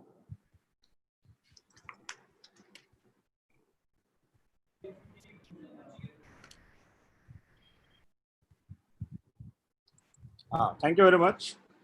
It was a very nice lecture by Dr. Rakesh Sahai, who has covered most of the important thing as far as the GLP-1 is concerned, analog is concerned. And higher rate of complications in India is because of the poor management, lack of education, ignorance, and patients are also, they should get the benefit of this. And Dr. Sahai said that the poor glycemic control is responsible for about 75% complications and reduction of around 6 years of age or 6 years, very important life of the patient because of this. Another thing he has told, what are the various studies about this GLP-1, and there are two important one GLP, that is liraglutide and semaglutide, and which are very useful for the patients with cardiovascular disease prevention and those who are having type 2 diabetes. So liraglutide, he said, reduces around reduction is very important, and the life expectancy is also increased with these drugs. What are the new expectation? He said that renal, hepatic, beta cell preservation is also very important. And another new concept he has given is vasculo-glucocentric approach should be there for our management of the patient. This is a very important clue for the physicians like us. We are practicing at periphery level, and we should know about these drugs are available and patients should get benefit of these drugs. Out of these various anti-diabetic drugs, the drugs which are responsible for reduction of hemoglobin A1C, low risk of hypoglycemia, because hypoglycemia is very notorious, and physicians, they are very much afraid of when the patient goes in hypoglycemia. So that is care is being taken by this semaglutide and liraglutide. What are the risks? Weight reduction is also very important, and cardiovascular benefits. The ideal, is it an ideal drug? Yes, he said that it is a safest drug and it prevents most important dangerous complication like cardiovascular, sudden cardiac death, cardiovascular manifestation, nowadays heart failure, and clinical inertia is very important as far as the clinicians are concerned. If we use this drug in combination with metformin and GLP-1 analogs, there is a reduction of around 42% incidence of CVD mortality, which is very useful. And most of the patients who are going for heart failure, recurrent heart failure, they can be prevented. And for this evidences, he has given various international guidelines, and we should follow the international guidelines, which are very much recommended. And what each is in front of us, first of all, we should address and we should see the patient in detail. And what are the barriers? He said barriers are very less, except some GIT complications like nausea, vomiting. And if it is occurring, then you have to reduce the dose, and you can use prebiotics, probiotics, or this ondansetron. And most importantly, he has given is we should avoid fatty foods and start the drug with smaller doses. So another point he has covered is it useful in the combination of SGLT2 inhibitors? Yes, there is no contraindications, and definitely 2 hits are better than 1, and that's why this GLP-1 analogs, along with metformin or along with SGLT2 inhibitors, they are very good and they can preserve your beta cells. So this was the excellent talk by our eminent endocrinologist from the Hyderabad, Dr. Rakesh Sahai. I would like to congratulate you for very excellent oration, and you have prepared this topic very well. And thank you, Dr. Sunil Gupta. Over to the other panelists and question and answers. Thank you.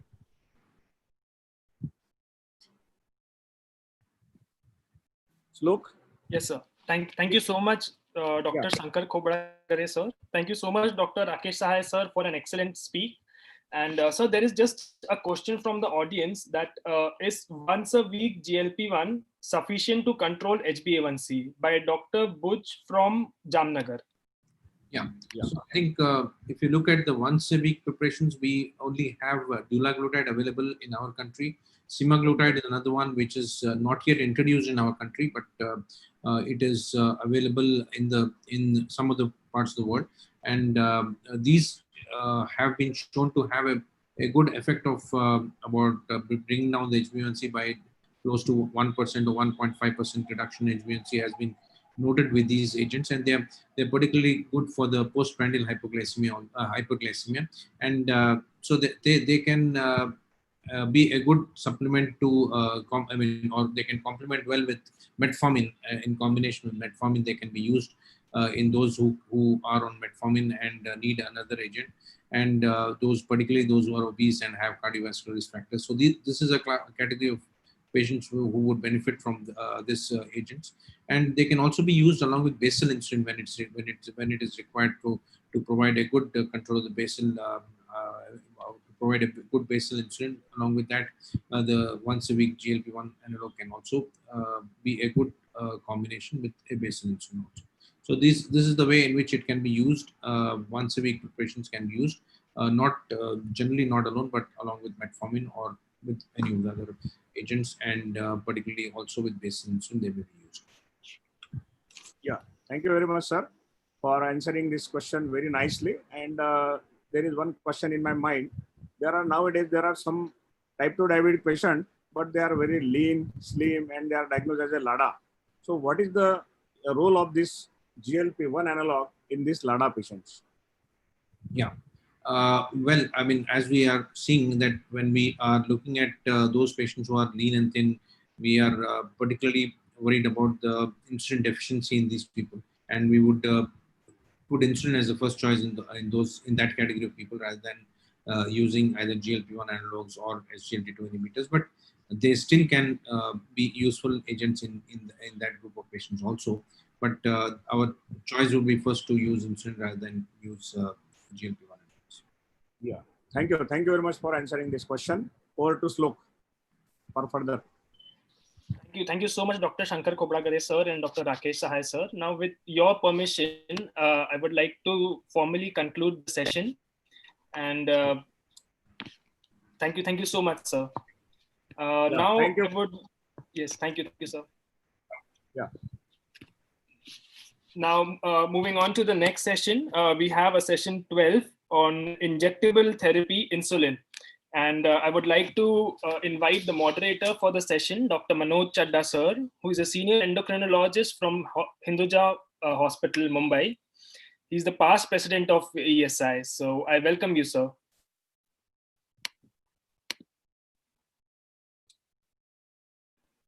I see Dr. Manoj Chadda sir online. Okay, he's here.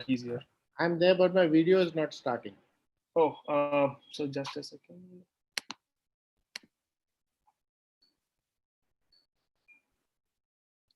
Yes, sir. Okay, good afternoon. So the session that I'm supposed to moderate is basically on clinical implications of glycemic variability. And we're going to have a talk by Dr. Tim Heiss. Shlok, I think you have the talk ready with you. Yes, sir. We're just going to play it, sir. And can I have an introductory slide to him or something? Or Yes, sir. Sure, sir. We're just bringing it on.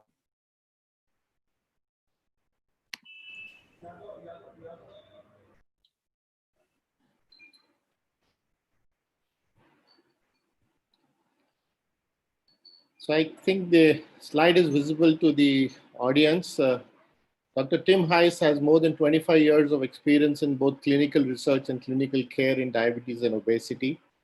He has published well over 250 scientific papers and reviews with a focus on the pharmacology of insulin and anti-diabetic drugs. Dr. Heiss is a member of the editorial board for diabetes, obesity, and metabolism, and he takes a strong interest in evidence-based medicine. We're going to hear Dr. Tim Heiss talk to us about clinical implications of glycemic variability, addressing the challenge with new generation basal insulin.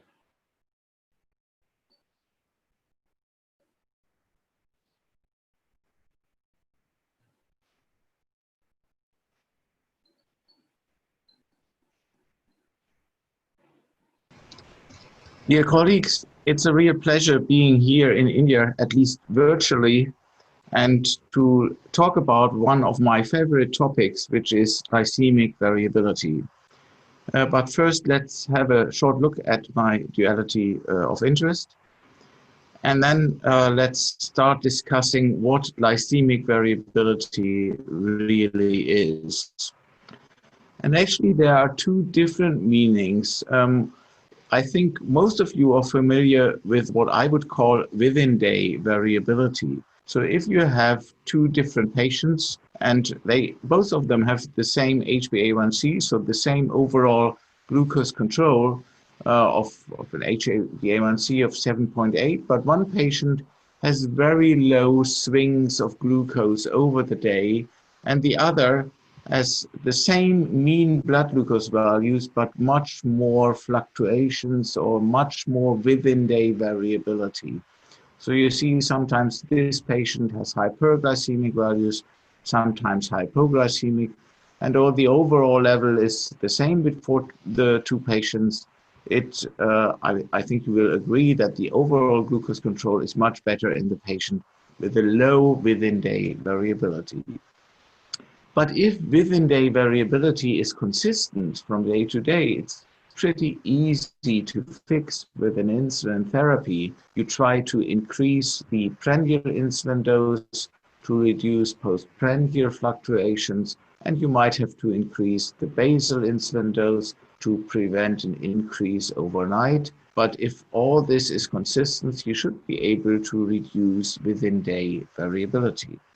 However, in many patients, you will see a picture like this. These are CGM recordings of consecutive days in one given patient on insulin therapy. And there you see, well, there are quite a lot of within-day variability. So there are fluctuations, this patient's blood glucose levels being high and low. But in addition, it's totally inconsistent from day to day. And that, of course, makes it very hard. A high day-to-day variability makes it very hard to optimize insulin therapy, and that makes it very difficult to treat. The question, of course, is glycemic variability clinically important at all? And we now have very good evidence and increasing evidence that this actually might be the case. These are data from the SWITCH trials, which I will introduce a bit later in my talk. But here, insulin-treated patients on basal insulins, degludec and Largin U100, were classified into three different tertiles for the day-to-day variability of fasting plasma glucose. And you see those patients in gray, those with a high day-to-day variability. When you looked into the association with the hypoglycemia risk, that these patients had a significantly higher risk of overall nocturnal and severe hypoglycemia in type 1 patients, and also at least a trend for severe but significant overall and nocturnal hypoglycemia risk. So there is good evidence, and I think it's self-explanatory. If you have an inconsistent blood glucose levels from day to day, this will increase the risk of hypoglycemia. And this might actually be very important. We now have data from the DEVOTE trial, a large cardiovascular outcome trial, which I will also come back to a bit later in my talk. And they looked into the association between severe hypoglycemia, which has a higher risk in patients with high variability, and the risk of major adverse cardiovascular events like myocardial infarction, stroke, or cardiovascular death. And you see there is a clear trend that patients who have a high variability and have had a severe hypoglycemic event, that they had a higher risk for MACE, which just missed statistical significance, but they had a higher risk for non-fatal stroke, for cardiovascular death, and most importantly, for all-cause mortality. So variability and hypoglycemia is very important, and it's not that hypoglycemia is just important immediately after the event. The same study looked into the time course of all-cause death following a severe hypoglycemic event, and you see it doesn't go away. There is an increased risk 15 days after the event, but there's also a highly increased risk, nearly threefold higher risk for all-cause death over a year after a severe hypoglycemic event. So our aim as diabetologists should be to reduce the number of hypoglycemic events, in particular severe hypoglycemic events, and that at least in part means reducing glycemic variability. And there are similar data also that the fasting glycemic variability increases the risk not only for severe hypoglycemia and therefore for all-cause mortality, but also for MACE. These are again data from the DEVOTE trial, and you see here again there are these tertiles of fasting glycemic variability, and the patients in the highest with the highest fasting glycemic variability had a significant risk for severe hypoglycemia, MACE, and all-cause mortality. So we should really try to reduce glycemic variability. How can we do that? Well, of course, most patients nowadays are started on basal insulins, and since the beginning of this millennium, when the new basal insulin analogs like insulin glargine and insulin detemir were introduced, there was a struggle to reduce within-day variability. We know that NPH insulin and also glargine precipitate or crystallize after injection, and then these crystals or these precipitates, and this is a process which is inherent to variability. Therefore, for detemir, a different approach was chosen. Detemir stays into solution. It has a higher formation of dihexamers, or a higher association of dihexamers and albumin binding, and all this was aimed to reduce the variability in insulin absorption. And indeed, that worked pretty well. If you look at one of the first studies where we compared NPH insulin, glargine, and detemir in patients with type 1 diabetes, and all these patients got 4 times the same insulin at the same dose. So they all received 0.4 units per kilogram at 4 different clamps. Some received 4 times NPH, some received 4 times glargine, and some received 4 times detemir. And we just look at 3 patients from all of these groups, and you see easily that if you look at the consistency of the profiles, that this is the highest for insulin detemir. There in these 3 patients, the day-to-day variability is very low, and this was confirmed in the statistical analysis, a significantly lower and quite substantially lower variability for detemir in the overall effect versus insulin glargine and NPH insulin. You can also see from the profiles at your left that while variability, day-to-day variability was lowest with detemir, there might be still room for improvement for the shape of the profile. It's clearly much better than NPH at the upper row, where you see that is a very pronounced peak in most of these profiles. The duration of action of NPH insulin is shorter than that of detemir. But if you compare to glargine in the middle row, well, then glargine might still have a bit less of a peak and a longer duration of action. And this then is out-leveled by the lower variability for insulin detemir.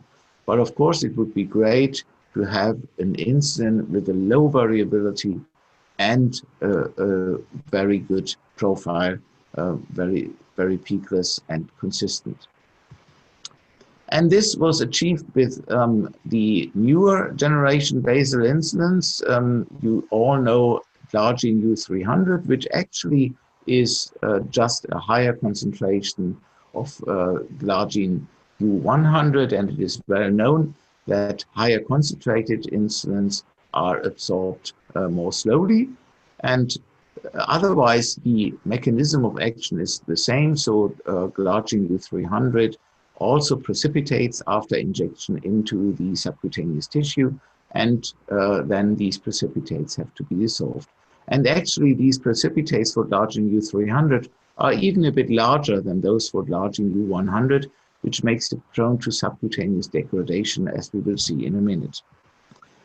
But we also have another analog, which is insulin degludec, which has a completely different mechanism of action, where basically there is albumin binding, but there's also the formation of multi-hexamer chains. So again, like detemir, degludec stays into solution. There is no precipitation and dissolution anymore, and this should make it less variable than glargine U300.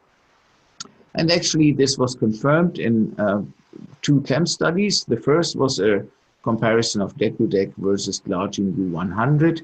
Well, what you see in this graph basically is the 2-hour variability of degludec in blue and glargine U100 in the dark gray. And you see that the variability, the coefficient of variation for degludec is very consistent over time. In each of the 2-hour intervals, the variability is pretty low. Whereas for glargine U100, this is different. There is an increase in variability over time, and it is most pronounced at 14 to 16 hours, and at that time point, certainly much higher than what we see with degludec. And then we repeated the same study and basically compared degludec versus glargine U300. And you see that degludec behaved very consistently. Again, if you look at the 2-hour variability, this is almost the same picture as we saw in the previous study, as expected. And in a way, glargine also behaved very consistently, because we didn't see a lot of difference between the glargine U300 and the glargine U100 results with regard to variability. And if you look at the overall results, then in the first study we saw an almost or nearly fourfold lower day-to-day variability with degludec versus glargine U100. Actually, it was a bit more than fourfold, 20 versus 82% coefficient of variation. And about the same was true for the second study. There was a variance ratio. So here we compared variance rather than coefficient of variation. So there the ratio was 3.7. So again, nearly a fourfold difference. And we also saw, and that was observed in several studies, significantly lower potency, 30% lower potency for glargine U300 versus degludec. So basically, for the same unit dose, you got a 30% higher effect for degludec than with glargine U300, and this is due to the subcutaneous degradation that you observe with glargine U300 due to the larger precipitates. Okay, what does all that mean clinically? Well, we have good studies now comparing both degludec with glargine U100, but we also now have some studies comparing degludec with glargine U300. If you look here at the switch trial, these are very elegant trials where patients were treated with glargine U100 or with insulin degludec over 32 weeks. And this was done in a crossover and double-blind fashion. So patients were treated double-blind and were randomized to start with either degludec or glargine U100 for 32 weeks, and then they crossed over to the other insulin for another 32 weeks. And the first 16 weeks were defined as the titration period, and then there was a maintenance period of another 16 weeks. And if you have that, remember at the start of my talk, if you really achieve lower variability, you should be able to reduce hypoglycemia. And this is exactly what was observed in the Switch 1 trial in type 1 patients. If we look at the full treatment period, the rate ratio was 0.94, so a 6% lower rate of overall symptomatic hypoglycemia with degludec than with glargine U100, and that was significant. And it was even more pronounced, this difference, in the maintenance period for nocturnal symptomatic hypoglycemia, where there was a relative risk reduction of 36% in nocturnal symptomatic hypoglycemia with degludec versus glargine U100. And if we look into the severe hypoglycemia rate, and this is what counts with regard to MACE and all-cause mortality, then you see in this study, even severe hypoglycemia was significantly reduced, a 26% reduction with degludec versus glargine U100 over the full treatment period of 32 weeks. And in the maintenance period, this difference was even more pronounced. So there we had a 35% reduction in severe hypoglycemia. So this was type 1, but there's also a Switch 2 trial, which had exactly the same design, but was done in patients with type 2 diabetes. But the results were nearly identical, but perhaps even more pronounced than in type 1 patients. So you see there was a 33% risk reduction in overall symptomatic hypoglycemia with insulin degludec, a 42% risk reduction in nocturnal symptomatic hypoglycemia in the nocturnal, in the maintenance period, and there was a reduction of more than 50% in severe hypoglycemia over the full treatment period. And only in the maintenance period, this difference really did not reach statistical significance because the event rate was too low. But there is another study, and this is the DEVOTE study, which is the cardiovascular outcome trial for degludec. And while there was no advantage for cardiovascular outcomes, it was a huge study in more than 7,700 people, and it was a comparison against glargine U100. And if you have these large numbers in type 2 patients, you can see that severe hypoglycemia was significantly reduced with degludec, a 40% risk reduction versus glargine U100. And in nocturnal severe hypoglycemia, this difference was even more pronounced, a 53% risk reduction in severe nocturnal hypoglycemia of degludec versus glargine U100. So I think these are very convincing data that the reduced variability we see with degludec versus glargine U100, and perhaps the more peakless profile with degludec results in clinically relevant reductions in hypoglycemia, in particular in severe hypoglycemia. What about the comparisons of degludec versus glargine U300? There are two studies. One is the BRIGHT study, and that was done in insulin-naive patients and was a relatively small study. I mean, it was still more than 900 patients, but the treatment duration was only 24 weeks. The first 12 weeks were defined as titration period, the last 12 weeks as maintenance period. And overall, there were not a lot of difference in this population, which of course still has some endogenous insulin. And in this population, variability might not be as important as in later course type 2 diabetes. But what was observed was a difference in fasting plasma glucose, which was lower with insulin degludec than with glargine U300. And otherwise, the results were nearly the same. There was a similar HbA1c, a lower dose for degludec, again, indicating the lower potency on a unit-to-unit base for glargine U300. There were, however, less hypoglycemic events for glargine U300 during the titration period, but it also took a bit longer for glargine U300 because of the higher dose demand to achieve targets, so this is perhaps expected. In the full treatment period and the maintenance period, there were no difference in hypoglycemia rates. But now we have another study, and this is the CONCLUDE study, and I would like to conclude my talk with the CONCLUDE study, which was again a comparison of degludec and then with glargine U300, but this was done in insulin-treated patients with type 2 diabetes. And the initial plan was to have a 16-week titration period and a 36-week maintenance period, so a total treatment period of 1 week, and the study was done in more than 1,600 people. Unfortunately, it turned out that the blood glucose meters that were initially used in this study had some issues and resulted in false high levels. So the patients were up titrating and titrating themselves into hypoglycemia. And when this was discovered, the study was basically halted.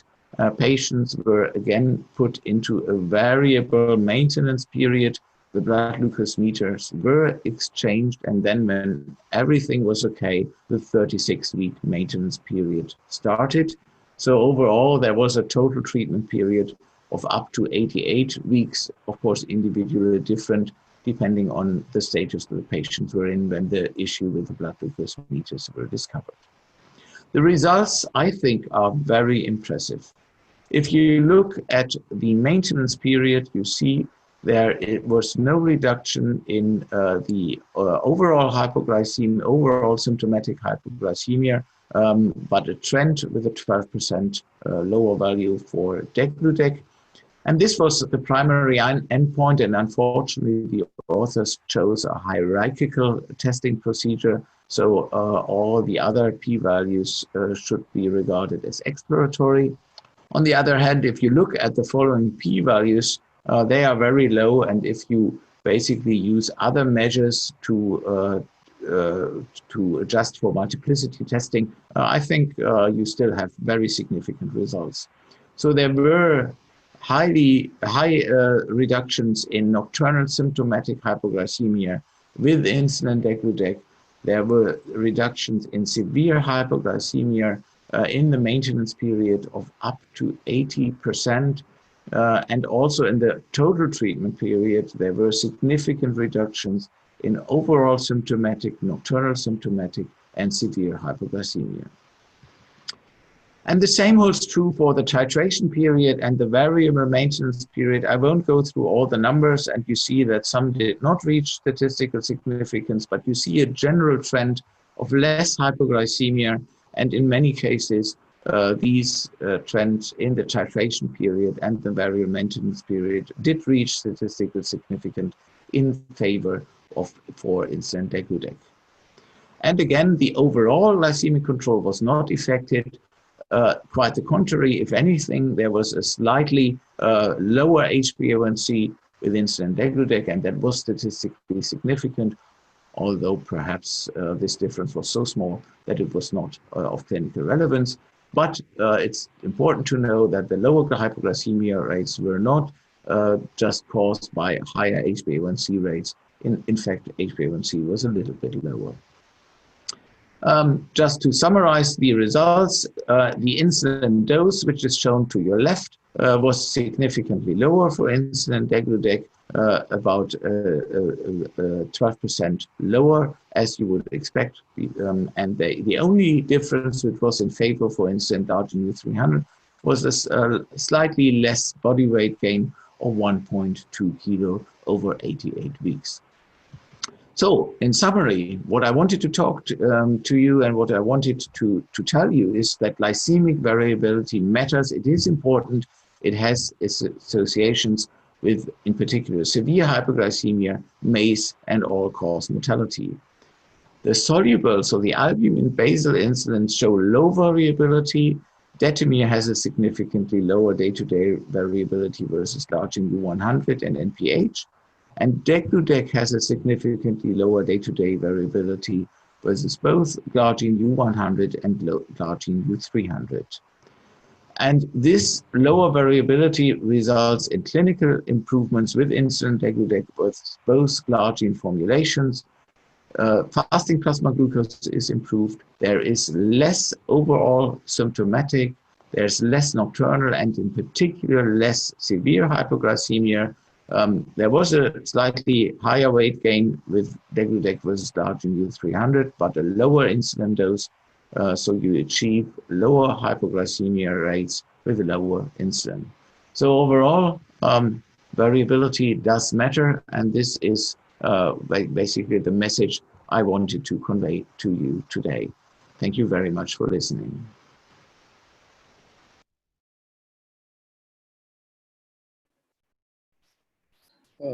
Thank you, Dr. Tim. That was a fantastic and very impressive lecture. We will have a panel discussion, so we'll take the questions during the panel discussion. And my request to the audience would be to put in the questions in the chat box so that I can take the questions. Do we have Dr. Ajay Kumar also joining us with us now?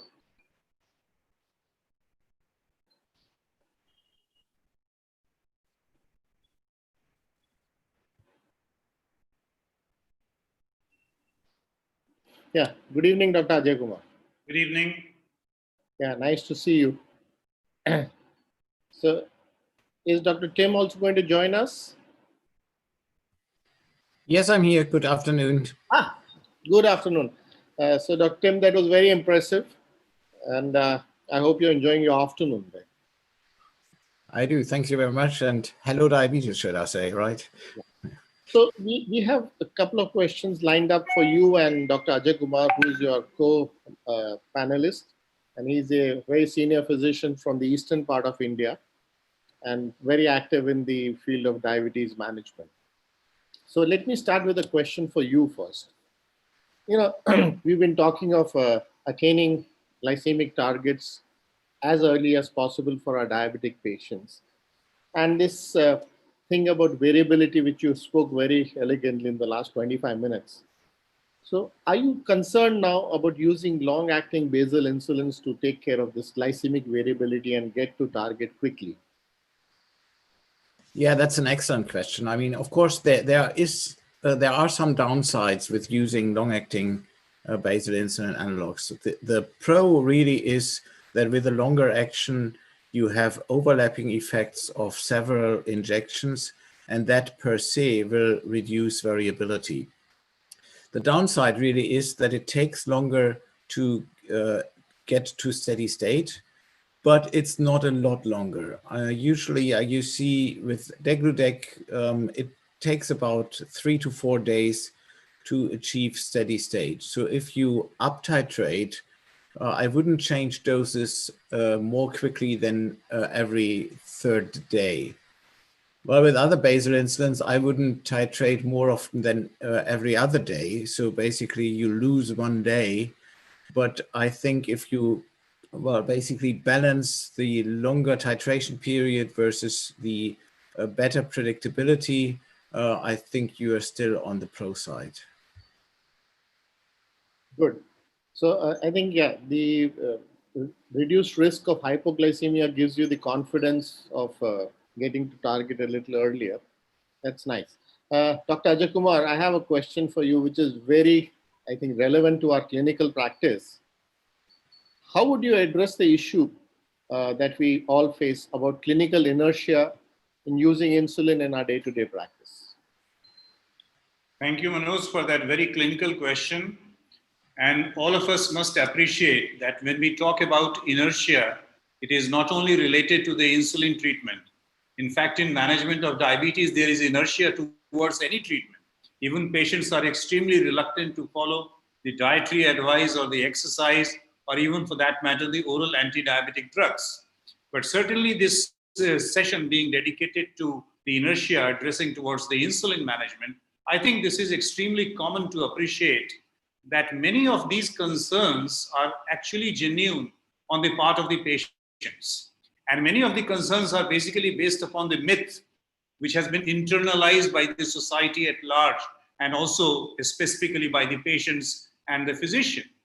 And therefore, to address the clinical inertia, I think we have to look at the individual issues, and you will be succeeding in your clinical practicing actually this inertia if you actually try to understand the individual concern. And I'll give you just some examples. If a patient is genuinely concerned that insulin increases the risk of hypoglycemia, or insulins by and large have a very complex regimen to be followed, then I think this is a very genuine concern for a patient who is starting insulin for the first time in his or her natural history of the disease. And at that point of time, it is not very difficult to explain to the patient that yes, indeed, insulin will lead to hypoglycemia. There have been conventional regimens which have been very complex, but with increasing scientific research, availability of modern insulins, and availability of many trial and scientific data, we can actually address the issue of hypoglycemia and complexity around insulin regimen. But then there are a number of myths also that we also know. They are quite frequently available. That say for example, if you will start insulin once, you will definitely be taking insulin for the rest of your life. Insulin might actually adversely affect your hepatic or renal function, and you have come to the end of your life, you are starting insulin. I'm sure these are, largely arising out of the myths circulating about insulin. And here, actually, my way of addressing these concerns are that I try to understand the level of understanding of the patient sitting in front of me. There are patients who are very intelligent. There are patients who understand everything. For them, I have a different way. I have to explain to them that you have tried the best possible oral combinations. You are very good at following the diet and exercise. But basically, we are actually looking at achieving a particular goal. And achieving a particular goal will take you to the minimization of the risk of long-term complications of diabetes. And then they do understand. They do show some amount of reluctance. Here, a very important thing is the positivity. Putting the same thing in two different ways. Manoj, let's, for example, I tell him that this is the way you can achieve your target. A bad way to tell is this, that look here, if you do not take insulin, you will be blind, you will be suffering from renal failure, and so on and so forth. So it is the way you communicate with your patient with a lot of empathy towards the patient, with a lot of understanding and positivity, I am sure the patients will do appreciate. There are a number of patients who come from a very rural background or even from urban background whose level of understanding is not very brilliant. There sometimes you have to impress that yes, I do understand that insulin is injection, but at the same time, it is very important for your health. And I am very concerned about your health.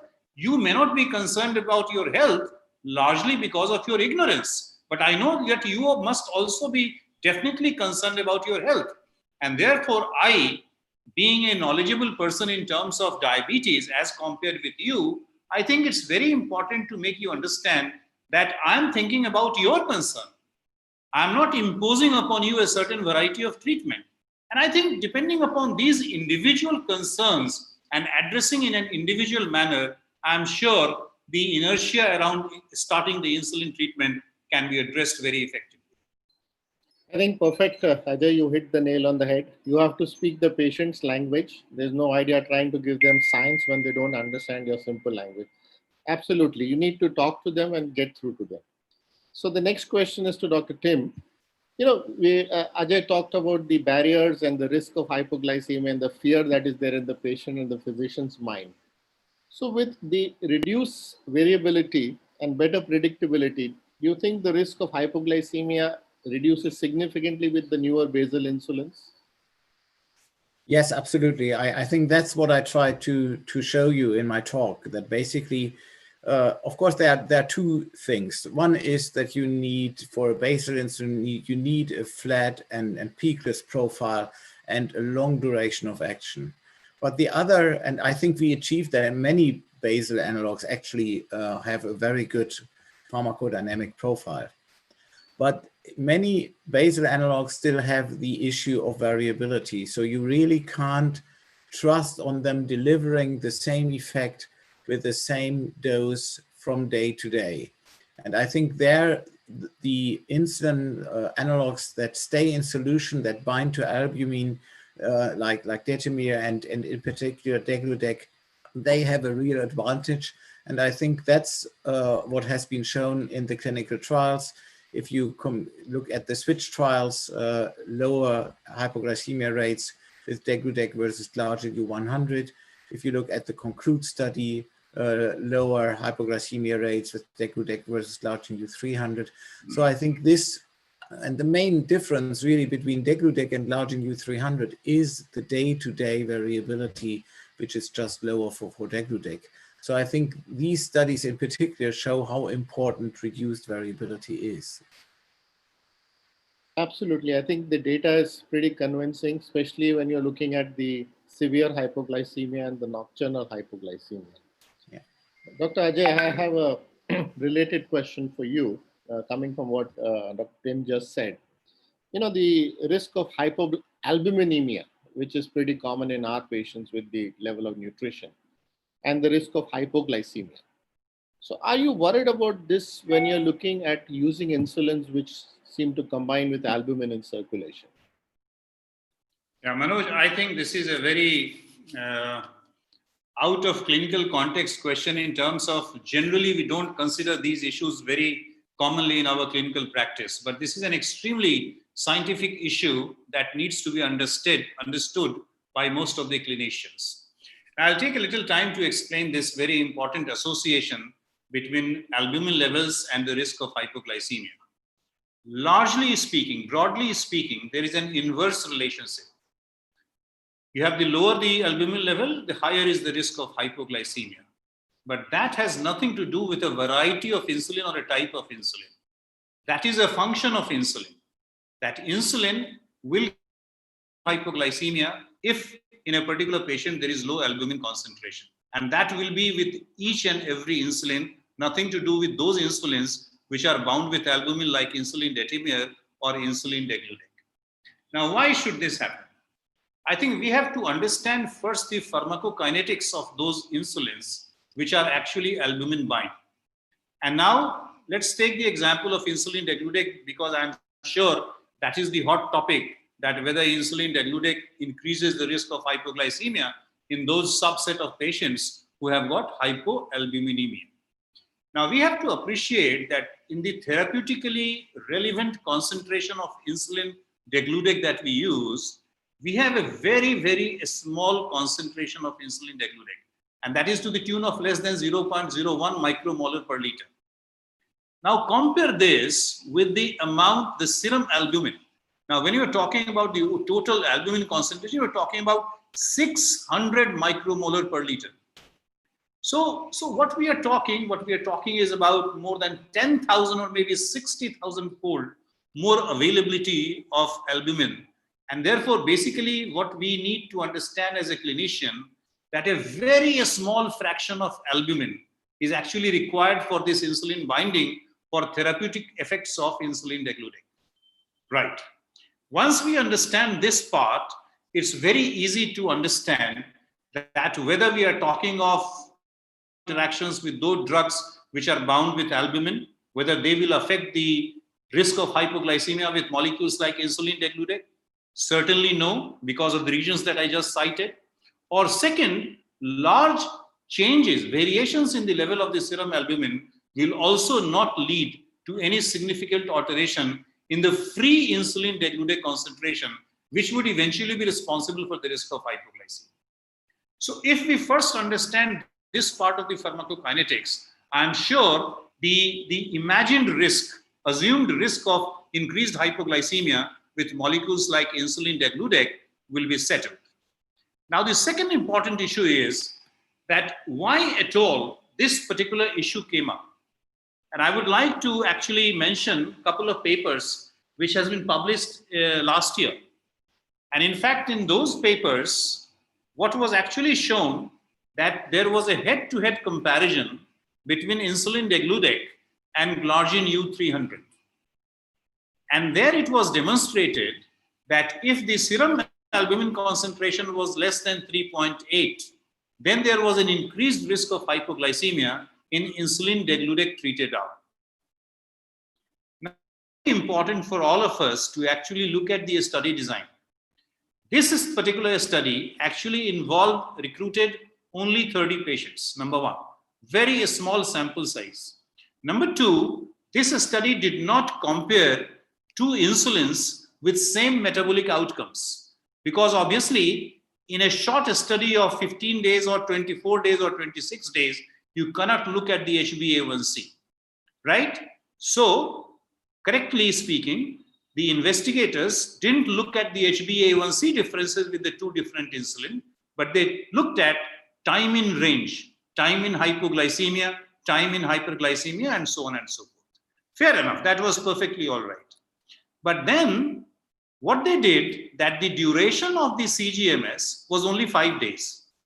Now, all of us know that for last 1 or 2 years, there are very clear guidelines that if at all you are doing such a studies, there should be a minimum of 4 weeks duration for doing a CGMS study. So this study didn't fulfill that criteria, the scientific rigors of looking at the CGMS data to actually arrive at a conclusion. The third important issue is that if you look at the study design once again, both in the titration phase and in the switch, this was a crossover study. Those who started on Glargine U300 were shifted to Degludec, and those who started on Degludec were shifted to Glargine U300. Now, all of us, Dr. Tim Heiss, who just presented his paper just before me, he actually talked about the relative potency of Glargine U300 as compared with insulin Degludec. And from all previous studies, PK/PD studies, clinical studies, we know that on average, there is a 30% reduced potency of Glargine U300. Now, in this study, in insulin naive patients, this was a mix. There were patients who were insulin naive, there were patients who came from basal insulin, there were patients who came from pre-mixed insulin. But in all of them, let's say those who came from insulin naive, same dose of insulin Degludec and same dose of Glargine U300 was used. Now, obviously, what you are doing, you are giving 30%, or in fact, let us say to be very precise, 27% lesser insulin in the Glargine U300 arm. So obviously, you are not comparing apple with apple. That's number one. Second, when you are actually switching Glargine U300 to Degludec, you are actually increasing the dose by almost 37%. And those who are switching from Degludec to Glargine 300, there you are reducing the dose. So obviously you will be increasing the risk of hypoglycemia. Do we have a proof of this? Please look very carefully at the data. In the entire study period, there was excess of mean blood glucose in Glargine U300 treated arm. So that clearly tells you there were better fasting plasma glucose reduction with insulin Degludec. Most of the hypoglycemic episodes happened in the night. So all this correlates that you are using a less effective insulin at the same insulin doses, and then you are demonstrating that Degludec is causing more hypoglycemia. The final nail in the coffin, if you actually tease out the data further and look at that section where the investigator arrived at a conclusion that those who had a serum albumin of less than 3.8, there was increased risk of hypoglycemia. In that subgroup, actually what you clearly see that the mean blood glucose was statistically different. If I remember, it was 144 versus 123. So when you are achieving a statistically significant reduction in the plasma glucose with insulin Degludec at a very short period with a very short CGMS of only 5 days, and then telling that you are causing more hypoglycemia is actually unreasonable. So that study has lots of flaws, and I think that will not actually conclude that insulin Degludec causes more hypoglycemia when the serum albumin is less than 3.8. And I would like to further substantiate, if I have a little more time, I'll just take 1 minute more. We have a much more robust study like the DEVOTE study, which was a cardiovascular outcome trial with insulin Degludec. And there we are not talking about 30 patients and 24 weeks. We are talking of 7,000 plus patients followed for a long period of time. And now we have a subgroup analysis where they actually looked at the correlation with the serum albumin concentration with the risk of hypoglycemia. And in fact, there was no significant difference at any level of intersection. And in fact, if you look at the overall data, there was slight excess of hypoglycemia in the insulin Glargine. But I do appreciate that the DEVOTE was not Glargine U300, it was Glargine U100. So all these clearly suggest that for a clinician, it would really not matter. And the most important thing, we do not have studies with insulin glargine or with other insulins, but we have a very clear PK study in the hepatic dysfunction, child PUG A, B, and C compared with normal. And in that particular study from Slovakia, we have very clear data that there was completely superimposed data with mild, moderate, and severe hepatic dysfunction. And in the severe child C criteria, there were patients who had serum albumin concentration of less than 3, and there was no increased risk of hypoglycemia, and there was no change in the pharmacokinetics. So I'm sure all these clearly put into perspective that it doesn't matter that insulin degludec's protraction is because of the albumin binding, but I think this is a nice way to protract, and that's why we have all the good results with insulin degludec.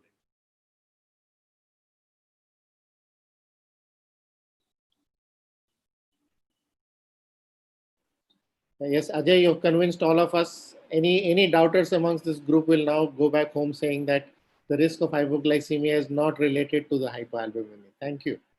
So there's a question, Dr. Tim, I think you can take this question.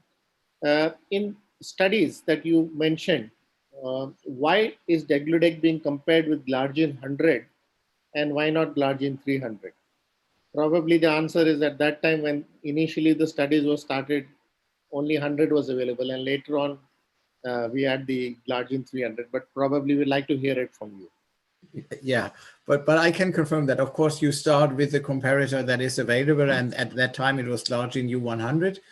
But now we have two studies actually that compare degludec with glargine U300, and I briefly alluded to the BRIGHT study, which did not show a lot of differences, and I think that's the title of the study in the publication. It says more similarities than differences between the two insulins.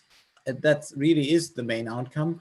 And that was a study in insulin-naive patients with type 2 diabetes. And of course, they still have endogenous insulin secretion. And there, the main difference between the two insulin, the better day-to-day variability we see with degludec might not matter as much as in patients with more advanced type 2 diabetes, so who already are treated with insulins.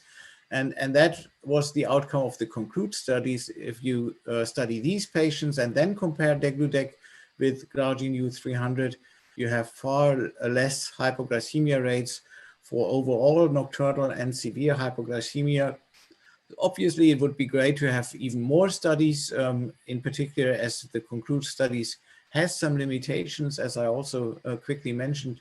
But overall, I think these clinical trials really fit very well with the pharmacodynamic results, showing lower variability, translating into less hypoglycemia. So I have one question more for Dr. Ajay. If the organizers allow me, I still have 1 minute. Quickly, if you can tell us, Smita wants to know the cutoff values that we use for fasting, postprandial glucose and HbA1 values in practice. Are we over treating our patients as compared to the American Physicians Association guidelines? Yeah, I think there cannot be a blanket answer to this question, because we know that individualization of target is extremely important. So for fasting and PPG, I have very clear answer. But for HbA1c, it has to be individualized. But generally speaking, when we are talking about the U-shaped mortality curve, the best outcome is between 7 to 7.5. That we know for sure.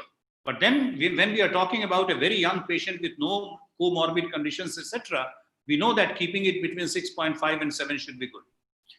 At the time of titration or follow-up of the patient, when we are talking about the fasting plasma glucose and the target PPG, I personally follow the ADA EST criteria. The moment my patient's fasting plasma glucose is less than 130, I'm quite happy. And when it is less than 180 for the PP, I'm quite happy. I know that there are physicians who actually titrate the fasting plasma glucose to less than 110 and the PPG to less than 160 or 140. But there, I would like to tell Smita that certainly slightly increases the risk of hypoglycemia. So I'll be quite happy with a fasting target of less than 130, a PPG target of less than 180, and HbA1c target depending upon the individual characteristics of the patients. Yeah, I think that's what the ADA ESD also recommends. Dr. Tim, if you can take one last question and Ajay can follow up the answer, is in which situation, especially with relation to fasting glucose values, would you think of using basal insulin twice daily? So I assume this is the longer basal insulin and not the NPH or Glargine 100.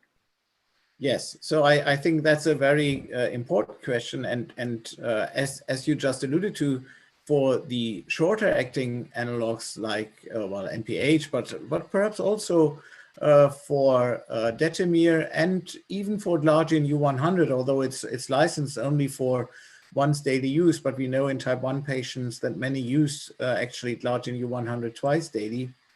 There, I would think if you really see an increase overnight, which you can't control with dose titration, then I would certainly consider switching to twice daily. But I think nowadays it would make more sense to switch to a longer acting basal analog like Degludec or Glargine U300. So if you really rely on less variability, then Degludec obviously would be the insulin of choice. And I think the cutoff values that Dr. Ajay just mentioned are very reasonable. So if you can't achieve a sufficiently well-controlled fasting glucose level with once daily shorter acting basal insulin, either use a longer acting insulin analog or switch to twice daily. Ajay, if you want to have the last word on this. I'm sure all of you know that I basically don't like basal insulins in general. I'm a premix man and I'm an IDEG ASP man. So my concluding remark is that yes, basal insulins are wonderful and the innovations have made them much more wonderful than what we used to have before. But at the same time, we are a PPG country. We are the high carb country. And here, when we talk of using insulin, we must bring the prandial component into the dynamics. And therefore, it is always better to use molecules like IDEG-ASP, depending upon, of course, the affordability of the patient. And I'm sure if that doesn't happen, we have the gold standard previous, bias 30s and Lispro 25, 75, etc. Okay, thank you, Dr. Tim and Dr. Ajay. That was very interesting. And I'll hand over the proceedings to the organizer. Shlok is around, he can take over now. Yes, thank you, Dr. Manoj Chadda, sir. I extend my deep, heartfelt gratitude to Dr. Tim Heiss, sir, who's joining us from Germany, Dr. Ajay Kumar, sir, who's joining us from Patna, and Dr. Manoj Kumar, sir, who moderated the session excellently, and from Mumbai. So with respect, from your permission, sir, now I may finally conclude the session, sir. Yeah, please do that. Thank you. Thank you. Thank you so much. Thank you so much. Yeah. Now we'll be meeting after the break, I think. 15 minutes break. No, I guess we just have a 10 minutes break now, Okay. and then we can just have a little tea and get fresh. Yes. And then Yeah. So by 6 p.m. we'll join for the next state of art lecture session. Yes. Yes. Sure. Okay. Yeah. Thank you. Thank you.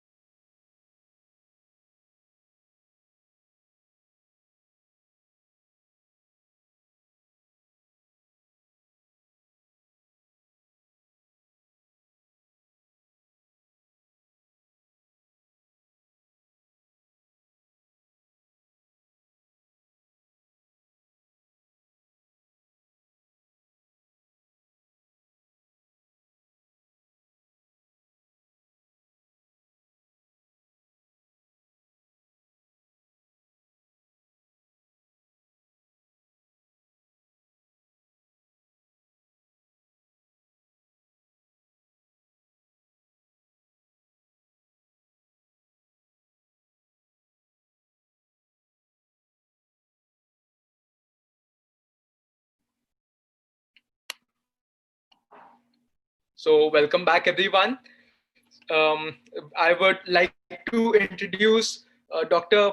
Jayant Panda, sir, from Cuttack, who is the senior consultant and physician and diabetologist and professor of medicine in the Cuttack Medical College. We welcome you, sir. And we also welcome Dr. Pratap Jetwani, sir, who is the senior physician of and a diabetologist at Rajkot National. And he is also an EC member of RSSDI. We welcome you both, sir. So I pass on to the mic to both the moderators. Good evening, everyone. First of all, let me start by thanking Dr. Sunil Gupta and his team, entire team of Hello Diabetes Academia for such a nice academic event being organized over a period of 3 days. And I also welcome my co-chair, Dr. Jayant Panda from the city of Bhubaneswar. So we are having this session on basal insulins and hypoglycemic disorders. And I think without wasting much time, we'll start our proceedings. So I will first invite our first speaker, Dr. A.G. Unikrishnan, who is from the city of Pune, who is CEO and Chief Diabetes Specialist at Chalaram Diabetes Institute, Pune, and is doing a lot of research in the field of diabetes. Also is doing a lot of work in diabetes education and running various modules for diabetes education. The former editor-in-chief and founder editor of the Journal of Thyroid Research and Practice, and is executive editor of the Indian Journal of Endocrinology and Metabolism. And he will be speaking on various basal insulins, whether the verdict is out, jury is still out, verdict is rich, or still something is lacking. So over to you, Dr. Unikrishnan, and I welcome my co-chairman, co-chair, that is Dr. Jayant Panda. Anything to be added from your side, Dr. Jayant? It's a very nice topic Uni is covering. So in this, I think last session of the day, the basal insulin is a very vital topic. Just telling one line about the topic, comparing new basal insulins, is the jury still out or verdict reached? Only a academician of his statute can answer. I tell he recently concluded his IDEC, the International Diabetes and Endocrine Conclave, and in Chalaram Center, regular academics is a worldwide affair. So I congratulate Uni for everything that he has done, and he can only take up your queries about near basal insulins. So we present you Dr. Unikrishnan for the presentation on near basal insulins.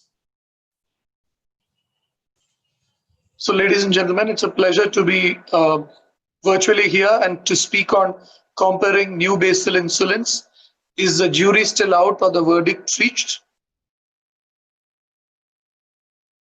This is my CV, and it's a privilege to be here at the Hello Diabetes Academia 2020.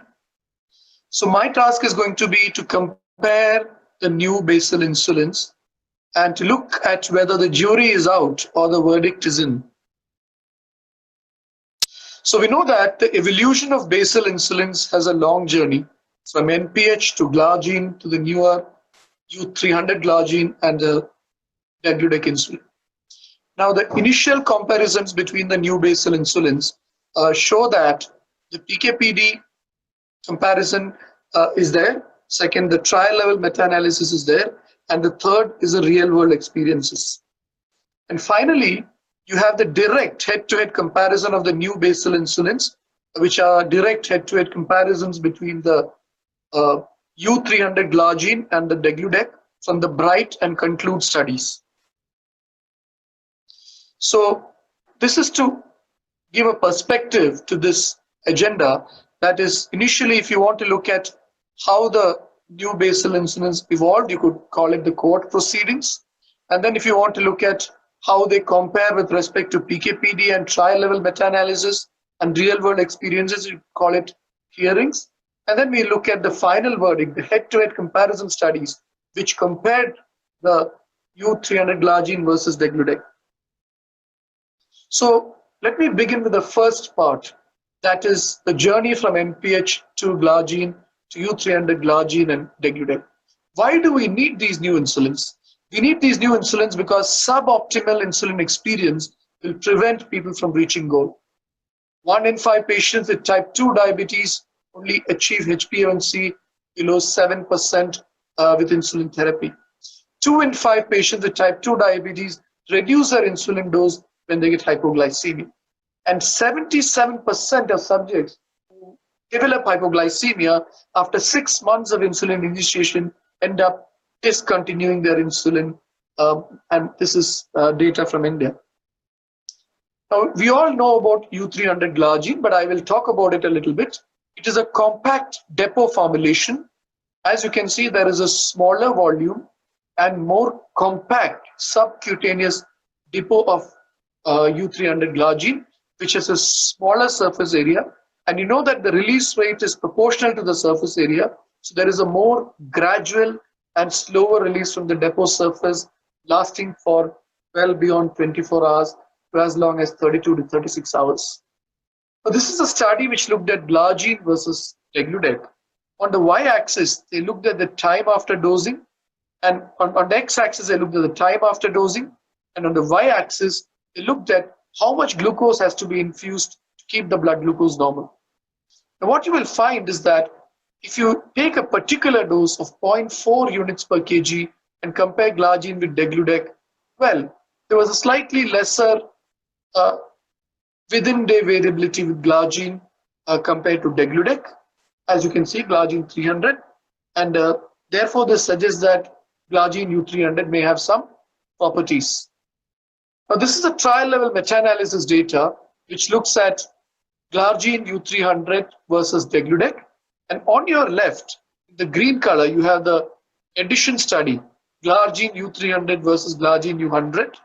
Now, these studies favored glargine U300 because there was less nocturnal hypoglycemia and less overall hypoglycemia.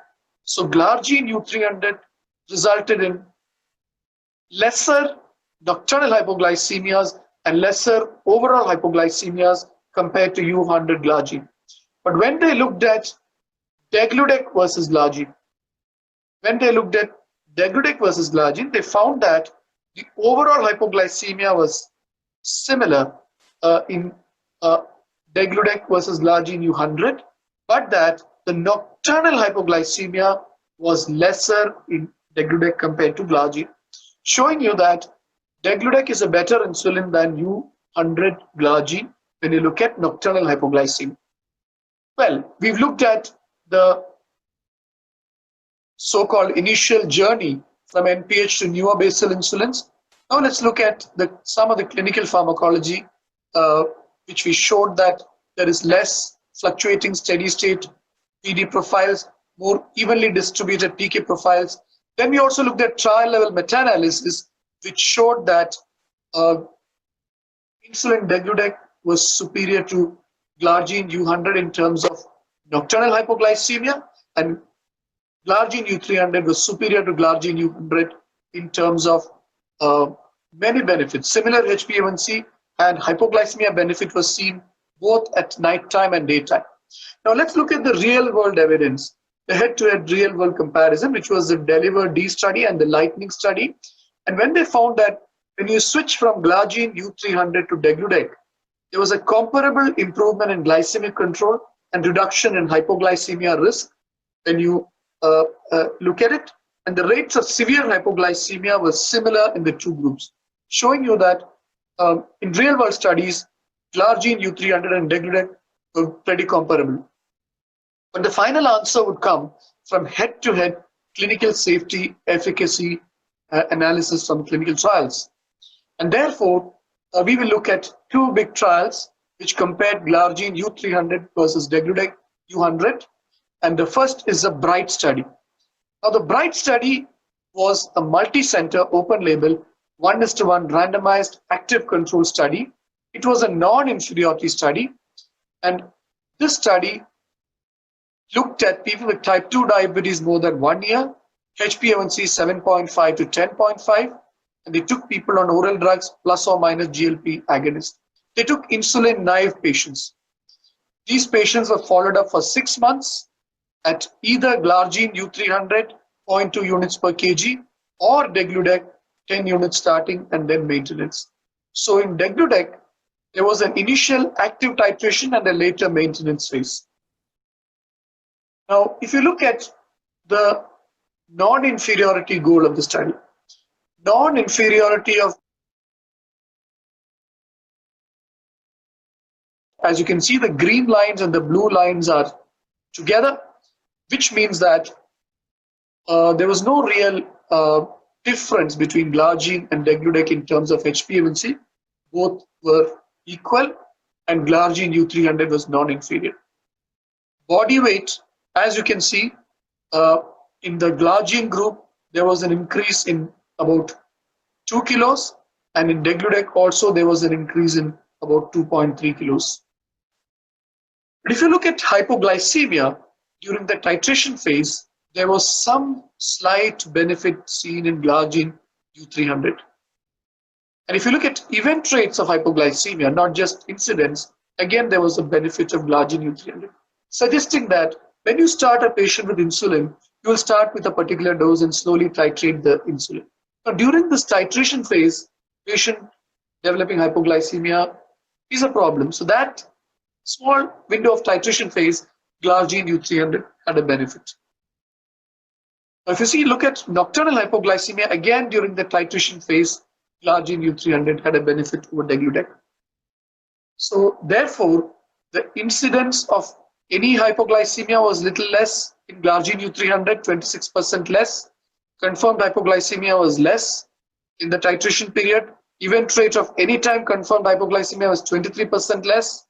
Event rate of any time confirmed hypoglycemia below 54 was 43% less, and nocturnal hypoglycemia was 35% less. So some benefits they found, but remember, all these benefits were in the titration phase. But why is titration phase important?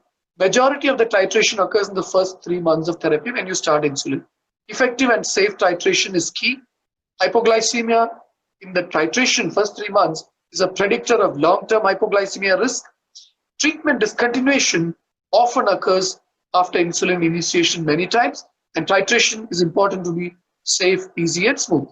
So this was a BRIGHT study which looked at U300 glargine versus U100 degludec and showed that HbA1c levels were similar. There was some reduction in hypoglycemia with U300 glargine during the titration phase. Now, that was clearly a signal that U300 glargine is a good insulin, but you needed more data. This was a larger study, an 88-week study called the CONCLUDE study.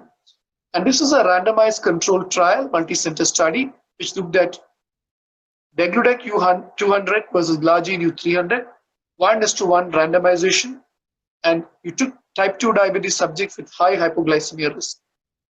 And the patients were divided into 2 phases, titration phase and maintenance phase.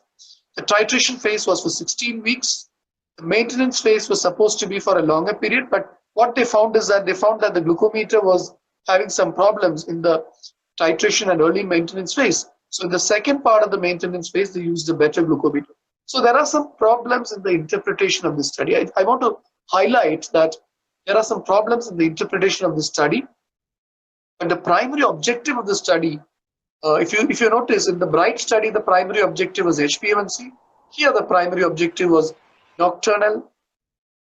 severe or confirmed number of hypoglycemic episodes during the maintenance period. So the BRIGHT study looked at the titration period, but its primary endpoint was HbA1c.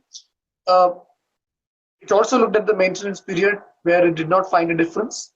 But the CONCLUDE study, primary objective was to look at hypoglycemias during the maintenance 2 period.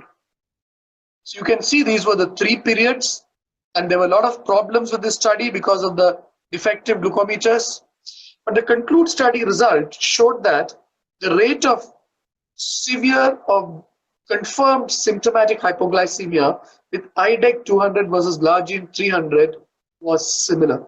So glargine U300 similar to IDEC 200 in terms of severe or confirmed symptomatic hypoglycemia. So no difference. There was a 20% reduction of total pretrial dose with degludec, and that was the initiation dose that was seen, because there was a 20% reduction there. And if you see the nocturnal hypoglycemia, it was 17.8% with degludec versus 24.8% with glargine. Severe hypoglycemia really similar. Total insulin dose 12% lower with IDEC 200, but the body weight gain was 1.18. So really, as one of the leading diabetologists in the world commented, it may be difficult to conclude anything conclusively from the CONCLUDE trial, because number one, the maintenance phase was divided into two by a defective glucometer. The results were somewhat conflicting, because you can see a 12% lower dose with degludec but higher body weight. You can see that nocturnal hypoglycemia, there was some difference, but the primary endpoint, which is confirmed symptomatic or severe hypoglycemia during the maintenance period, was really not significant. So if you look at the CONCLUDE study, if you look at all the results, what they found is that nocturnal symptomatic hypoglycemia was lower in the maintenance period with degludec. And in the total period, overall symptomatic, nocturnal symptomatic, and severe symptomatic, were all lower with degludec. So yes, degludec did have some advantages during the maintenance period over glargine U300 in terms of hypoglycemia. But again, these results are conflicting. So overall symptomatic hypoglycemia, which was the main endpoint, that endpoint was not really met, and these were all secondary confirmatory endpoints, exploratory, and cannot be used for statistical significance. Nevertheless, one thing is sure, that degludec U200 and glargine U300 are similar in terms of HbA1c reduction from the BRIGHT study, and similar in terms of overall symptomatic hypoglycemia from the CONCLUDE study. Yes, there were some other hypoglycemias which were marginally better with degludec, but those were in the CONCLUDE study exploratory. If you look at the diurnal symptomatic hypoglycemia, there was an improvement with glargine U300. So there were a lot of questions with the CONCLUDE study. Why was IDEC started with a 20% lesser dose? There were a lot of questions here. Therefore, I would not conclude anything conclusively from this CONCLUDE study, but the take-home message is that degludec and glargine U300 are both wonderful insulins to use in clinical practice, and there are more similarities than differences. So to summarize these two big studies, BRIGHT versus CONCLUDE, BRIGHT was a non-inferiority RCT, CONCLUDE was a superiority RCT. BRIGHT had an insulin naive type 2 diabetes, CONCLUDE had an insulin experienced type 2 diabetes. BRIGHT's primary endpoint was a change in HbA1c, CONCLUDE's primary endpoint was hypoglycemia. The top line result of BRIGHT was that non-inferiority was established, and in the CONCLUDE study, they could not show a superiority of degludec over glargine U300 in terms of the primary overall symptomatic hypoglycemia. But secondary outcomes did look better for degludec, but if the secondary effects can be considered for additional claims only after the primary objective has been achieved.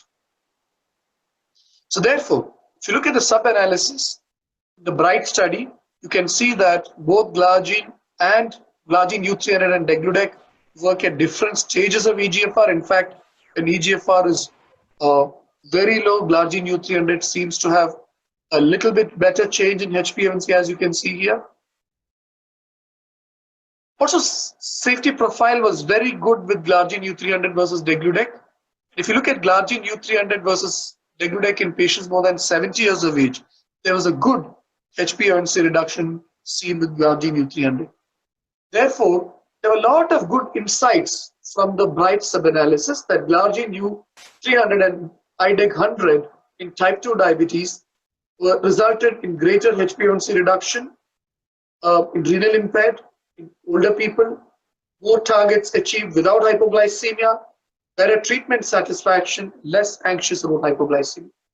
Let's look at some recent evidence. And this was a recently published study from Japan, which looked at a comparison of Glargine U300 versus Degludec using a flash glucose monitoring. This was a randomized crossover study for 8 weeks, and they looked at mean percentage of time in range, and they found that there were significantly better safety profile of Glargine U300 versus Degludec, because Glargine U300 was associated with significantly lower mean percentage of time with nocturnal hypoglycemia compared to Degludec, and that is from our CGM data. Further, if you look at the study objectives, the study objective was to compare the efficacy and safety of Glargine U300 versus Degludec on glucose control. It was again, as I mentioned, randomized crossover, and the efficacy endpoint was the mean percentage of the time within a target range of 70 to 180. What they found is that if you look at this table, anytime hypoglycemia was lower with Glargine, nocturnal hypoglycemia was lower with Glargine U300, and severe hypoglycemia was lower with Glargine U300. If you look at the graph, you can see that Glargine U300 hypoglycemia was the troughs were a little higher than the Degludec troughs. The blue dotted line is for Degludec, the green line is for Glargine. You can see the troughs a little higher with Glargine U300, suggesting that Glargine U300 did not have as much hypoglycemia as Degludec, and this was reflected in the hypoglycemia analysis of the continuous glucose monitor.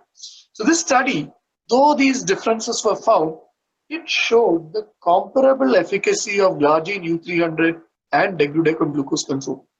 The risks of hypoglycemia were lower in Glargine U300. So therefore, one could say that, let me summarize my presentation. Suboptimal insulin experience will not be good for patients because it may tend to stop the insulin, not titrate it. Basal insulin is a convenient insulin to start. Second generation basal insulins like Glargine U300 and Degludec have better safety profile. The BRIGHT study showed that significantly lower risk of hypoglycemia with Glargine U300 versus Degludec during the titration period. And BRIGHT study also showed benefits of Glargine U300 versus Degludec in high-risk populations like elderly and renally impaired. So what is the summary of my presentation?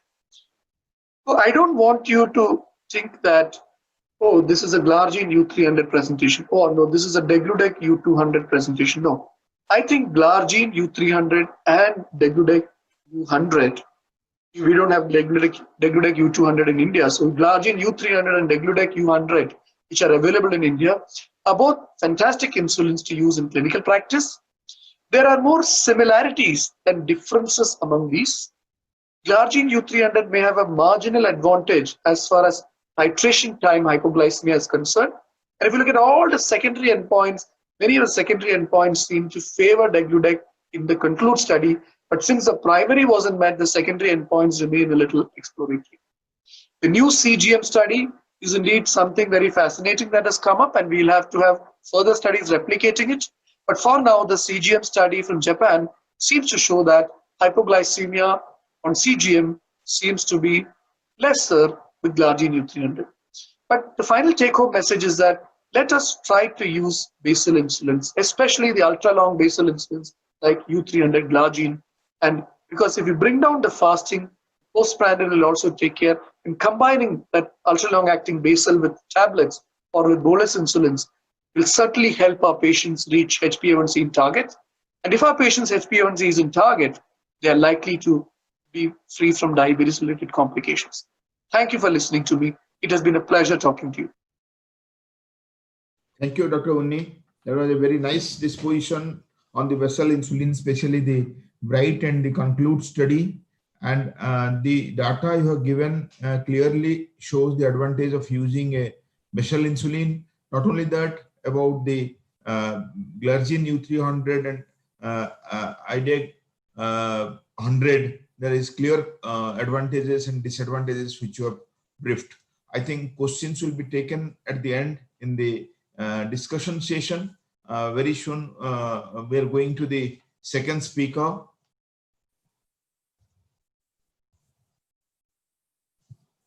And our next speaker is Dr.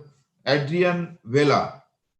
He's from USA, and he'll be speaking about practical approach to hypoglycemic disorders. And Dr. Vela is a professor of medicine in the Mayo Clinic College of Medicine and has been on staff at Mayo Clinic Rochester since June 2001, almost 20 years. Dr. Vela is a graduate of the University of Malta Medical School in 1993. He came to Rochester for his internal medicine residency in 1995 and was subsequently accepted to the clinical investigator track of endocrine fellowship training program and completed this in 2001, and subsequently joining the consulting staff at Mayo Clinic. Currently, Dr. Vela serves as the research chair for the Division of Endocrinology and Metabolism. He directs a program funded by the National Institute of Health aimed at understanding the role of common genetic variation in the pathogenesis of prediabetes and other factors affecting beta cell function. His clinical interests include diagnosis and management of hypoglycemic disorders such as insulinoma and hypoglycemia post-Roxane Y gastric bypass, which is a common practice at present. You know, in our daily practice, hypoglycemia management and approach is a very important topic, and I'm sure from his experience, Dr. Vela can give a clear disposition for especially Indian doctors. I request Dr. Jethwani to again give an introduction to the topic and start the session. I think hypoglycemia is the main hindrance, particularly to any kind of therapy as far as diabetes is concerned. And insulins are the one which are associated with a lot of hypoglycemia, and that's why we are having innovation in insulins, and that's what we have heard from Dr. Unni as far as basal insulins are concerned, that how we can flatten the curve and we can reduce the chances of having nocturnal hypoglycemia, particularly with newer basal insulins. So let's hear more about hypoglycemic disorders. How can we practically approach in our clinical practice? And that's for that purpose, I will invite Dr. Adrian Vela, already introduced by my co-chair. So let's begin with this presentation on practical approach to hypoglycemic disorders. Thank you. Today I'm going to talk about the diagnosis and management of hypoglycemic disorders. The idea that hyperinsulinism might constitute a disease state came relatively early. In 1924, this editorial in JAMA came from a gastroenterologist who actually trained at the Mayo Clinic. And you have to remember that this is within a year or a year and a half that insulin is becoming widely used for the treatment of type 1 diabetes. And people had obviously begun to see that excess insulin causes hypoglycemia. And so this gastroenterologist, Cecil Harris, postulated that a person could have an excessive formation of insulin, which would produce a reduction in blood sugar, and which brings on characteristic symptoms that we know as the insulin reaction. And he actually said, I've seen many non-diabetic patients who have exactly the same symptoms, but obviously they don't take insulin. So this was the first time that the idea of hyperinsulinism as a disease was postulated. In actual fact, the first case of insulinoma was described within 2 years of that postulate. This is actually the outside of the record of the first patient, who actually happened to be an orthopedic surgeon and who was operated on the 1st of December 1926 by Dr. Mayo, one of the founders of the Mayo Clinic.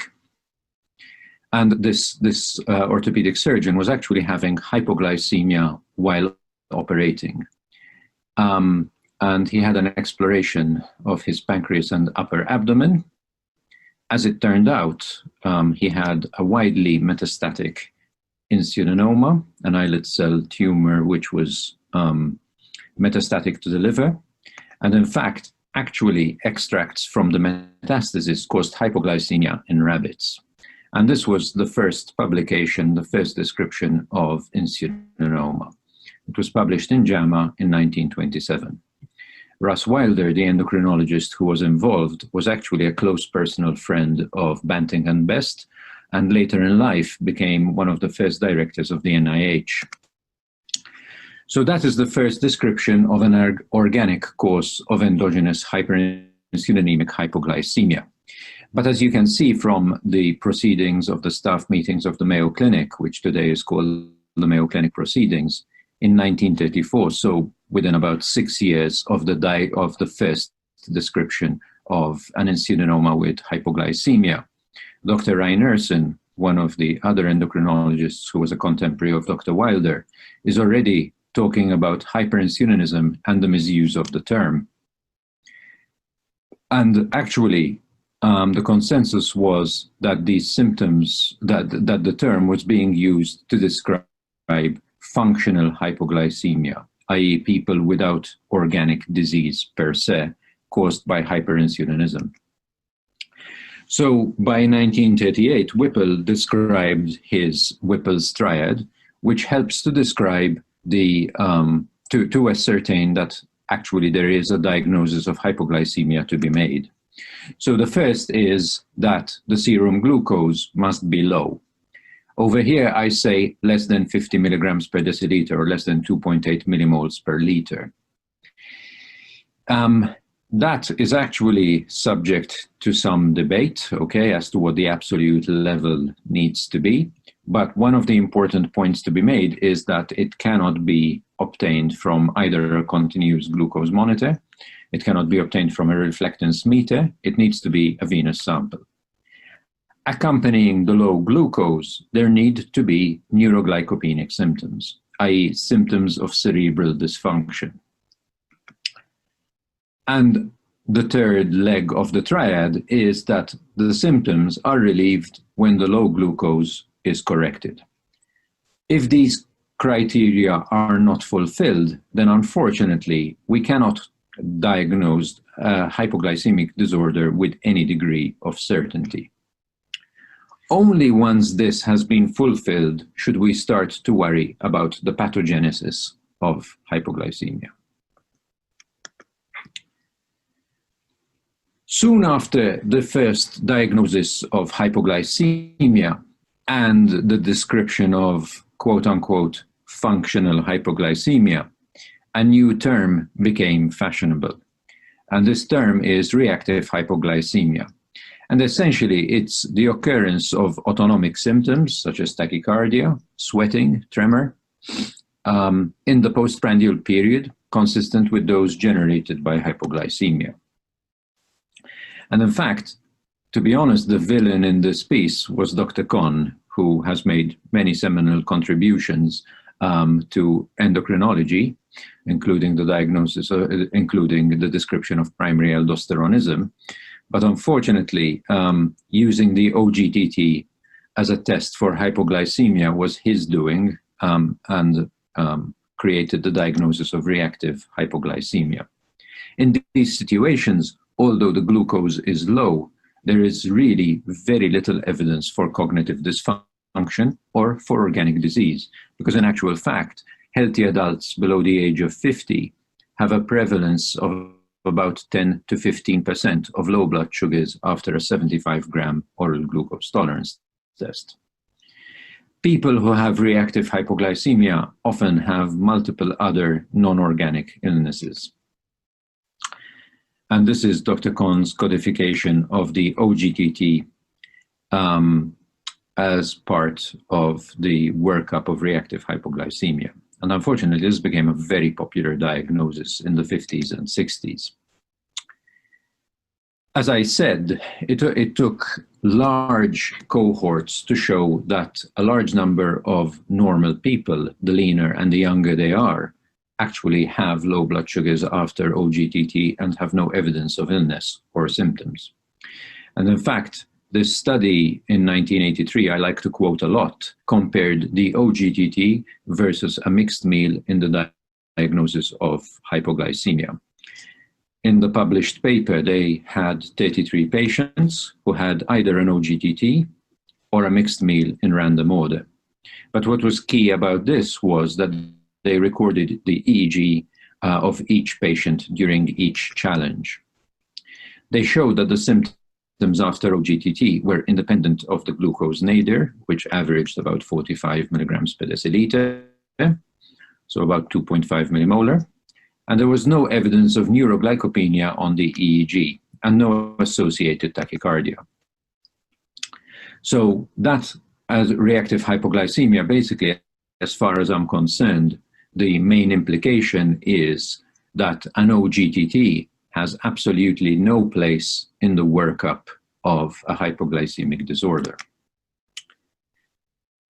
A lot of people, when trying to classify hypoglycemic disorder, talk about fasting versus postprandial hypoglycemia. We actually prefer a classification based on how the patient is feeling, ill versus healthy patients, because the mechanisms and the etiologies are likely situational. So somebody who walks into your office with documented hyperinsulinemic hypoglycemia is extremely likely to have an insulinoma. On the other hand, somebody who's sick in the ICU with multiple organ failure and has hypoglycemia is actually very unlikely to have an insulinoma. So as I said, the fasting versus postprandial classification is problematic. It's problematic because the timing of hypoglycemia is not necessarily unique to a given etiology. For example, insulinomas can be both, as I'll show you in just a bit, can be both causing hypoglycemia in the postprandial period as well as in the fasting period. The other important consideration is that subjects may confuse the timing or experience of both situations. So it may be actually difficult historically to tease out whether the patient's having fasting symptoms or postprandial symptoms. And I think my mentor and friend, who I'll acknowledge later, Dr. Service, doesn't like lists. So he points out that lists actually do not help people in prioritizing actual likelihood of disease when trying to make a diagnosis. As I said, hypoglycemia can be situational, so that in the sick patient, drugs that are known to cause hypoglycemia are probably the most likely cause, and they can be either prescribing error or else an interaction between the disease and the particular drug. For example, renal or hepatic failure make it more likely that opiates cause hypoglycemia. Adrenal insufficiency is actually a rare cause of hypoglycemia in adults, but it can happen. It has been described. It's very common in pediatric patients, but it ought to be thought about. Malignancy-associated hypoglycemia typically occurs in the setting of a known malignancy. If you remember what I said about insulinomas not necessarily causing fasting hypoglycemia, this is from our most recent series for the prior 25 years of insulinoma at the Mayo Clinic. This comprises about 250 insulinoma cases. 73% had hypoglycemia in the fasting state, but almost 7% of patients presenting with insulinoma had exclusively postprandial symptoms, and about 20% had both. Again, illustrating how the fasting versus postprandial consideration may be artificial.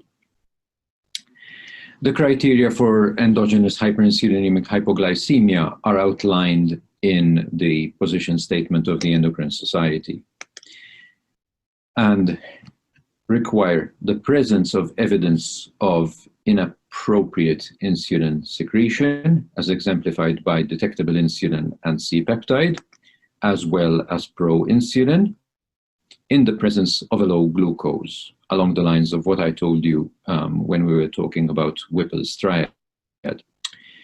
In addition, I think the diagnosis depends a lot on sampling for insulin surrogates, i.e. an endogenous bioassay for the presence of insulin or insulin-like factors. Beta-hydroxybutyrate or other ketone bodies should be absent if insulin or an insulin-like factor is being secreted. Also, people who are hypoglycemic after fasting should not actually have any glycogen stores within their liver. So we've given 1 milligram of glucagon and they have a response in peripheral glucose concentrations of greater than 25 milligrams per deciliter. That implies that some insulin or insulin-like factor was protecting glycogen stores in the liver despite hypoglycemia. And obviously, this biochemical picture is indistinguishable from the picture you'd see if somebody was taking oral hypoglycemic agents like sulfonylureas at the same time. So it's important that you screen for insulin antibodies and for oral hypoglycemic agents. And as you'll see in terms of sensitivity and specificity, detectable insulin C-peptide and proinsulin, surprisingly, aren't the most sensitive or specific tests for endogenous hyperinsulinemic hypoglycemia. This has actually grown worse than it was in 2009, as assays are more and more sensitive and capable of detecting small background amounts of endogenous insulin and C-peptide. Really, the best tests are showing that the equivalents of endogenous insulin are present. So a suppressed beta-hydroxybutyrate or suppressed ketones are far more specific and sensitive than insulin and C-peptide.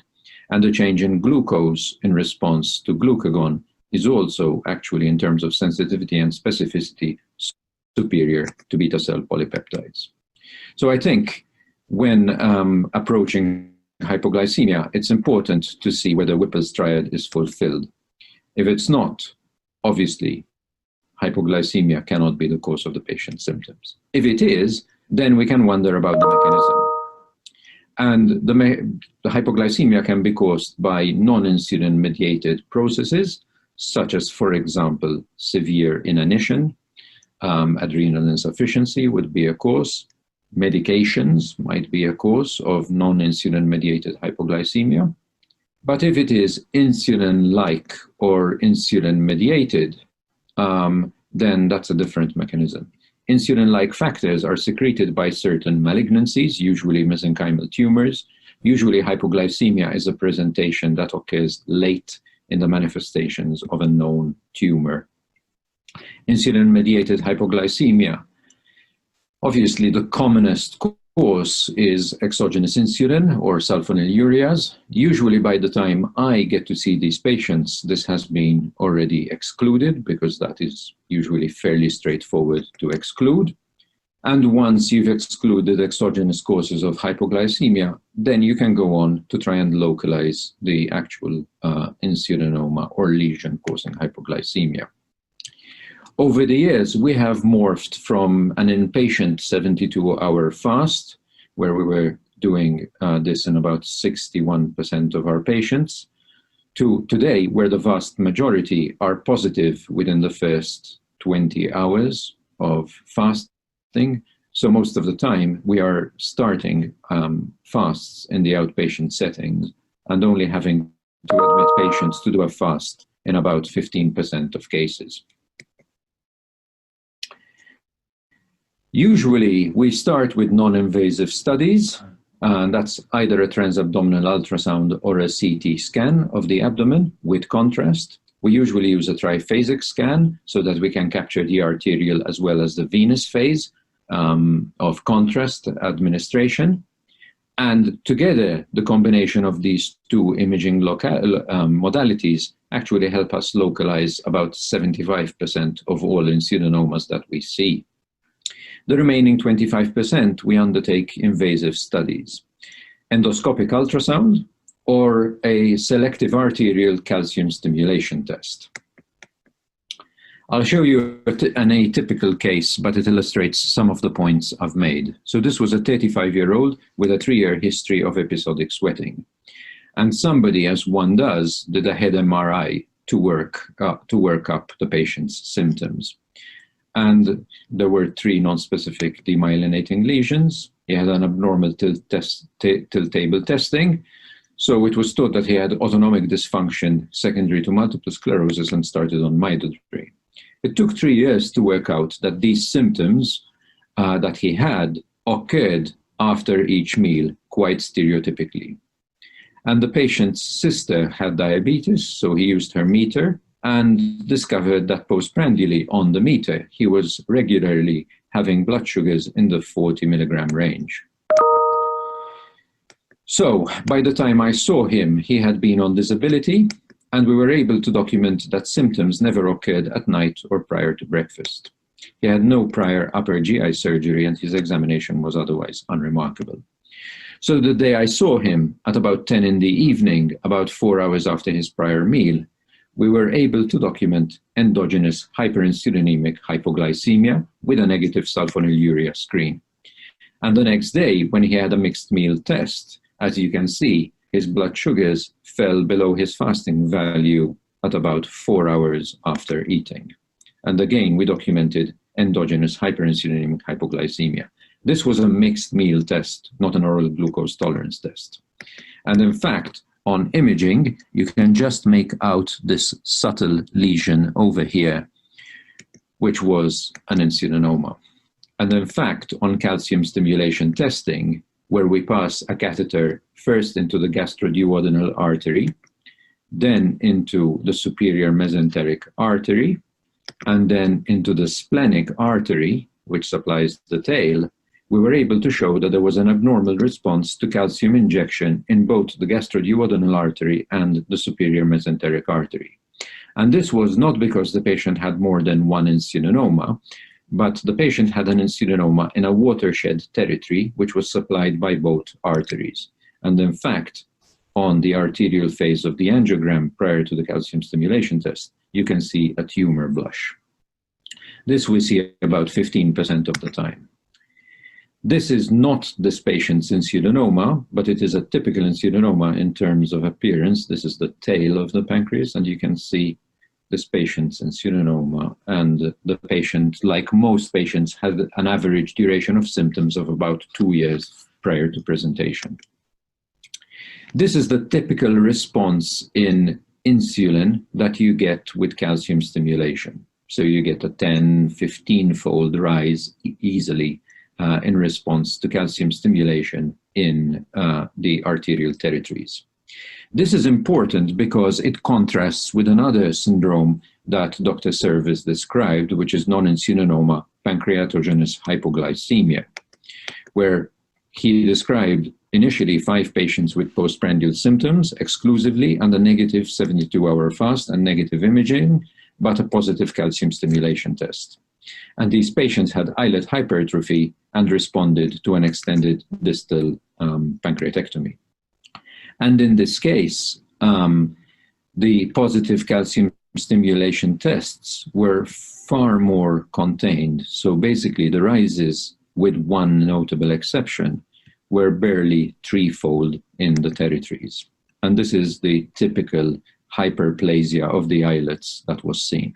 Now, the caveat here is that there is no strict criterion for a diagnosis of pancreatic hyperplasia. So pathologists can look at the same images and disagree as to the presence or absence of pancreatic hyperplasia. This is the hallmark of nesidioblastosis, which is the budding of neo-islets from the pancreatic ducts. Dr. Service subsequently described some patients who developed symptoms of hypoglycemia after Roux-en-Y gastric bypass. We've since described that after Nissen fundoplication or Ivor-Lewis procedures. And they have a similar presentation in that they have a normal 72-hour fast and have exclusively postprandial symptoms. Unfortunately, it has led to a conflation of NIFs with post-bariatric hypoglycemia.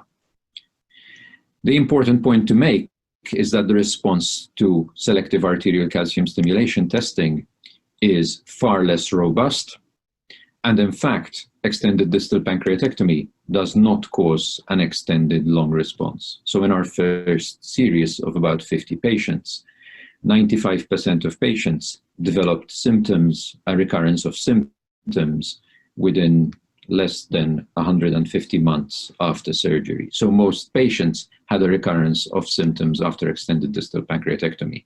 And nowadays, after bariatric surgery, hypoglycemia in this setting does not, we've abandoned distal pancreatectomy as a treatment.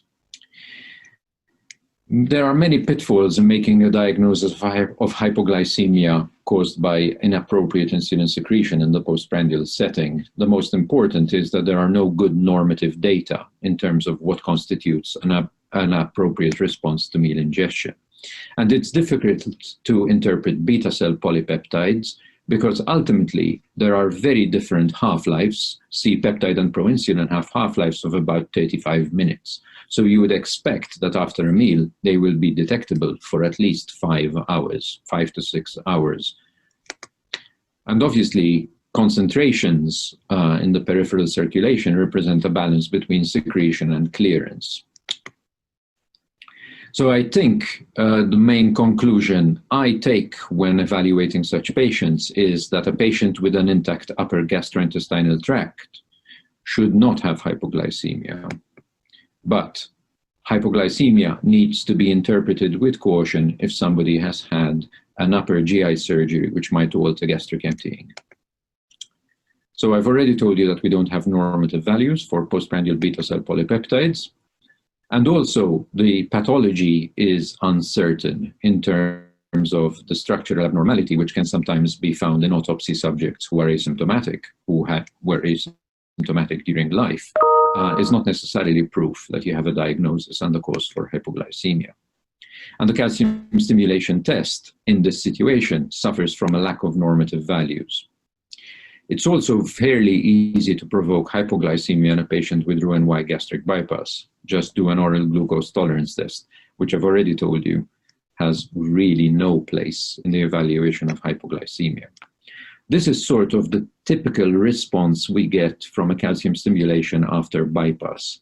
You can see that although this, theoretically in the gastroduodenal artery, would be considered a threefold response, the absolute numbers are actually pretty anemic, and the fold response is pretty anemic compared to that of an insulinoma.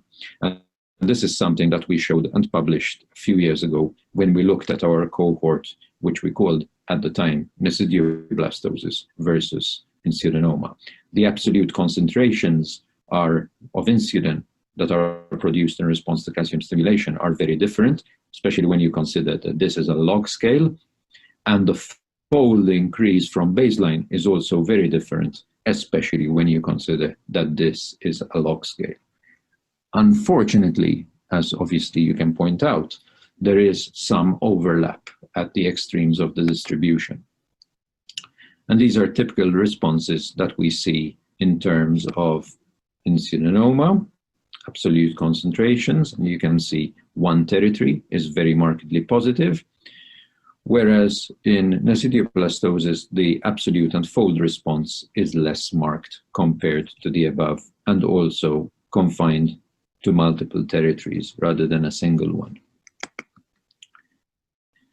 So essentially, if you have a maximum hepatic venous insulin concentration greater than 100 milliunits, this has a ROC specificity that is pretty high in distinguishing insulinoma from quote-unquote nesidioblastosis.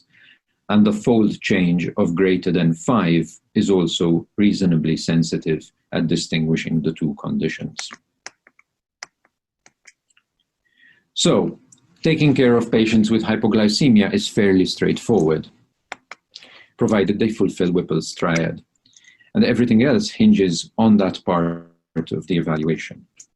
I would also like to acknowledge the help and mentorship of Dr. Service that he has given over the years. Unfortunately, as some of you know, he passed away earlier this year, and we miss him a lot.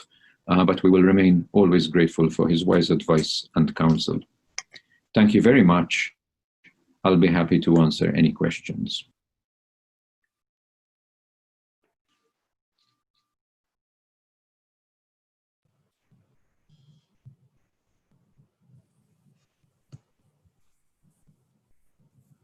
Thank you, Dr. Vela.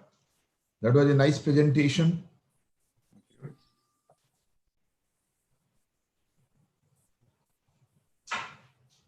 on especially hyperinsulinemic hypoglycemia in a scenario of insulinoma.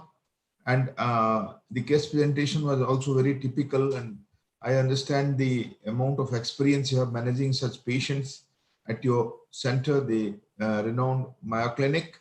So with this, I think both the speakers have done their best to the topics, and we should open the topics for the questions. Dr. Jethwani?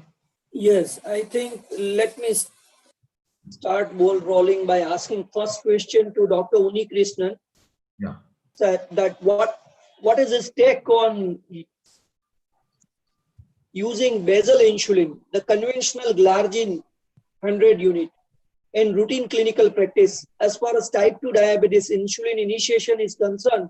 What are the clinical situations in which he will consider to use ultra long-acting basal insulins rather than the conventional basal insulins?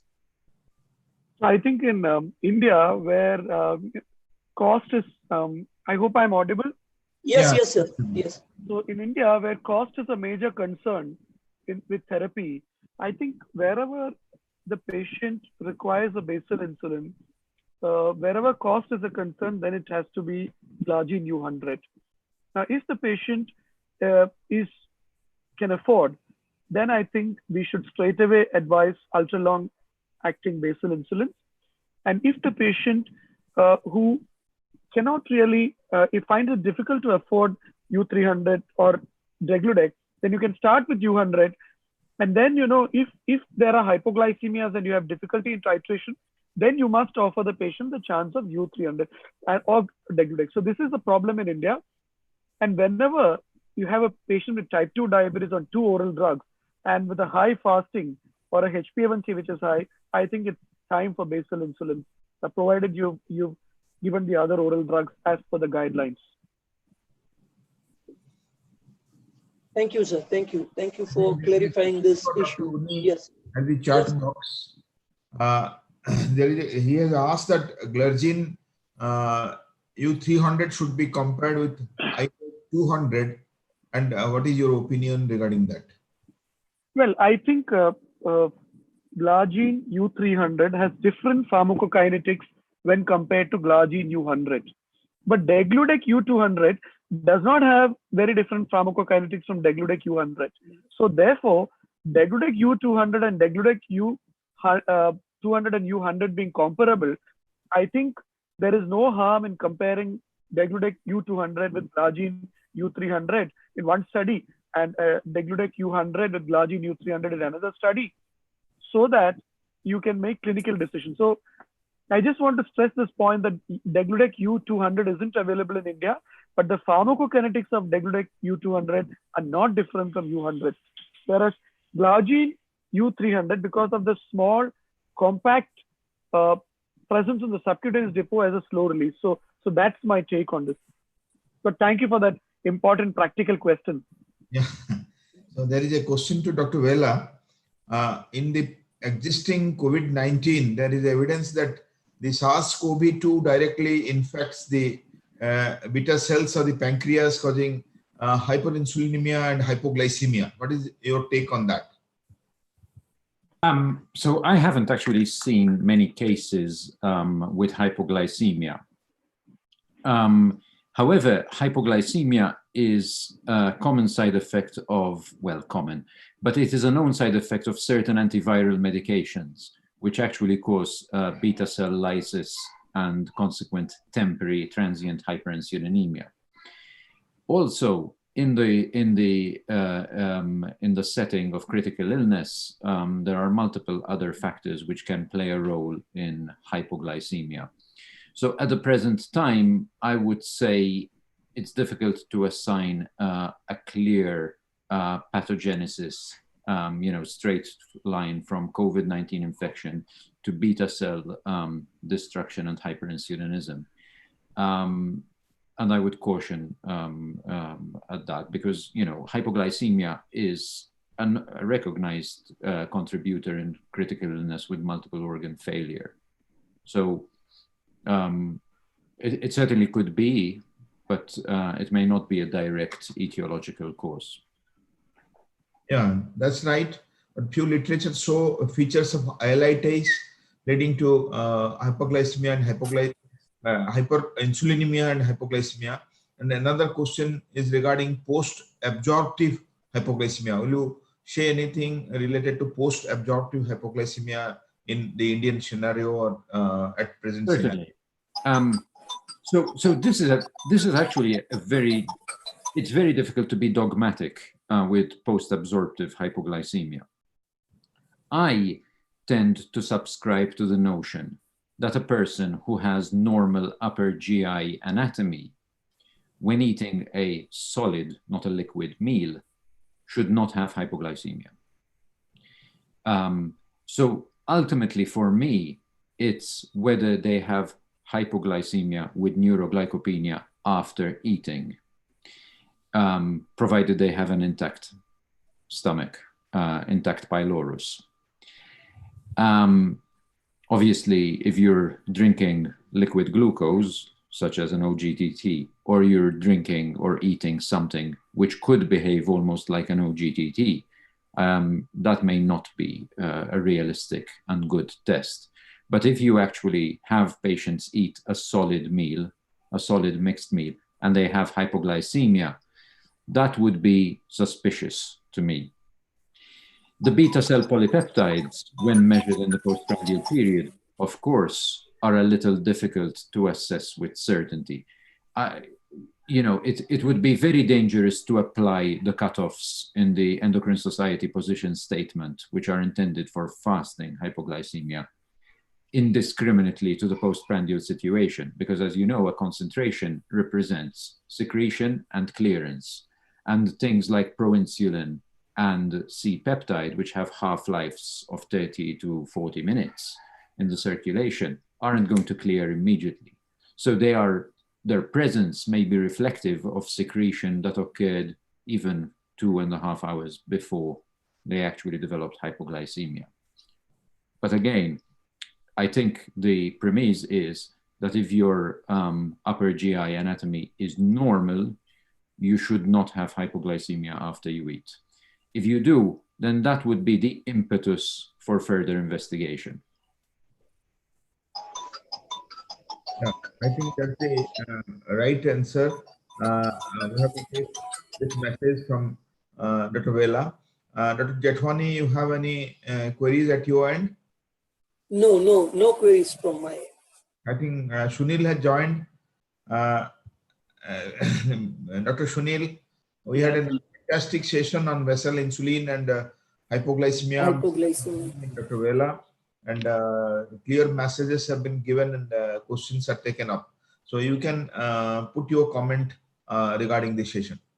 I feel one of the novel talk what I heard from Adrian Vela, and congratulations and hats off to you for the wonderful talk which I heard on hypoglycemia. I was worried what kind of thing it will be, but it is wonderful, and some new good cases also. We have learned a lot, and our people are not exposed to such talks earlier, but now I feel things will change, and it will certainly give benefit to every one of us. Of course, our own Dr. Unni is always fabulous in his presentation, and thank you very much, Unni, for this talk.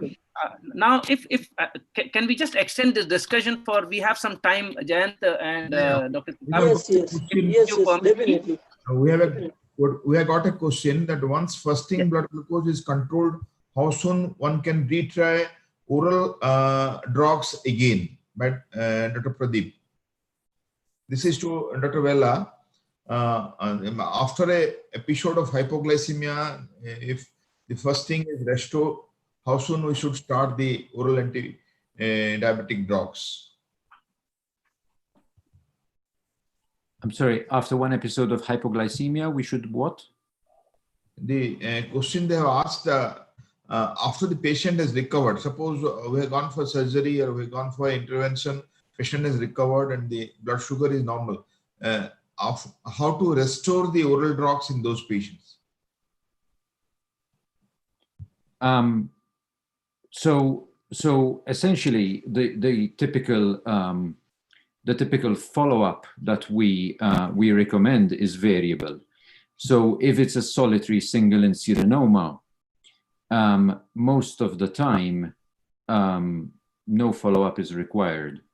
Patients are usually capable of differentiating true hypoglycemia from other symptoms. And, 99% of the time, well, 95% of the time, do not have another episode. There are some patients who are at risk of multifocal disease. Usually those have a syndrome like multiple endocrine neoplasia, and that is usually recognized at the time that the diagnosis is made. There are non-MEN1 patients that we have seen who have had multiple insulinomas. Usually more than one is present at the time of initial diagnosis, so you have some warning that follow-up is going to be required. The second scenario is when basically the insulinoma, although solitary, is actually rather large, and although the pathology is not equivocal, is not clearly malignant, because you can only make a diagnosis of insulinoma if there are lymph node metastasis, extrapancreatic metastasis, it might be suspicious for a malignancy. And in those situations, we like to re-image patients once a year, once every 2 years, depending on the appearances at surgery and suspicion. I think the question, sorry, Unni was to comment on this. I feel the question, in my opinion, was also pertaining to someone who has developed hypoglycemia, possibly because of the oral drugs. When should we restart the drug? That is one question, apart from what Adrian has already commented on insulinoma.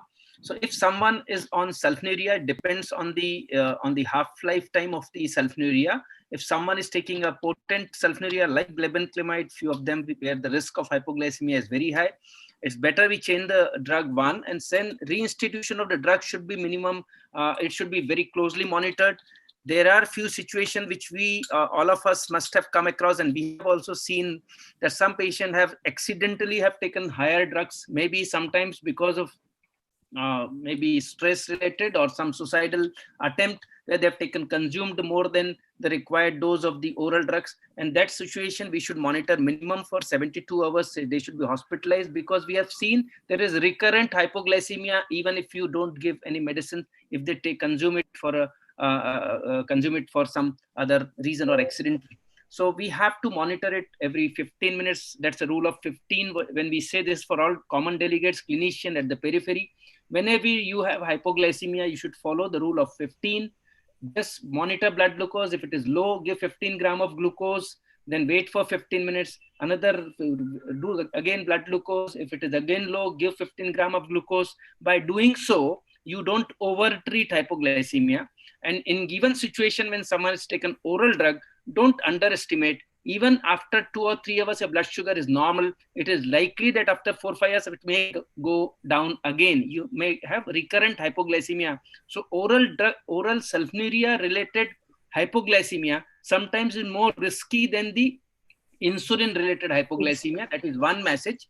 And second, those who are on drugs like metformin, SGLT2 inhibitors, gliptins, even pioglitazone, the risk of hypoglycemia is much less. So you don't need to monitor blood glucose so seriously as if the patient has hypoglycemia, which is sulfonylurea induced. I think the question here they have asked is that once the fasting blood glucose is controlled with basal insulin, suppose the type 2 diabetic failing on oral anti-diabetic agents. Okay. Now that is for Unni. That is for Unni.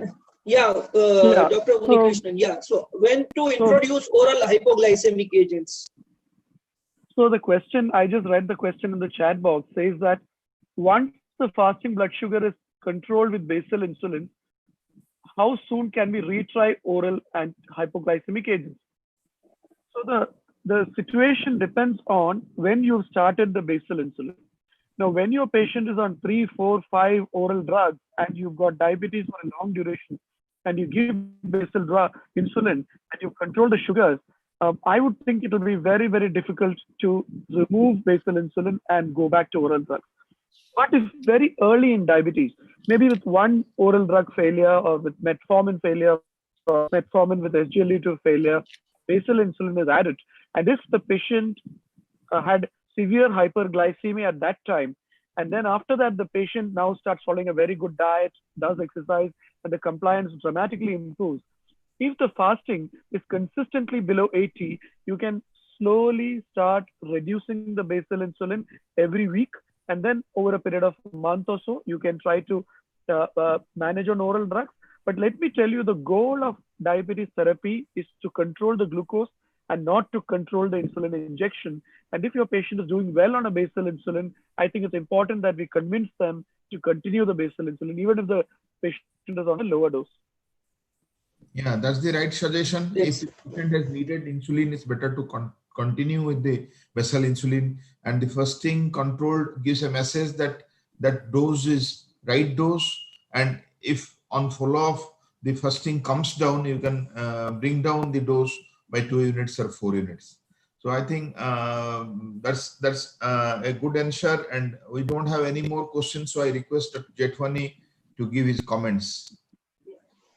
So I think as far as insulin is concerned, I will like to have Dr. Unni and Dr. Sunil Gupta both to give tips to clinicians, because most of the time in routine clinical practice at the periphery by physicians, insulin is started, but it is not optimized in a proper way. That is the area where they are lacking very much. So the patient will continue to take 8 or 10 units of basal insulin at night without any control of fasting blood sugar, without reaching targets. Then the patient gets frustrated and patient stops insulin. So just give them some tips that how to optimize and how to reach targets when you are starting with a basal insulin therapy.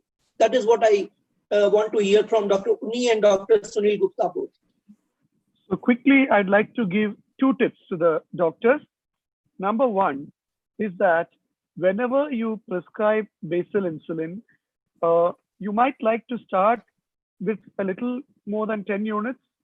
You might like to start with say 0.3 for example, with a 60 kg person, you can start with 0.3 units per kg. So you might like to start with 18 units. But I can understand in India, because sometimes patients develop hypoglycemia, it may be difficult. So even if you're starting with 10 units, you need to give a simple self-titration algorithm to the patient. You can just tell the patient that if you're fasting to 80, reduce the glargine or degludec by 4 units. And if the fasting is more than 110, keep increasing the glargine or degludec dose by 1 to 2 units till you reach guideline. So a simple self-titration algorithm, even in the prescription pad, you can just write it with pen. We give a printout to the patient and we tell our diabetes educator to follow. But I can understand that all GPs may not have access. So then at least a simple algorithm. There are online insulin titration tools also available. The second tip I want to give to the practicing doctor is that prescribing insulin is only 1/10 of the story. It's how the patient takes insulin, the technique, the use of the pen, the rotation of the pen, the device dynamics, examining the abdomen for the site of insulin injection to look for lipohypertrophy. So all these have to be done if you were to actually make sure that insulin therapy is perfect. Another simple thing is Somogyi phenomenon. Whenever your patient is taking insulin and you're keeping on increasing the basal dose and the fasting sugar is going up, always look for a 3 AM blood sugar. And if it's below 60, think of reducing the night dose of insulin. So these are all some common things. So point number 2, home titration of insulin should be encouraged. And point number 1, maybe I've escalated it to point number 1, is that prescribing insulin is not enough. We need to look at whether the patient's technique, storage, administration are all proper. I feel very well commented, Unni. It's basically education. So if you counsel patient well, it should not be a big issue. Every person who's on insulin, or even someone who's been labeled to have diabetes, should have a glucometer at home. Unfortunately, many of us, they don't take glucometer. They go on taking insulin. Pratap Jethwani has very nicely pointed out you write insulin, but no one intensifies insulin, and they are not aware of it. And for the year, they don't come back to you with the same 10 units of insulin you have written the first prescription 1 year back. And that HbA1c remains. And that is why we also usually write there that you can have two options. Either you increase 1 unit per day, or you can increase 2 to 3 units, 2 units every third or fourth day. Like this, we educate. Now there are apps and something available for insulin, even increasing the dose of insulin, modifying it. But still, I feel one-to-one counseling and education is must. We need to give, and we have to have educator. If not educator, we can ourselves do this. So everyone should have glucometer at home. Everyone should monitor blood glucose depending on the on a regular basis. If someone on multiple doses of insulin, minimum one sugar per day. On basal insulin, also I recommend officially 1 prick per day in the morning at least. But still, if you can't do it, at least one time in 2 to 3 days should be done. Ideally, 1 sugar per day. Monitoring. Third, how to increase the dose that we should teach them. Insulin technique, very important point which Unni has taken out, and we have some published data possibly for the first time in the country that we have type 1 diabetes lipohypertrophy. We have seen almost 69% lipohypertrophy. For those clinicians who are not aware of it, they should know that if you go on taking insulin at the same site, at the same insulin site or injection site, there is a swelling of the fat tissue, which is a rubbery swelling. That is called a lipohypertrophy. But because of this fat swelling, they go on taking insulin at the same site because it is a painless site. And because the site is painless, patient goes on taking insulin at lipohypertrophy site, and there is changes in the pharmacokinetics and pharmacodynamics of the insulin, and there are unexplained hypoglycemia and unexplained hyperglycememia, and there is increased glycemic variability because they go on taking insulin sometime at the liposite and sometime at the normal tissue. And we have documented this. Even in type 2 diabetics, those who are on insulin therapy, there is around 34% of the people on insulin for more than 1 year have found to have lipohypertrophy. So we have to have good rotation of the site, use of insulin needles, how many times which should be used, and many more things to be added. And there are good FIT guidelines. We have FIT India guidelines also. I feel Unni is also a part of it. So we have to have technology. Basically, it comes in the patient education aspect and teaching when it comes to forum of FIT, forum of injection technique, FIT guidelines. So we should give. So such printed things what he is giving should also be kept. And I feel insulin companies should also encourage injection technique. The unfortunate part is that most of the insulin companies are focusing more onto encouraging insulin therapy, and injection technique is not being taken on their priorities. I feel this part should be taken more seriously by all people who are manufacturing and selling insulin. Unni, you will agree with this. 100%. I agree with your views, sir. Thank you. Thank you. I think these are the important tips for all the clinicians, particularly those who are working in periphery, that any patient you are putting on insulin, education is must. Not only about insulin therapy, but about technique, storage, site rotation, everything. And whenever the patient come for follow-up, you have to review their sugar chart, how they are insulin, how the technique they are using, and also you have to inspect their injection sites. As far as lipohypertrophy is concerned, this is very easily missed if you don't examine the injection site. So that is also a very important thing which is to be taken care whenever you are starting a patient on insulin therapy. I think now, and those who are interested, Pratap Bhai, those who are interested, they can just download this FIT guidelines. Yes. FIT guidelines for injection technique guidelines. They are available, very easily available. They can take a printout and keep in their clinic, and they can even hand over it to the patients. Yes. I think with this, we are coming to the end of this session by two very important talks. One on basal insulin by Dr. Unni Krishnan, and one on hypoglycemia that is related to insulinoma, something new for clinicians to understand. This is also an entity by Professor Adrian Vela from Mayo Clinic. And I think now I'm thankful to Dr. Jayant Panda for co-chairing this session, and Dr. Sunil Gupta for making me part of this excellent academic forum that is Hello Diabetes Academia. And with this, I conclude the session and hand over to Dr. Jayant Panda for final comment, and then to Dr. Sunil Gupta. It was a fantastic session, nice interactions. Thanks both the speakers. Thanks Sunil for the show, and we declare the session closed. Thank you. Thank Thank you, you everyone. very much, Jayant. Thank you. Thank you very much. Wishing each one of you health and happiness. Yeah. Thank you. Thank you. Take Thank care. you, Jayant. Thank you, Unni. And thank you, Dr. Adrian Vela. Thank you very much for a wonderful deliberation, and heads off to you. Thank you. And maybe in future, we would love you to be here in India sometime. Maybe after this Corona issue, maybe I don't know, 1 year or 2 years, but sometime we want you to be here with us physically. The only thing we are missing We are honored to is the have. dinner. Only thing we are missing is Sunil's dinner, the cultural night, and the beautiful attire to wear. I'm remembering last year's banquet. Yes, so nice of you. Thank you. Thank you very much. Thank you. Thank you.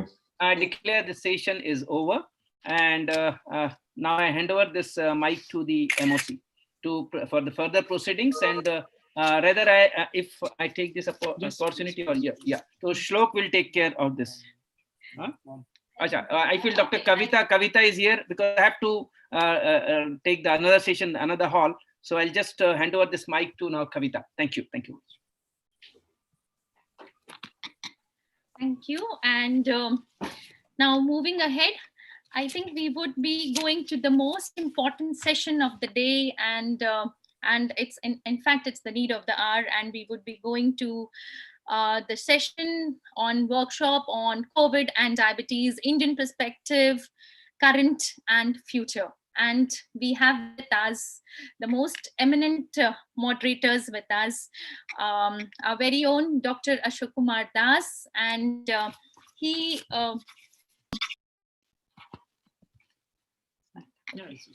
yes. He is the program chair of this Hello Diabetes Academia. He's also the ex-dean and director, JIPMER Puducherry, and he's also the mentor of many of us. So along with him, I also request Dr. Shashank Joshi. He is the Padma Shri awardee. He's also the ICP Dean, IDF Southeast Asia chair, and he's the young, dynamic endocrinologist. I think he needs no introduction. He's already known for his oratory skills and intellectual skills. Thank you, and over to you, moderators. Thank you so much.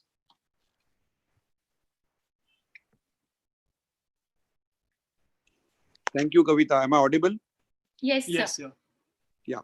So we are now going to start with this interactive session where we have some excellent domain experts like Dr. Raman Ganga Khedkar, who is a Padma Shri awardee, who is with the Indian Council of Medical Research. And what you see in the ICMR in the COVID task force, a lot of that is Raman's brainchild. I have known him for the last 3 decades. He has done a lot of elegant work in the field of HIV medicine, infectious diseases, communicable diseases, and now has been at the forefront of Corona and COVID with our Honorable Prime Minister and ICMR. So Dr. Raman Ganga Khedkar is a Padma Shri awardee, and he has been very closely involved with the current pandemic. We then have Professor K.K. Agrawal. He has been leading Delhi in a very, very aggressive way. He's a cardiologist par eminence. He has been the past president of the Indian Medical Association. Now he is the president of the Commonwealth Association, and he has been leading COVID from the front.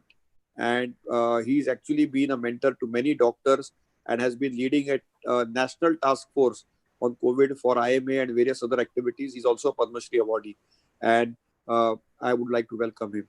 Then we have Professor Sudhir Bhandari, who is the Dean and the Director Professor of Medicine at the SMS Medical College, and he's really been at the forefront. Jaipur was the first place where a lot of imported coronavirus came, and since then he has been leading Rajasthan in the fight against COVID, and he's a good friend of ours. He has had a lot of publications in the COVID front. We have 2 other unique people with us. One is our own Additional Director of Police from Maharashtra State, Dr. B.K. Upadhyay sir. And we have Manish Awasthi, who is a TV anchor, who is going to join us. So we have this very elegant panel. I will just make some introductory remarks, and then I will ask inputs from Dr. K.K. Agrawal, Dr. Bhandari, and Dr. Raman Ganga Khedkar. So when I start, I think COVID is predictably unpredictable. It's a small little microbe which has virtually halted planet Earth. Diabetes and COVID is no different. Diabetes is a major comorbidity which we face, and we know that hypertension, diabetes, actually risk in a very big way this whole scenario of COVID. And COVID hyperglycemia itself has emerged as an entity. In fact, what we have seen in Mumbai is very clearly patients coming with diabetic ketoacidosis, never had history of diabetes, and they ended up having COVID. So COVID is, something which is teaching us all the time. We are going to have so many experts today, which we are going to tell us. So COVID symptoms typically have been, shortness of breath, fever, and a little bit of, dyspnea.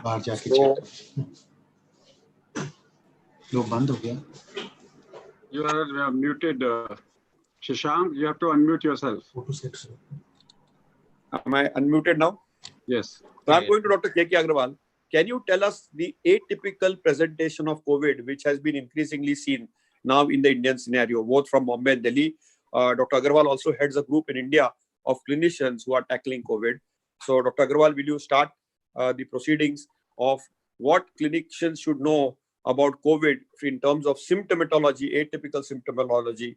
And I also want you to correlate it with the various phenotypes which are seen in our traditional Indian literature, because you have a very strong connect, and you are a hidden, pearl in you, that you also know how to connect modern medicine of allopathy or allopathic style of medicine with the Indian traditional medicine.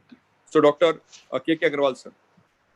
Thank you, Shashank. First of all, let me congratulate and thanks Dr. Sunil Gupta for calling me here. And namaskar to all my fellow colleagues, and specifically to my friend Shashank Joshi. And currently I'm the president of Confederation of Medical Association of Asia and Oceania. And the first meeting on COVID we had was 16th of January in Myanmar. We have 5 countries. We met together and we discussed about the possibility of it entering outside the China. And since then, I'm working on this particular disease on a daily basis. And when we come back to the India, there are 2 types of manifestations we are seeing. 0 to 12 years, we have seen only 1 child becoming serious. And I have data of over 3,000 patients, which I have encountered in the last couple of months. B, in women, premenopausal women, they have more diarrhea. Their presentations have more diarrhea, and their mortality is very low. 4th thing we have seen is people who have loss of smell and loss of taste. 80% of them are males, 60% of them are males, 40% of them are females. So there is a male predominant in loss of smell, loss of taste. 88% of them have both loss of smell and loss of taste.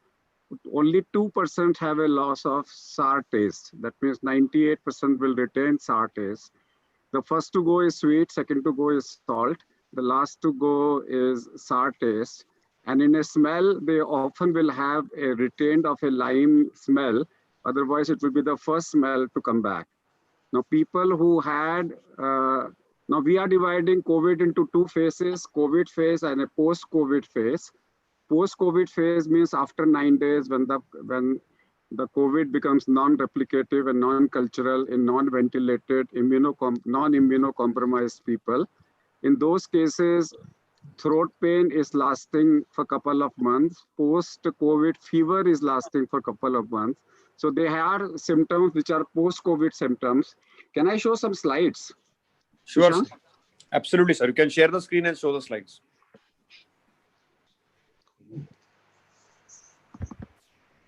So our observations are in the children, not the first one to get infection. The mean duration of symptoms in children is 3 days. Most of them have rash, diarrhea, fever, and cough. It often spreads in family. And children we have not seen as the first contact developing COVID. So we have seen headache in 2%, rash in 2%, shortness of breath with exertional, with no fall of SpO2 in 10%, diarrhea in 10%, mostly females, smell and taste in 20%, hemoptysis in 2%, cystitis, left eye vertigo, right leg pain, toothache, nose block, 1%, throat pain, irritation, obstruction of feeling in 60%, fatigue, tiredness in 12%, which is episodic, pain below the knee in 10%, feeling of warm in the body in 1%, sweating unexplained 1%, swelling face and leg 1%. Then we have post-COVID manifestations, throat irritation, 30% lasting for months. When I say months means now we have data of around 2 months. People having throat irritation, bronchitis, exertional tachycardia, episodic tiredness, weakness, fever in 10%, low grade, exertional, evening rise, chest pain, costochondritis in 15%. Then we have post-positive RTCP after 14 days, 7% of the cases with mean of 20 days, RT-PC can remain positive.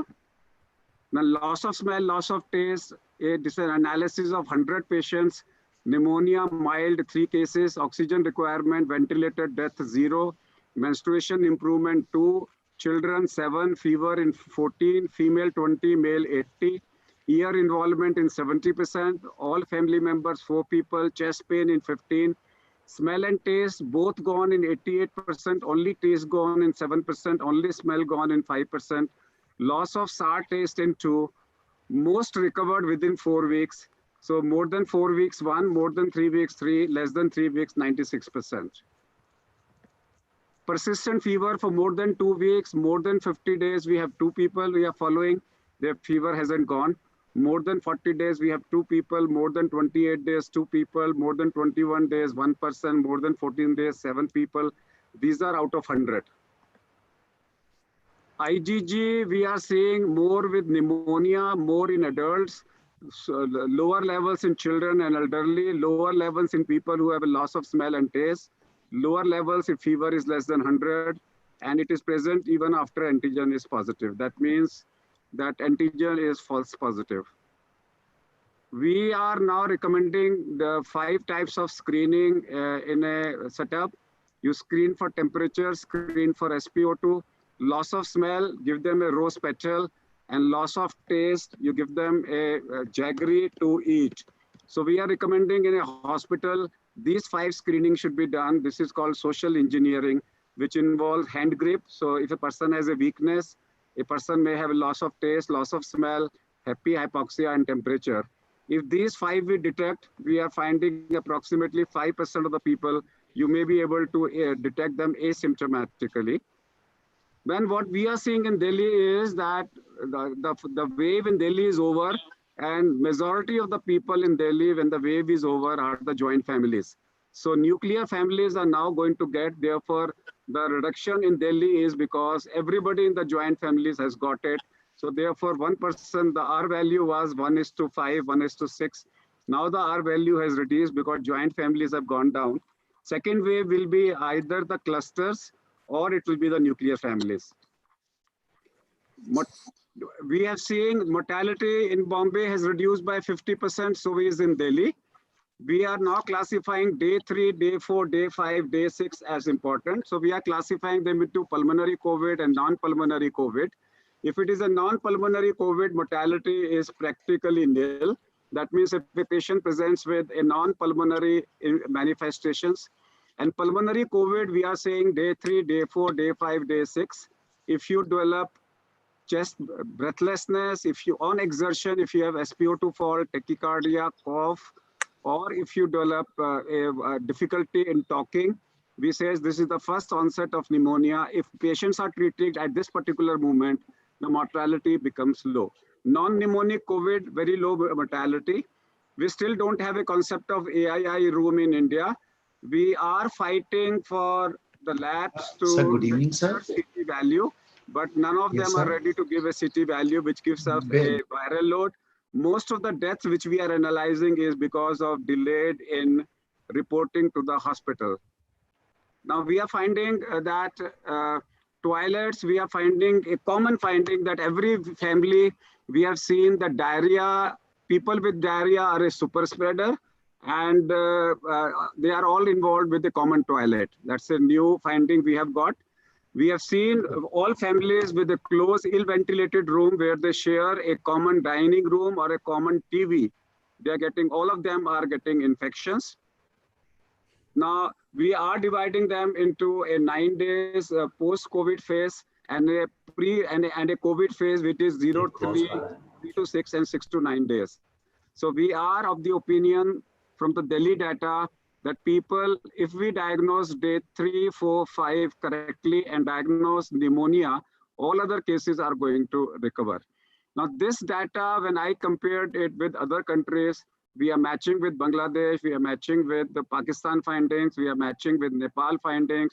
The incidence of disease is very low in Sri Lanka. We are in touch with them that why the mortality is low. In Asian countries, we have seen 4 different types of patterns. One is New Zealand and Australia, they have a different mortality. Then China, Taiwan, South Korea, Hong Kong and Singapore, they are behaving the same way. India, Pakistan, Nepal and Bangladesh is behaving the same way. And then we have Malaysia, Indonesia, Thailand, and they are behaving the same way. So there are different types of patterns being seen. And we are seeing a constant pattern in our neighboring countries, the same type of a mortality, the same pattern of cases in India and them. Thank you, Shashank. Thank you so much. And if you could unscreen. So Dr. Agrawal, you have really told us a very large clinical spectrum. I'm going to the man of India. If you ask me the single point person on COVID in India, it has been Raman Gangakhedkar. And I'm asking Professor Raman Gangakhedkar, who is a good friend of mine, to tell us everything about Indian virus, something little bit about the testing beyond RT-PCR. Now the antigen test is available, the antibody tests are available, and you have been at the helm of affairs in ICMR, actually overseeing this whole thing. So people are very confused about this antigen test, antibody test, as well as the RT-PCR test. So whom should do what test? And the first question is a little bit about the Indian virus, because you have insights on, are there many mutations? Are there different, viral subtypes? Is some subtypes of the virus more virulent? Some are less virulent. And what is your first-hand view of the pandemic? Because you have seen it from very close quarters. You have access to data which none of us have, and you have a deep insight in infectious diseases. Dr. Raman Gangakhedkar. First, I come to certain facts. Since you asked about those viral subtypes that we have, one has to remember that India is host to almost all subtypes that are prevalent everywhere. Because this was an imported infection. The first infections that came from Iran tended to show even US subtype. When it came to those that came from Italy specifically, because initially, the number of people who were coming from Italy to even Kerala and then elsewhere continued to be high, and they presented all European subtypes.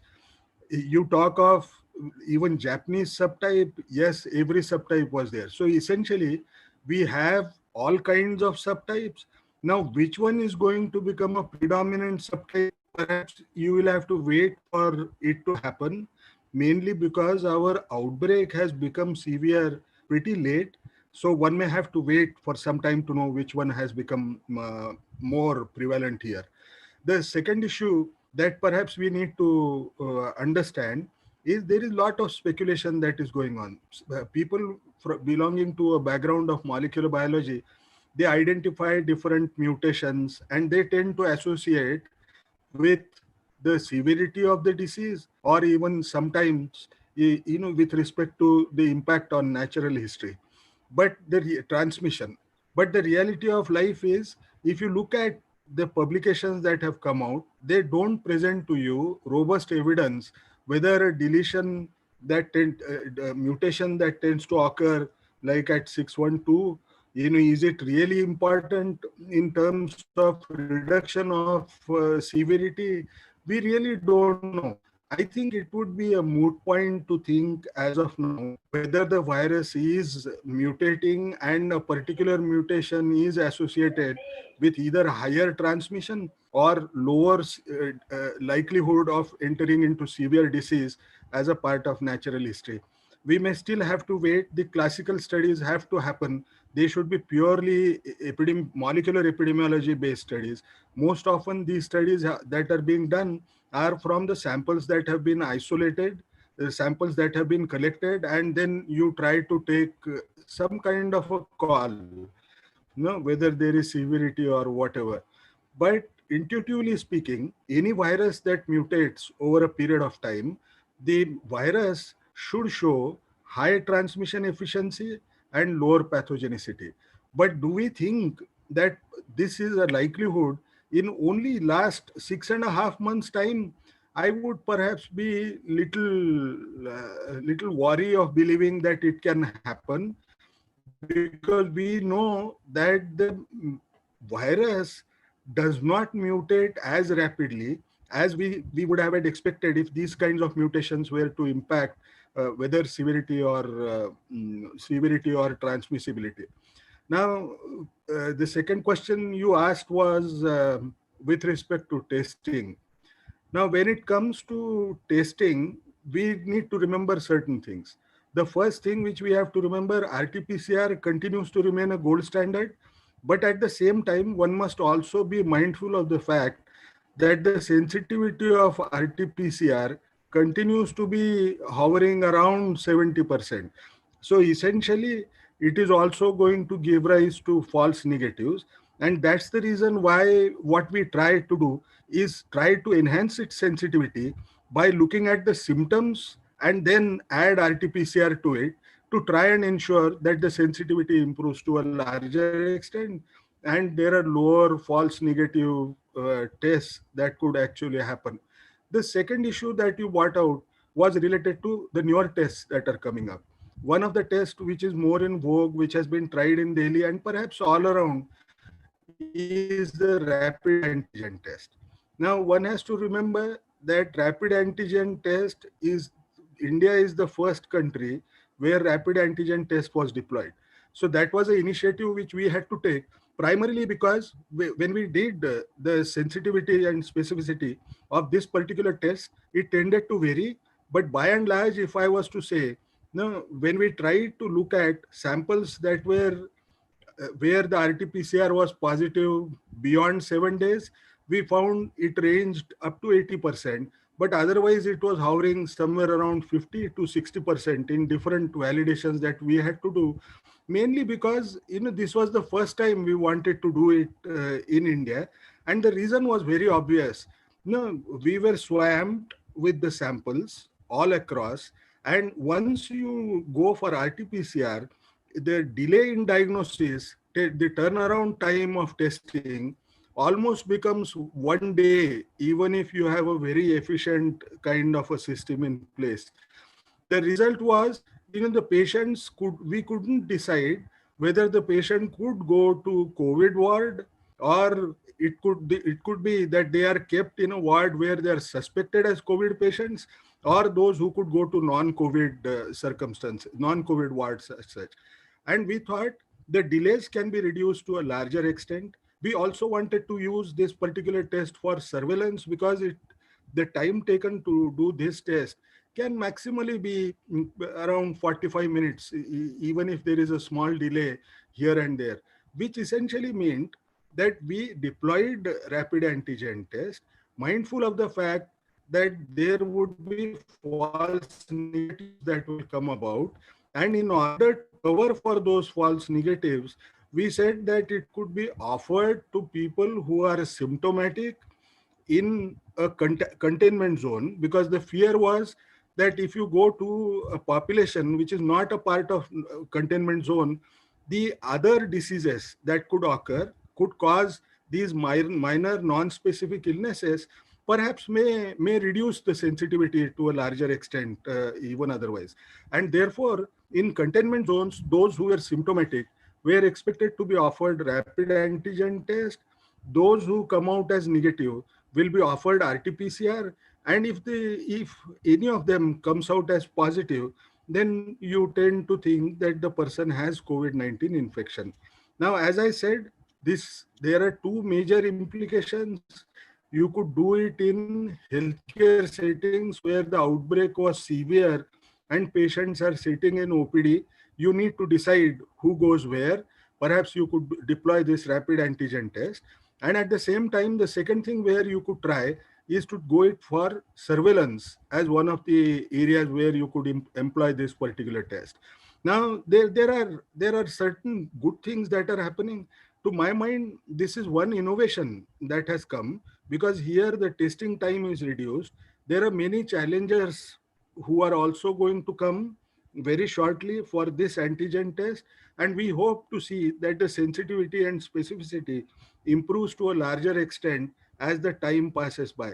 Because one has to remember, most of the tests that we are seeing are almost first generation tests. And I'll give you an example, that RT-PCR that we have been using so far was a first generation test.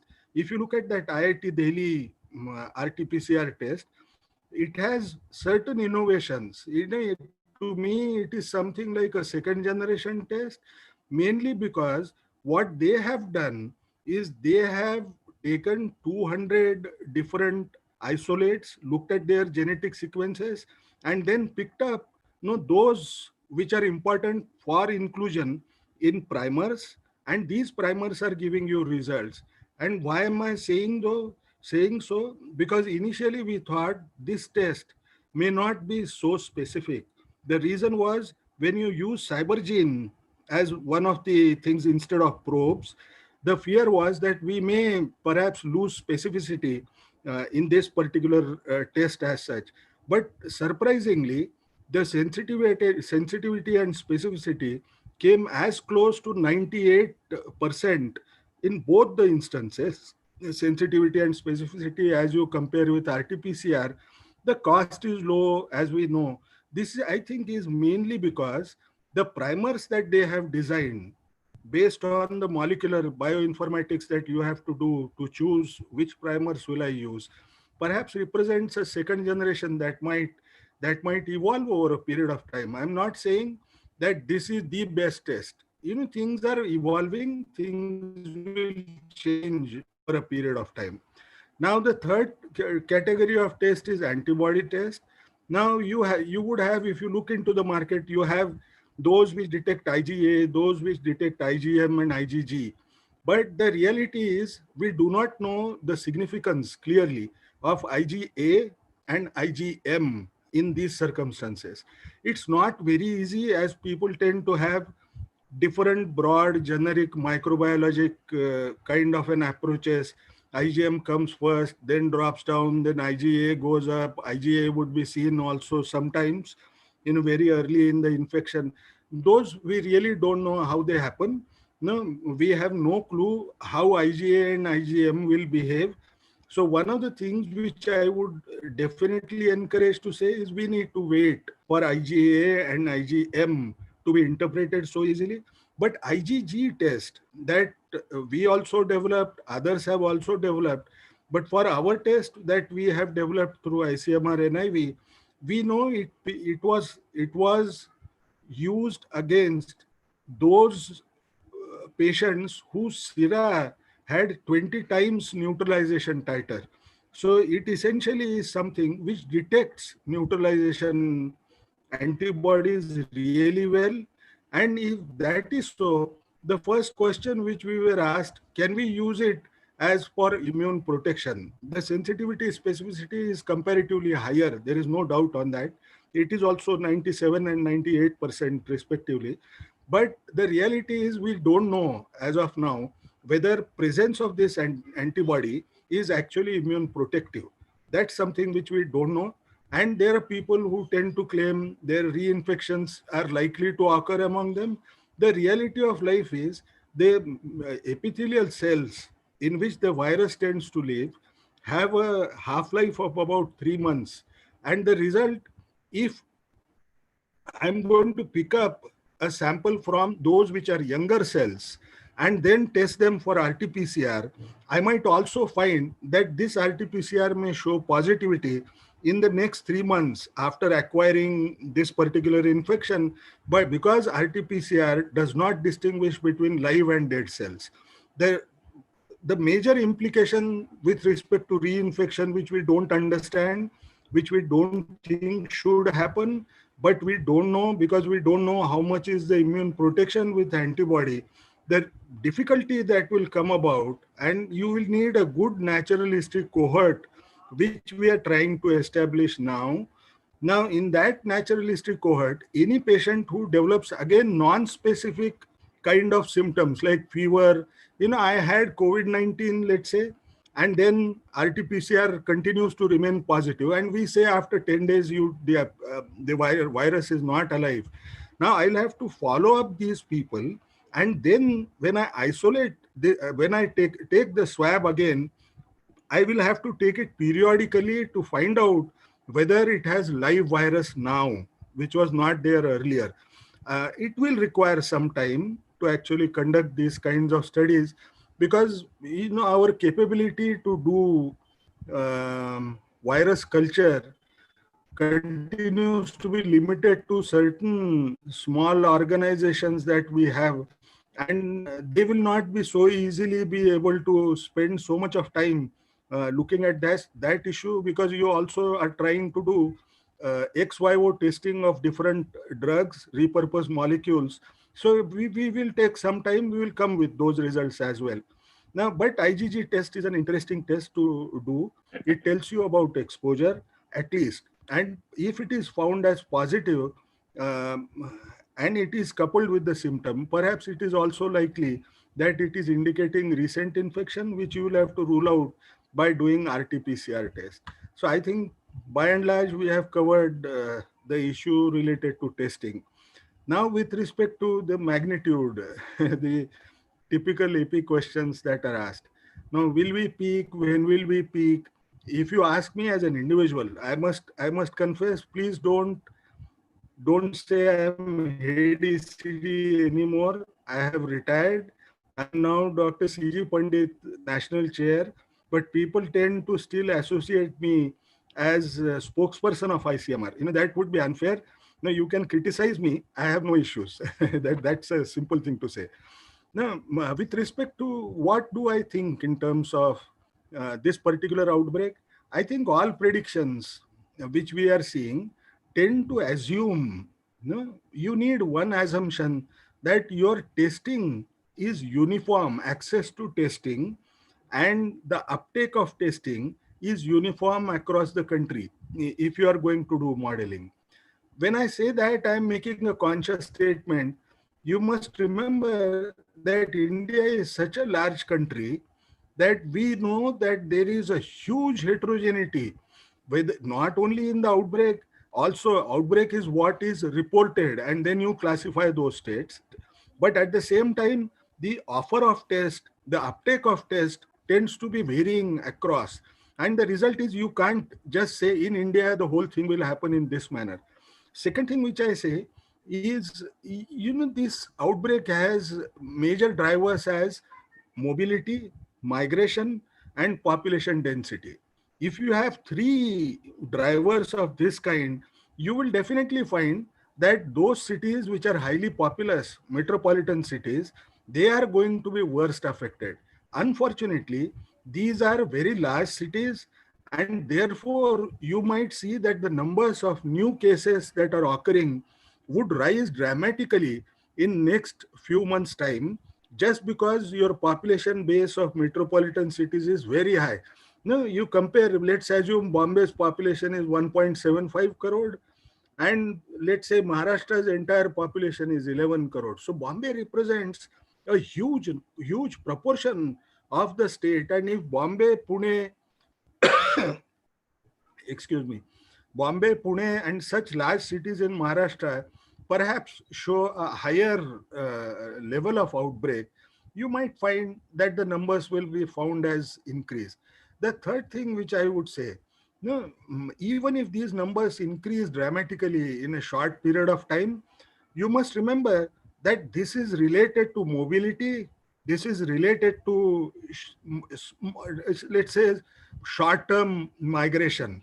If you are talking of a particular state. Now, if that is going to happen, you will find towns where these outbreaks will become severe when the entire outbreak in urban cities like metropolitan areas is maturing, they will start coming up. So it's very difficult to say. No, even in a state, you will find the smaller is the unit, the better is the predictability. But when you talk of all India, I have no idea how things are going to pan out. Whether people ask whether there is a second wave, the reality of life is I don't know whether first wave will end. No, when will it end?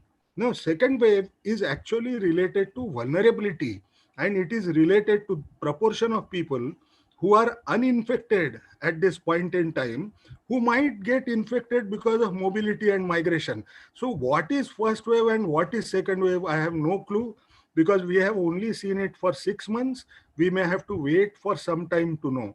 The last thing before I close up, because I am aware that we have smaller time, no, we need to remember that one message that I want to strongly give, because there is somebody from the press, we should, don't quote me on wrong things, but this thing can definitely go in press, that please do ensure that whatever we write up, no, we shouldn't say wherever the number of cases are increasing, when testing is improving, should be equated with poor governance.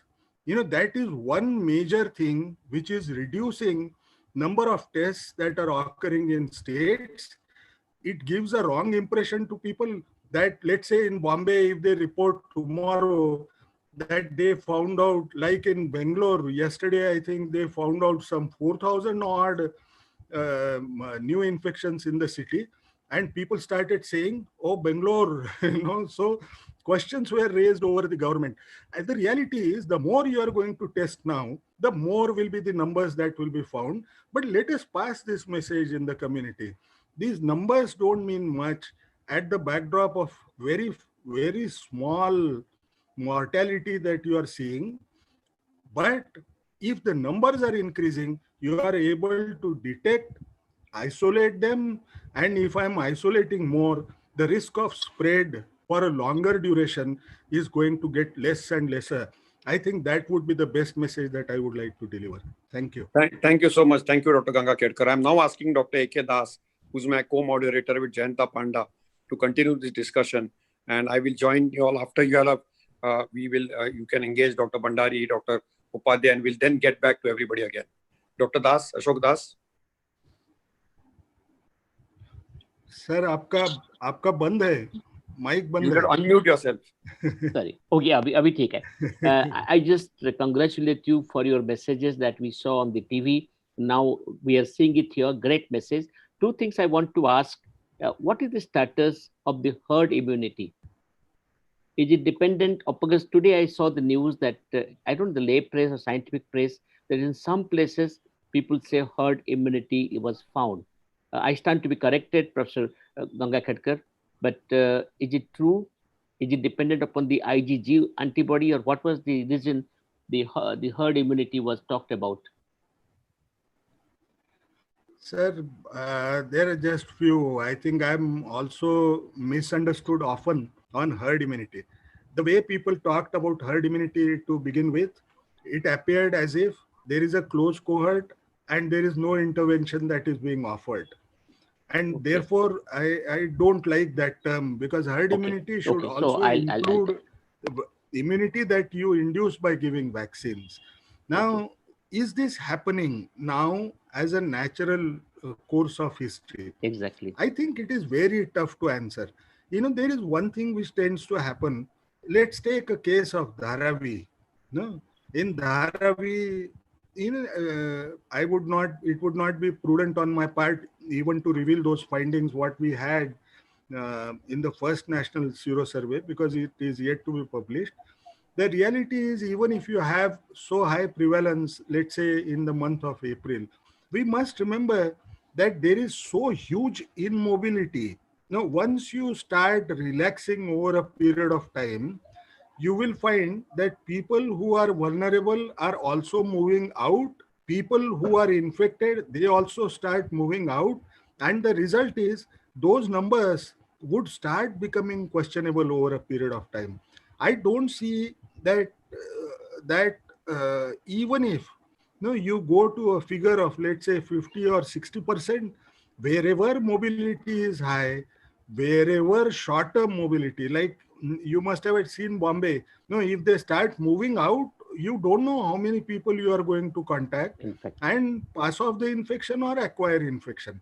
So to me, the issue of herd immunity, as long as it includes both, in absence of vaccine, perhaps herd immunity is something which is less desirable in terms of mortality, that you will have to look at one of the risks. But herd immunity is one concept that we talk of.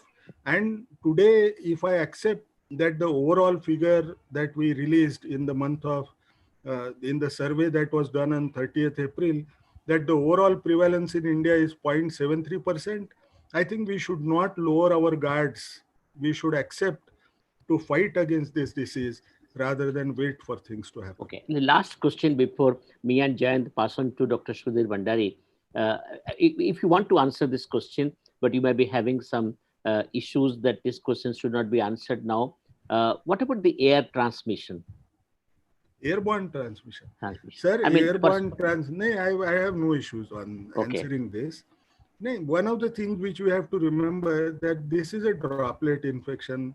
Yes. But there are certain circumstances where there is a risk of it becoming airborne infection.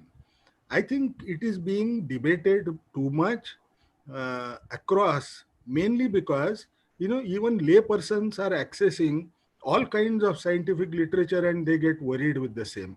Exactly. Now, for lay persons, I always say that you must trust that this is a droplet infection.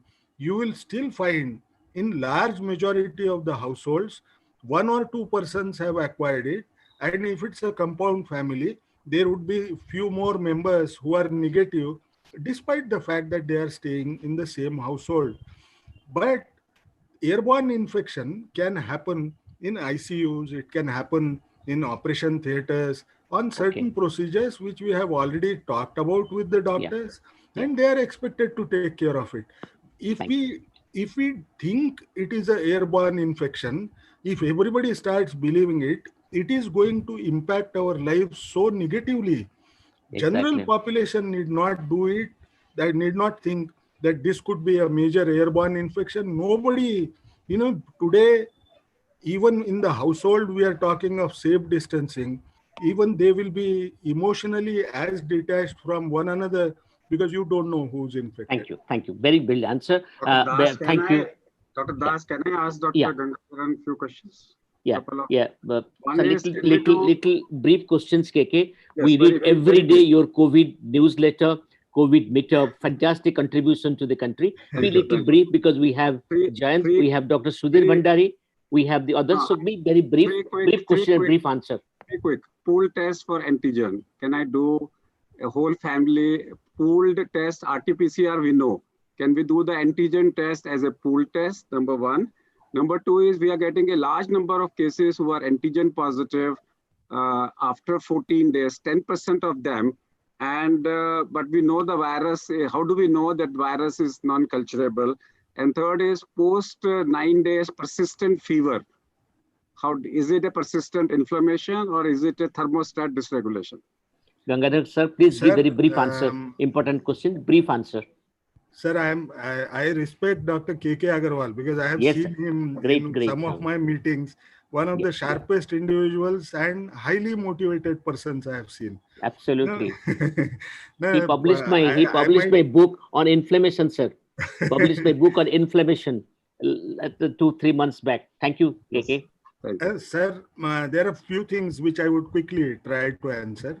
We don't have answers on pooling with respect to rapid antigen test because that has not been done. But one must remember, even if we were to do a statistical exercise with low sensitivity, the sensitivity will drop down dramatically if we start pooling. So even if we have to pool, the number of samples that you can pool will become so small that there would be no utility given that the cost of this rapid antigen test is lower. The second issue that you asked, how do I know whether the virus is alive? This particular observation has been based across that the virus doesn't survive after 10 days. However, we are launching a study And as I said, we will have to wait for some time because these studies will have to have isolation exercise done every on periodicity, and then it becomes a cumbersome exercise. But it is happening. We will be in a better position to say through indigenous evidences on this particular issue. And the third thing you talked about, the fever that continues. I have no answer to this. I must honestly admit that. Thank you. We'll pass on to Professor Sudhir Bhandari. He is one of the few clinicians who is involved with a large number of patients. Professor KK, Professor Gangadhar, you might have heard his contribution, recently 2 publications. And day for yesterday, we had a seminar with him. He took everybody by, his experience is great. Sudhir, I have 2 questions to start with, but then we'll take over. Yeah. Number one is the central, one of the issues in this diabetes, Hello Diabetes Academia, is what is the difference how many of your patients are diabetic, or even in addition to that, hypertensive and CVD? Number 2, what differences you find in the outcome in the diabetics versus non-diabetics? Then you will have your clinical experience in great detail. Yeah, thank you very much for introducing me, sir. I must compliment Dr. Gangadharan and Dr. KK Agarwal. Yeah. They are the lucid expression they had, and they're great to hear both of them. Your specific question, in fact, sir, we have been dealing, the institute which I represent to, it is SMS Jaipur. We are the pioneers in the country, and we dealt with huge number of COVID patients with the standard statistics of almost 75 to 80% being asymptomatic, 15 to 16% requiring intense medical management. And our challenge was only with the patients with the comorbid conditions, and diabetes was one of the commonest comorbid condition which we came across in our patients. Truly speaking, around 1.5 to 2.5% patient whom had all the possible complications, who had a very high mortality, these were the diabetic patients. The uncontrolled diabetic patients, the cytokine storm was much more in people with the comorbid conditions. The other comorbid conditions were I can hypertension. see some beard guy giving his deliberation. Hypertension. Some of the disturbance. Okay, hypertension, the ischemic heart disease, the COPD, immunocompromised patients with the cancer, and all those patients were the more keen for comorbid conditions, were more keen for cytokine storm and complications. Sir, we did the scoring, all those critically ill patients, that is 15 to 17% patients, we went for a thorough investigations. We went for a HRCT very early in the disease. Many of the patients we subjected for pulmonary angiography. We did the ultrasound of the lungs, and we worked up on the cytokine storm. Probably all diabetics were the people, whoever had complications, they had diabetes in one of the common factor. The scoring of CT of chest was much higher in diabetics than non-diabetics. So I think even if the patient are mildly symptomatic, we need to be very aggressive in our approach of investigating and managing if the patient has diabetes and other comorbid conditions. Obviously, the uncontrolled diabetes, the hyperglycemia, etc., ketoacidosis were the other issues. But the bottom line is that all people who are elderly, 60 plus, who has a diabetes as a comorbid condition, probably we need to be proactive, very intense in early and mild symptoms also to investigate them and to treat them. Thank you, Sudhir. Welcome, Manish, Dr. Manish Awasthi from the media. Thank you very much for joining us. I'll come back to in a minute.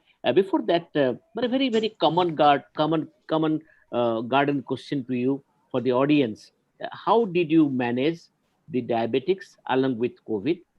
Number one. Number two, your take on the ARBs. Number three, what are the anti-diabetics you will never use?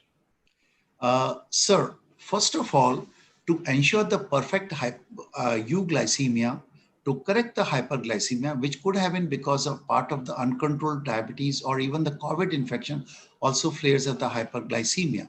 So important first thing was that along with the standard of care for the COVID, along with the other medical management, to ensure the euglycemia was the first important thing.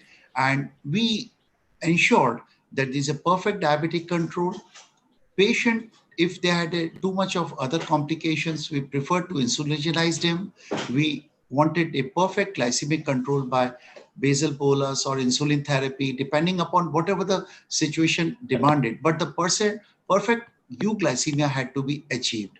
Secondly, as far as ACE and ARBs are concerned, we prefer to continue them because their continuation has no disadvantage. To be honest, it is perfect. It's okay that they can be continued. Lastly, all those patients who could be maintained, who had a mild to moderate hyperglycemia, who didn't have any warranting situation for insulinization, probably we were quite comfortable with DPP-4 inhibitors, and we wanted to be very careful in these patients to prevent hypoglycemia. Little watchful undercorrection, little watchful control of blood sugar, and among OHs, we prefer DPP-4 inhibitors, and we try to maintain the hyperglycemia. Probably, we have a good number of patients who are on sulfonylureas and SGLT2 inhibitors. And we were very careful and skeptical because of loss of taste, because of GI symptoms, because of fear psychosis, etc., the delay in the meals taking, etc. So we were very careful about sulfonylurea. We wanted to adjust the doses or reduce the doses. And regarding SGLT2 inhibitors, it's okay if the patient didn't have issues of dehydration, or we were a little more careful about it. But yes, DPP-4 inhibitors happen to be our preferred OHA if required. And those who are very critical, those who have significant hyperglycemia, those who have ketoacidosis, obviously the perfect insulinization was the need which we did it. Yeah. The last question, what about metformin? If the patients are vomiting, sir? Metformin.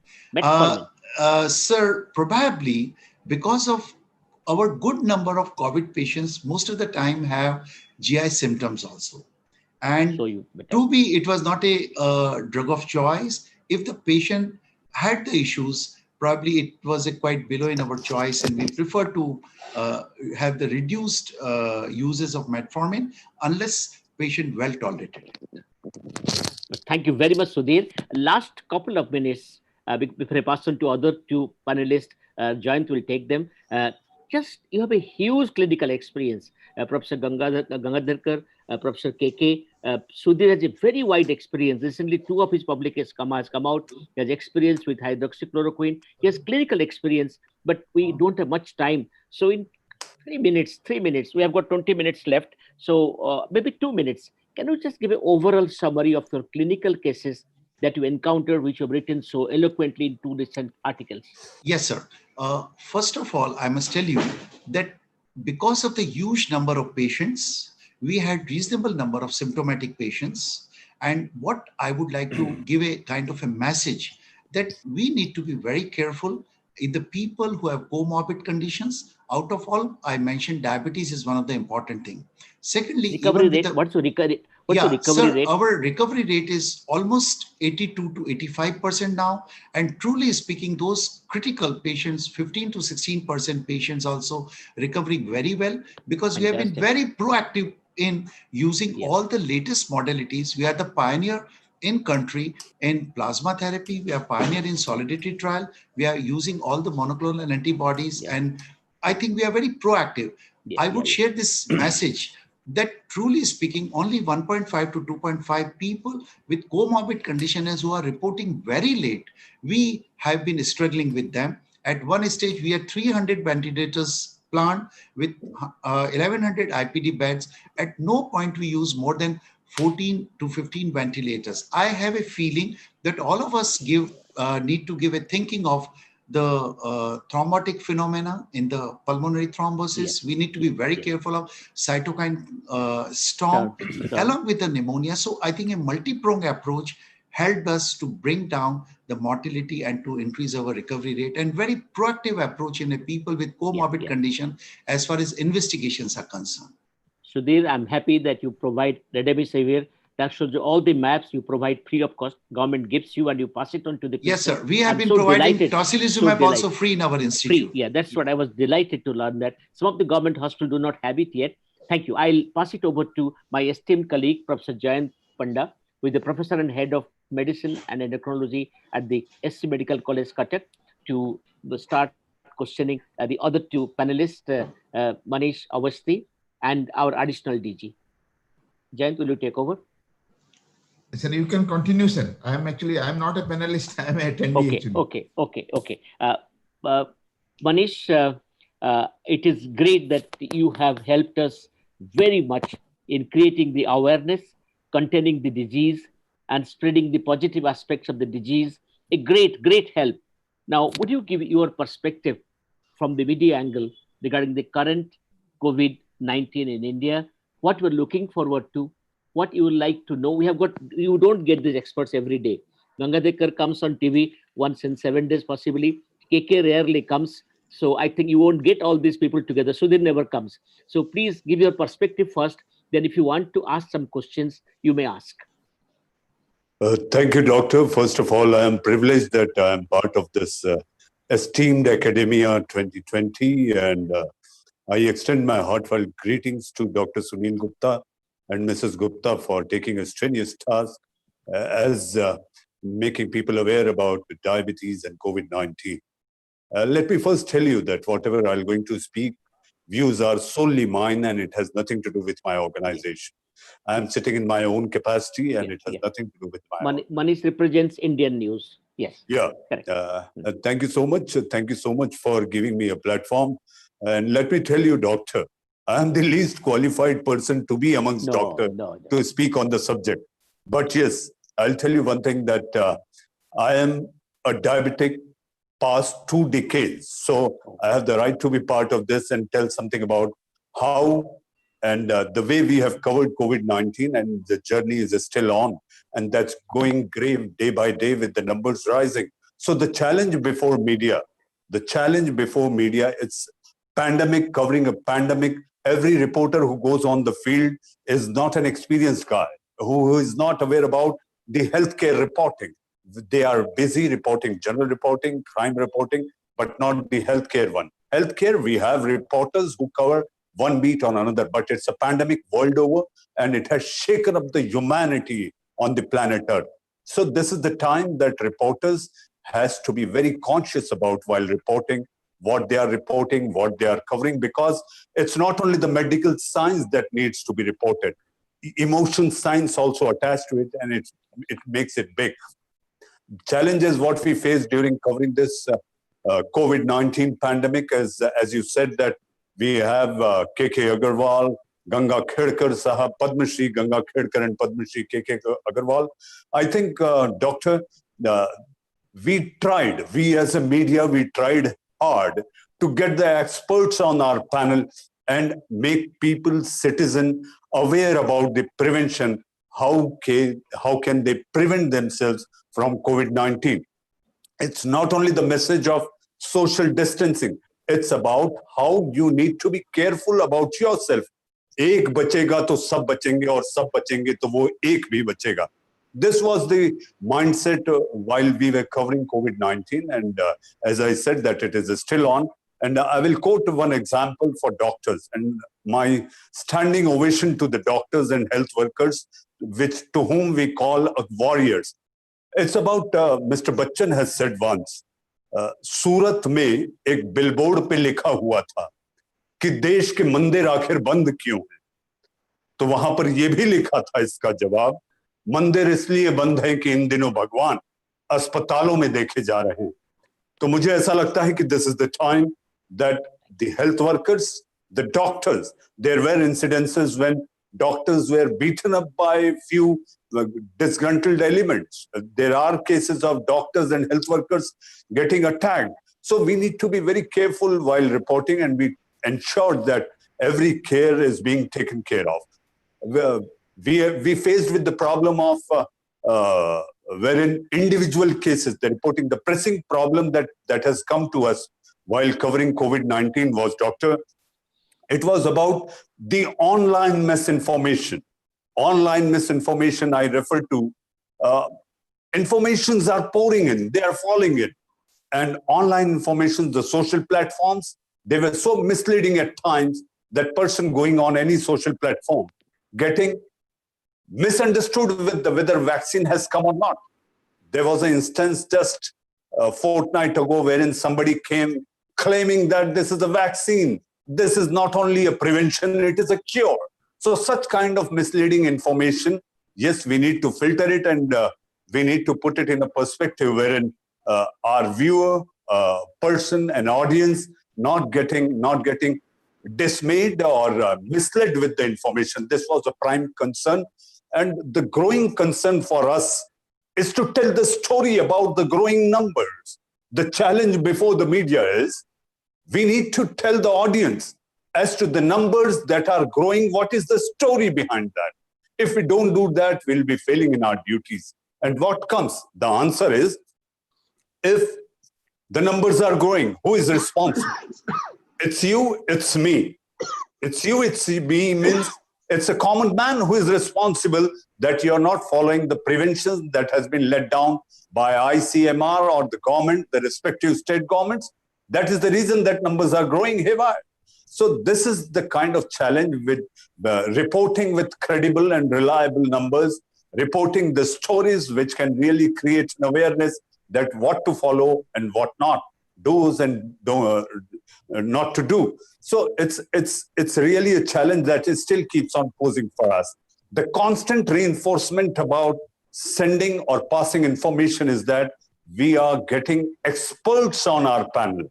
As you said that, how can we pass? We are not the experts. I'm the least qualified person in the gathering, the privileged gathering that I am attending, and I am being asked to speak. But the kind of information, the job that we hold, the information that needs to be passed, that needs to be ushered, that needs to be aired, that job was done with the reinforcement of panelists, experts coming from your own field and making people aware as to what exactly they have to do and what they have not. But media this time, I tell you, they have acted very responsibly, and they tried to. Media, I don't claim online as a media as of now. That is one of the platforms. To me, as a journalist, I think I can't call it a blessing in disguise. It has been misleading at times, and that misleading information has led to chaos, creating panic. So I shall request the people, the doctors, you all are the opinion makers. You are seen as a god at this point of time, doctors, health workers. I think that whenever any patient comes to you, it's not that I'm going philosophical or I'm being your guide, but whatever little modest experience of television that I had, my request is that we need to usher a proper information, because this is more than a third world war. Entire universe is facing the challenge, the COVID-19, from where it has come, what logic it has, what background it has. May it be a biological weapon warfare that is being talked, that's all different story. But the sufferer is a humanity. And that is what we are taking ultimate care while reporting anything that comes to us. It's not that whatever comes to us, we just come on air and we talk. We first research it. It's not about breaking news. It's not about the census figure that comes and says that ab 10.5 lakh ke par pahuncha corona ka ankada. No. We will only take the figure that comes from ICMR, which Ganga Khedkar sir used to tell us when he used to address the press conference in the initial days of COVID-19.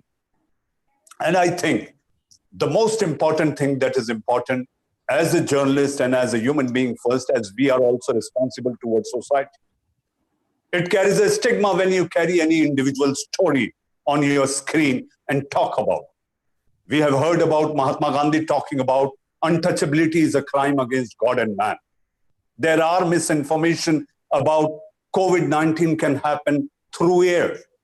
So we are trying with utmost care and with deep research, whatever information we are coming up on the screen. So the stigma that which is devastating impact on any individual, we are avoiding any individual story to be carried on the screen, which can ruin his or her family that X was a COVID-19 and this happened because of this. Yes, we are of course talking about story behind the growing numbers, but not about individual. Not taking much of the time of this esteemed panel. I think that I should quote that line of Mr. Bachchan that he has said, "Guzar jayega." ये वक्त ही तो है, गुजर जाएगा. जिंदा रहने का ये जो जज्बा है, फिर उभर आएगा, फिर असर दिखाएगा. मुश्किल बहुत है, लेकिन वक्त ही तो है, गुजर जाएगा. वंदे मातरम. आप लोगों ने मुझे बोलने के लिए बहुत-बहुत मौका दिया. Manish, thank you very much. I mean, I'm overwhelmed and really absolutely appreciative of your excellent talk. I think you should come very often, talk to us, talk to the country at large, because I find in you a positivity, in you a great responsible journalism. Your endeavor to gather the news, cross-check, which you call research, cross-check, research, filter, and give the cream de la cream to the audience.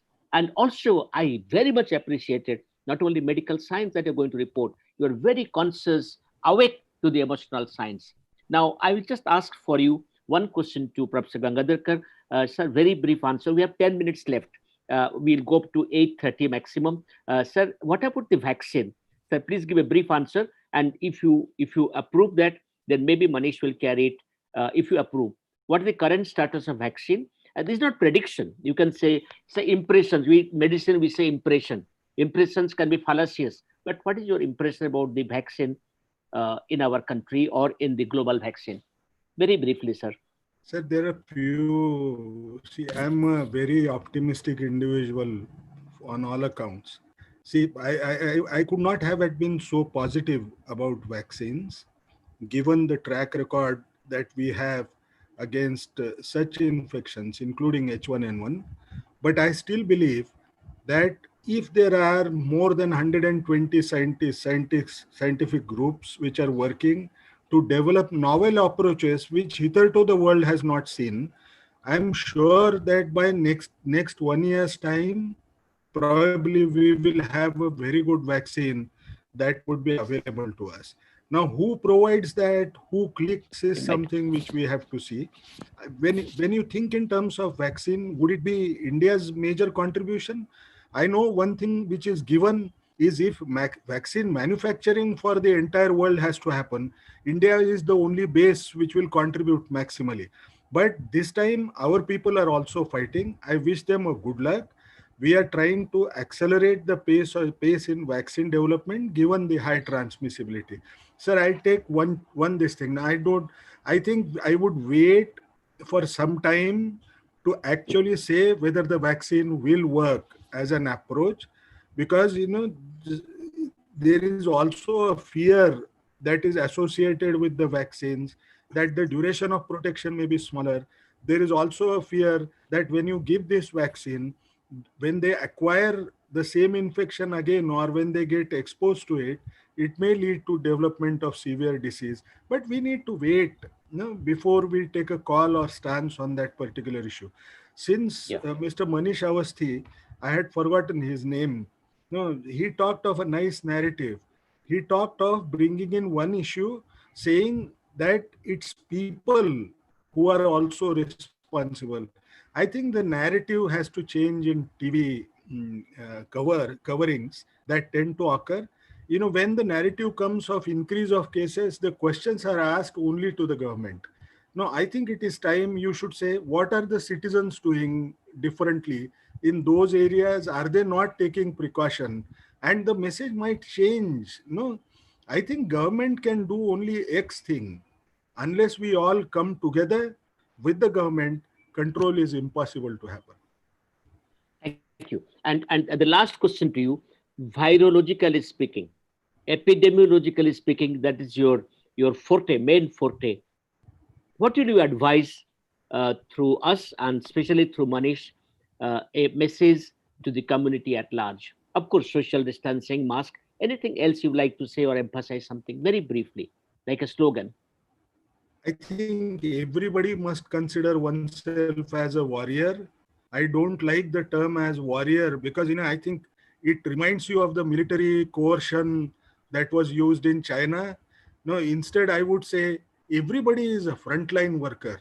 It's not only doctors. Doctors Every are citizen. the end-line workers. Let us protect them as frontline workers, join with the government, own the responsibility as much as government, and try and ensure that healthcare workers, which are small in number compared to rest of the workers in the country, their lives are protected. If you actually see the prevalence rates, among healthcare workers are so high compared to any survey that you would do across. I think it is time the community must understand that healthcare workers are to be protected by your own protective actions, which will do wonders for your own family, the community, and in the end, the doctors. Thank you. Thank you, Gadadhar. KK, your contribution, as I told you, for the last 4 months, every day updating the COVID meter and every day providing us the newsletter and the update. Great service. What you'd like to say as the parting message from this workshop today, and also 1 or 2 words for the Manish, if he wants to carry it. First to the audience and to here. You're not audible. You have to unmute yourself. I only want to say is that we started with a slogan, "Jaan hai to jahan hai," which created so much fear in the mind of the people that even children today are afraid of going to their father if they are positive. There is so much fear of the word "Jaan hai" means it is fatal disease. Today, on this date, if pneumonia is picked up on day 3, day 4, day 5, and that's what Dr. Sudhir Bhandari has also said, I would say mortality is an exception, not the rule. Work hard, and work hard. We do have mortalities in our profession, but COVID is absolutely manageable. If you devote all our campaign to day 3, day 4, day 5, day 6, pick up pneumonias early, give them low molecular weight heparin, give them steroid, give them antiviral drugs in time, and we will be able to win this situation. Manish, is a great message that if somebody presents early with the symptoms of fever and cough, and the clinical signs, more than that, we take nowadays CT scans, X-rays. CT scan is a better modality of finding out the typical specific shadows. And if we detect in the first 5 days, that's what Professor KK says, the outlook is very good. So his message is that people who have the symptoms should come early, present early for the investigations and for the management. That will make a sea change in the outcome of the disease. Thank you, KK, for a great message. I just want to add one for Manish Awasthi, that when any person come to your for a discussion in your studio, give them a jaggery to eat and ask them meaty hai ki nahi. I shall. Petal and ask them achhi smell hai ki nahi hai, and then give them a SpO2 monitor and temperature. If they show any one of them is defective, don't let them enter your. लेकिन doctor Agarwal आपसे एक ही बात कहेंगे, 2 गज की दूरी अभी studio में हम किसी भी मेहमान को नहीं बुला रहे। एक बचेगा तो सब बचेंगे और सब बचेंगे तो वो एक भी बचेगा। मनीष जी, ये 4 साल तक नहीं आप ऐसा कर सकोगे, 4 साल तक चलेगा ये। अच्छा बंद नहीं होने वाला। जब भी चालू करोगे ये 4 चीजों के साथ जी जरूर डॉक्टर साहब, और आप ही को सबसे पहले मैं न्योता दूंगा। Manish, what Professor KK was referring to, the two symptoms, loss of taste and loss of smell. He said before you came in, he said roach petal and a jaggery. It is much more common than fever. Loss of taste and loss of smell. This also one symptom. You know how to put it. I don't know.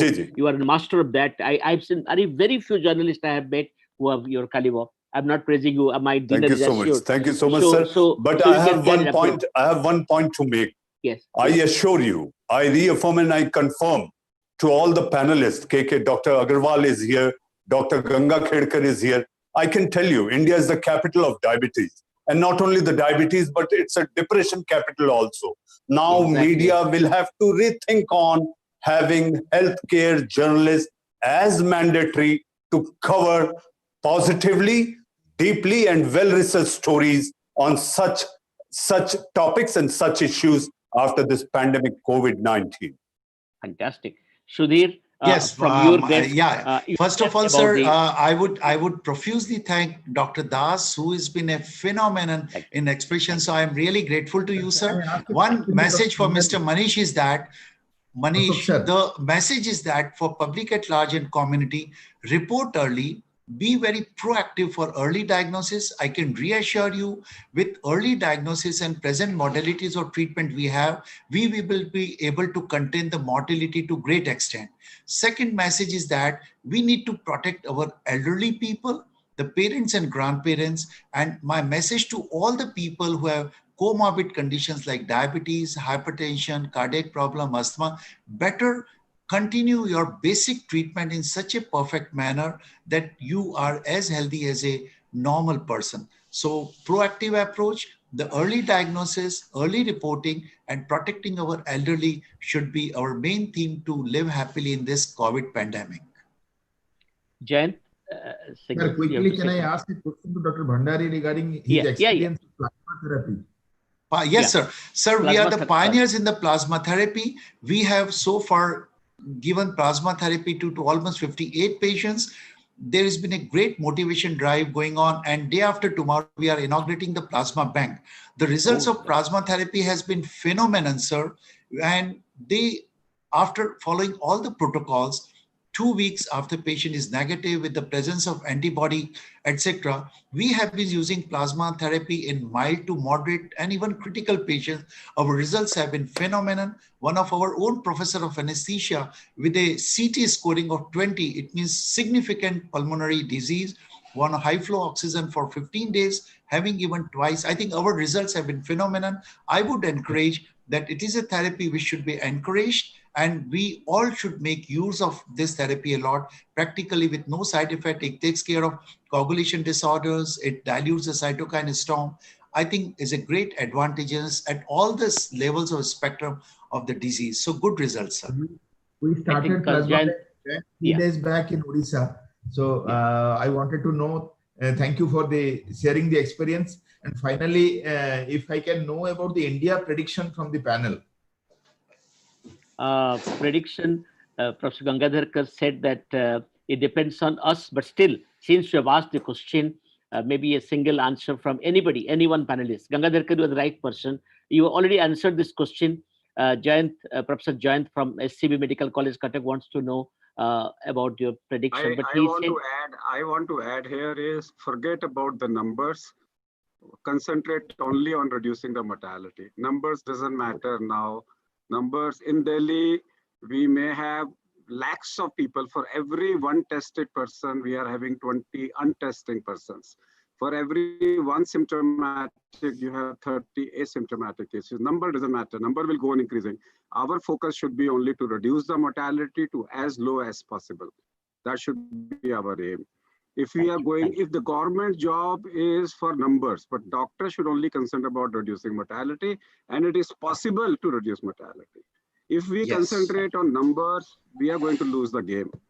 Our job as a clinician is only to reduce the mortality, not the numbers. Doesn't matter, even if 70% of the country gets the disease, who cares? How does it matter? Everybody is going to get it sooner or later. How does it matter?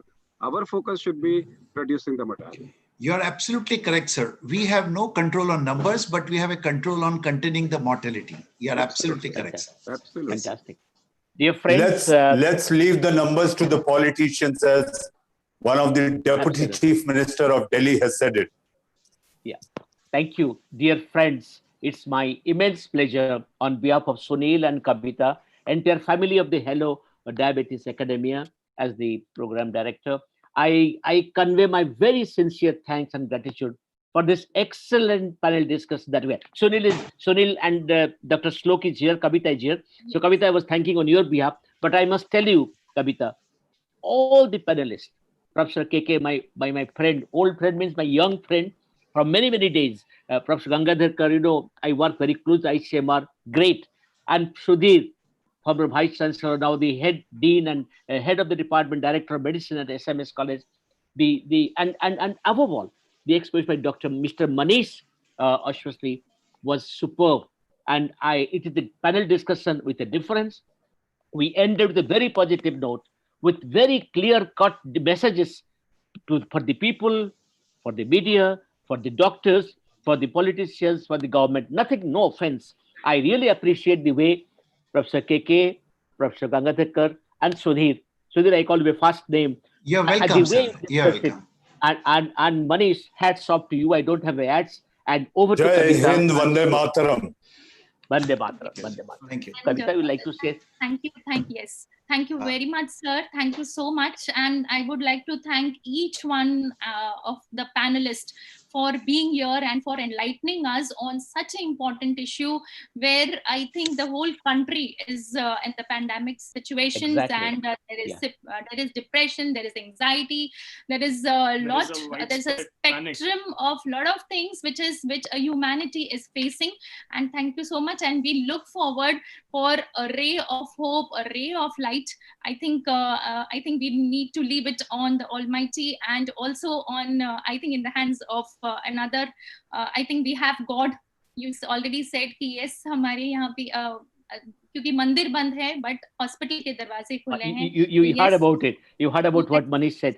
So wonderful. Yes, so we finally salute all the doctors and all the panelists here. Thank you so much for being with us and enlightening us on such an important topic. आपकी कोशिशों के लिए आपका अभिनंदन और आपका वंदन.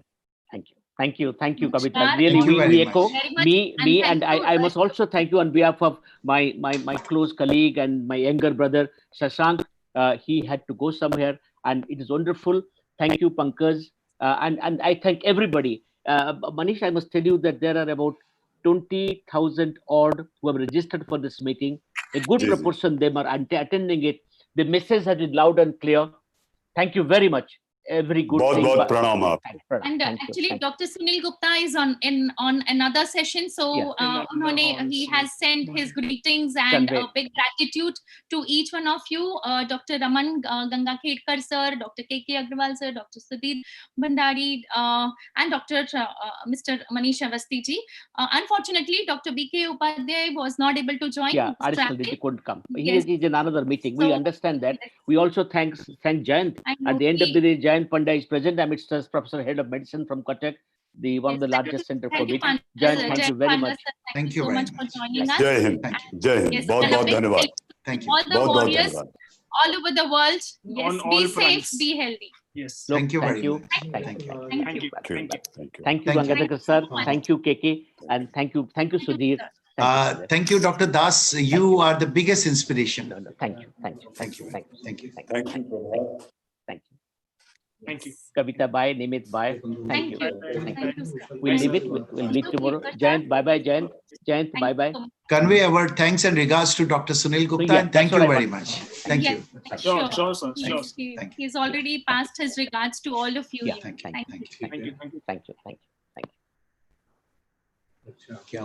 I'm just leaving the meeting. Yes. Thank you so much. Thank you so much. वो उनका भी पूछ लेना. सुबह आपने बताया था ना, वो थेरेपी के लिए आप कुछ बता रहे थे ना, हो गई थी. लो मैं बात कर क्या महेंद्र भारद्वाज से बात करेंगे. हाँ, बात करो ना. हाँ, भारद्वाज साहब. हाँ.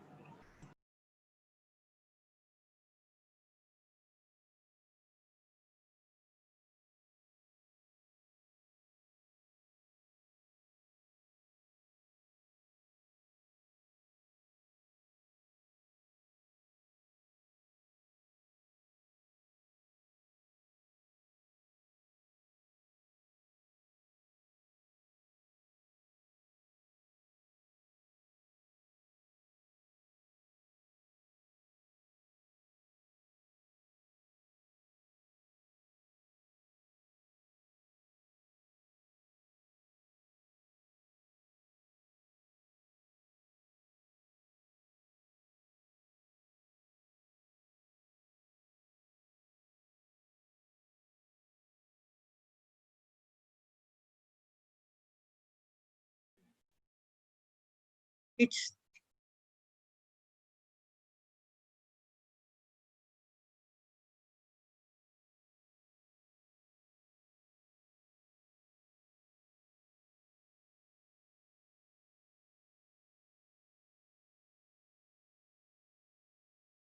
Hello hello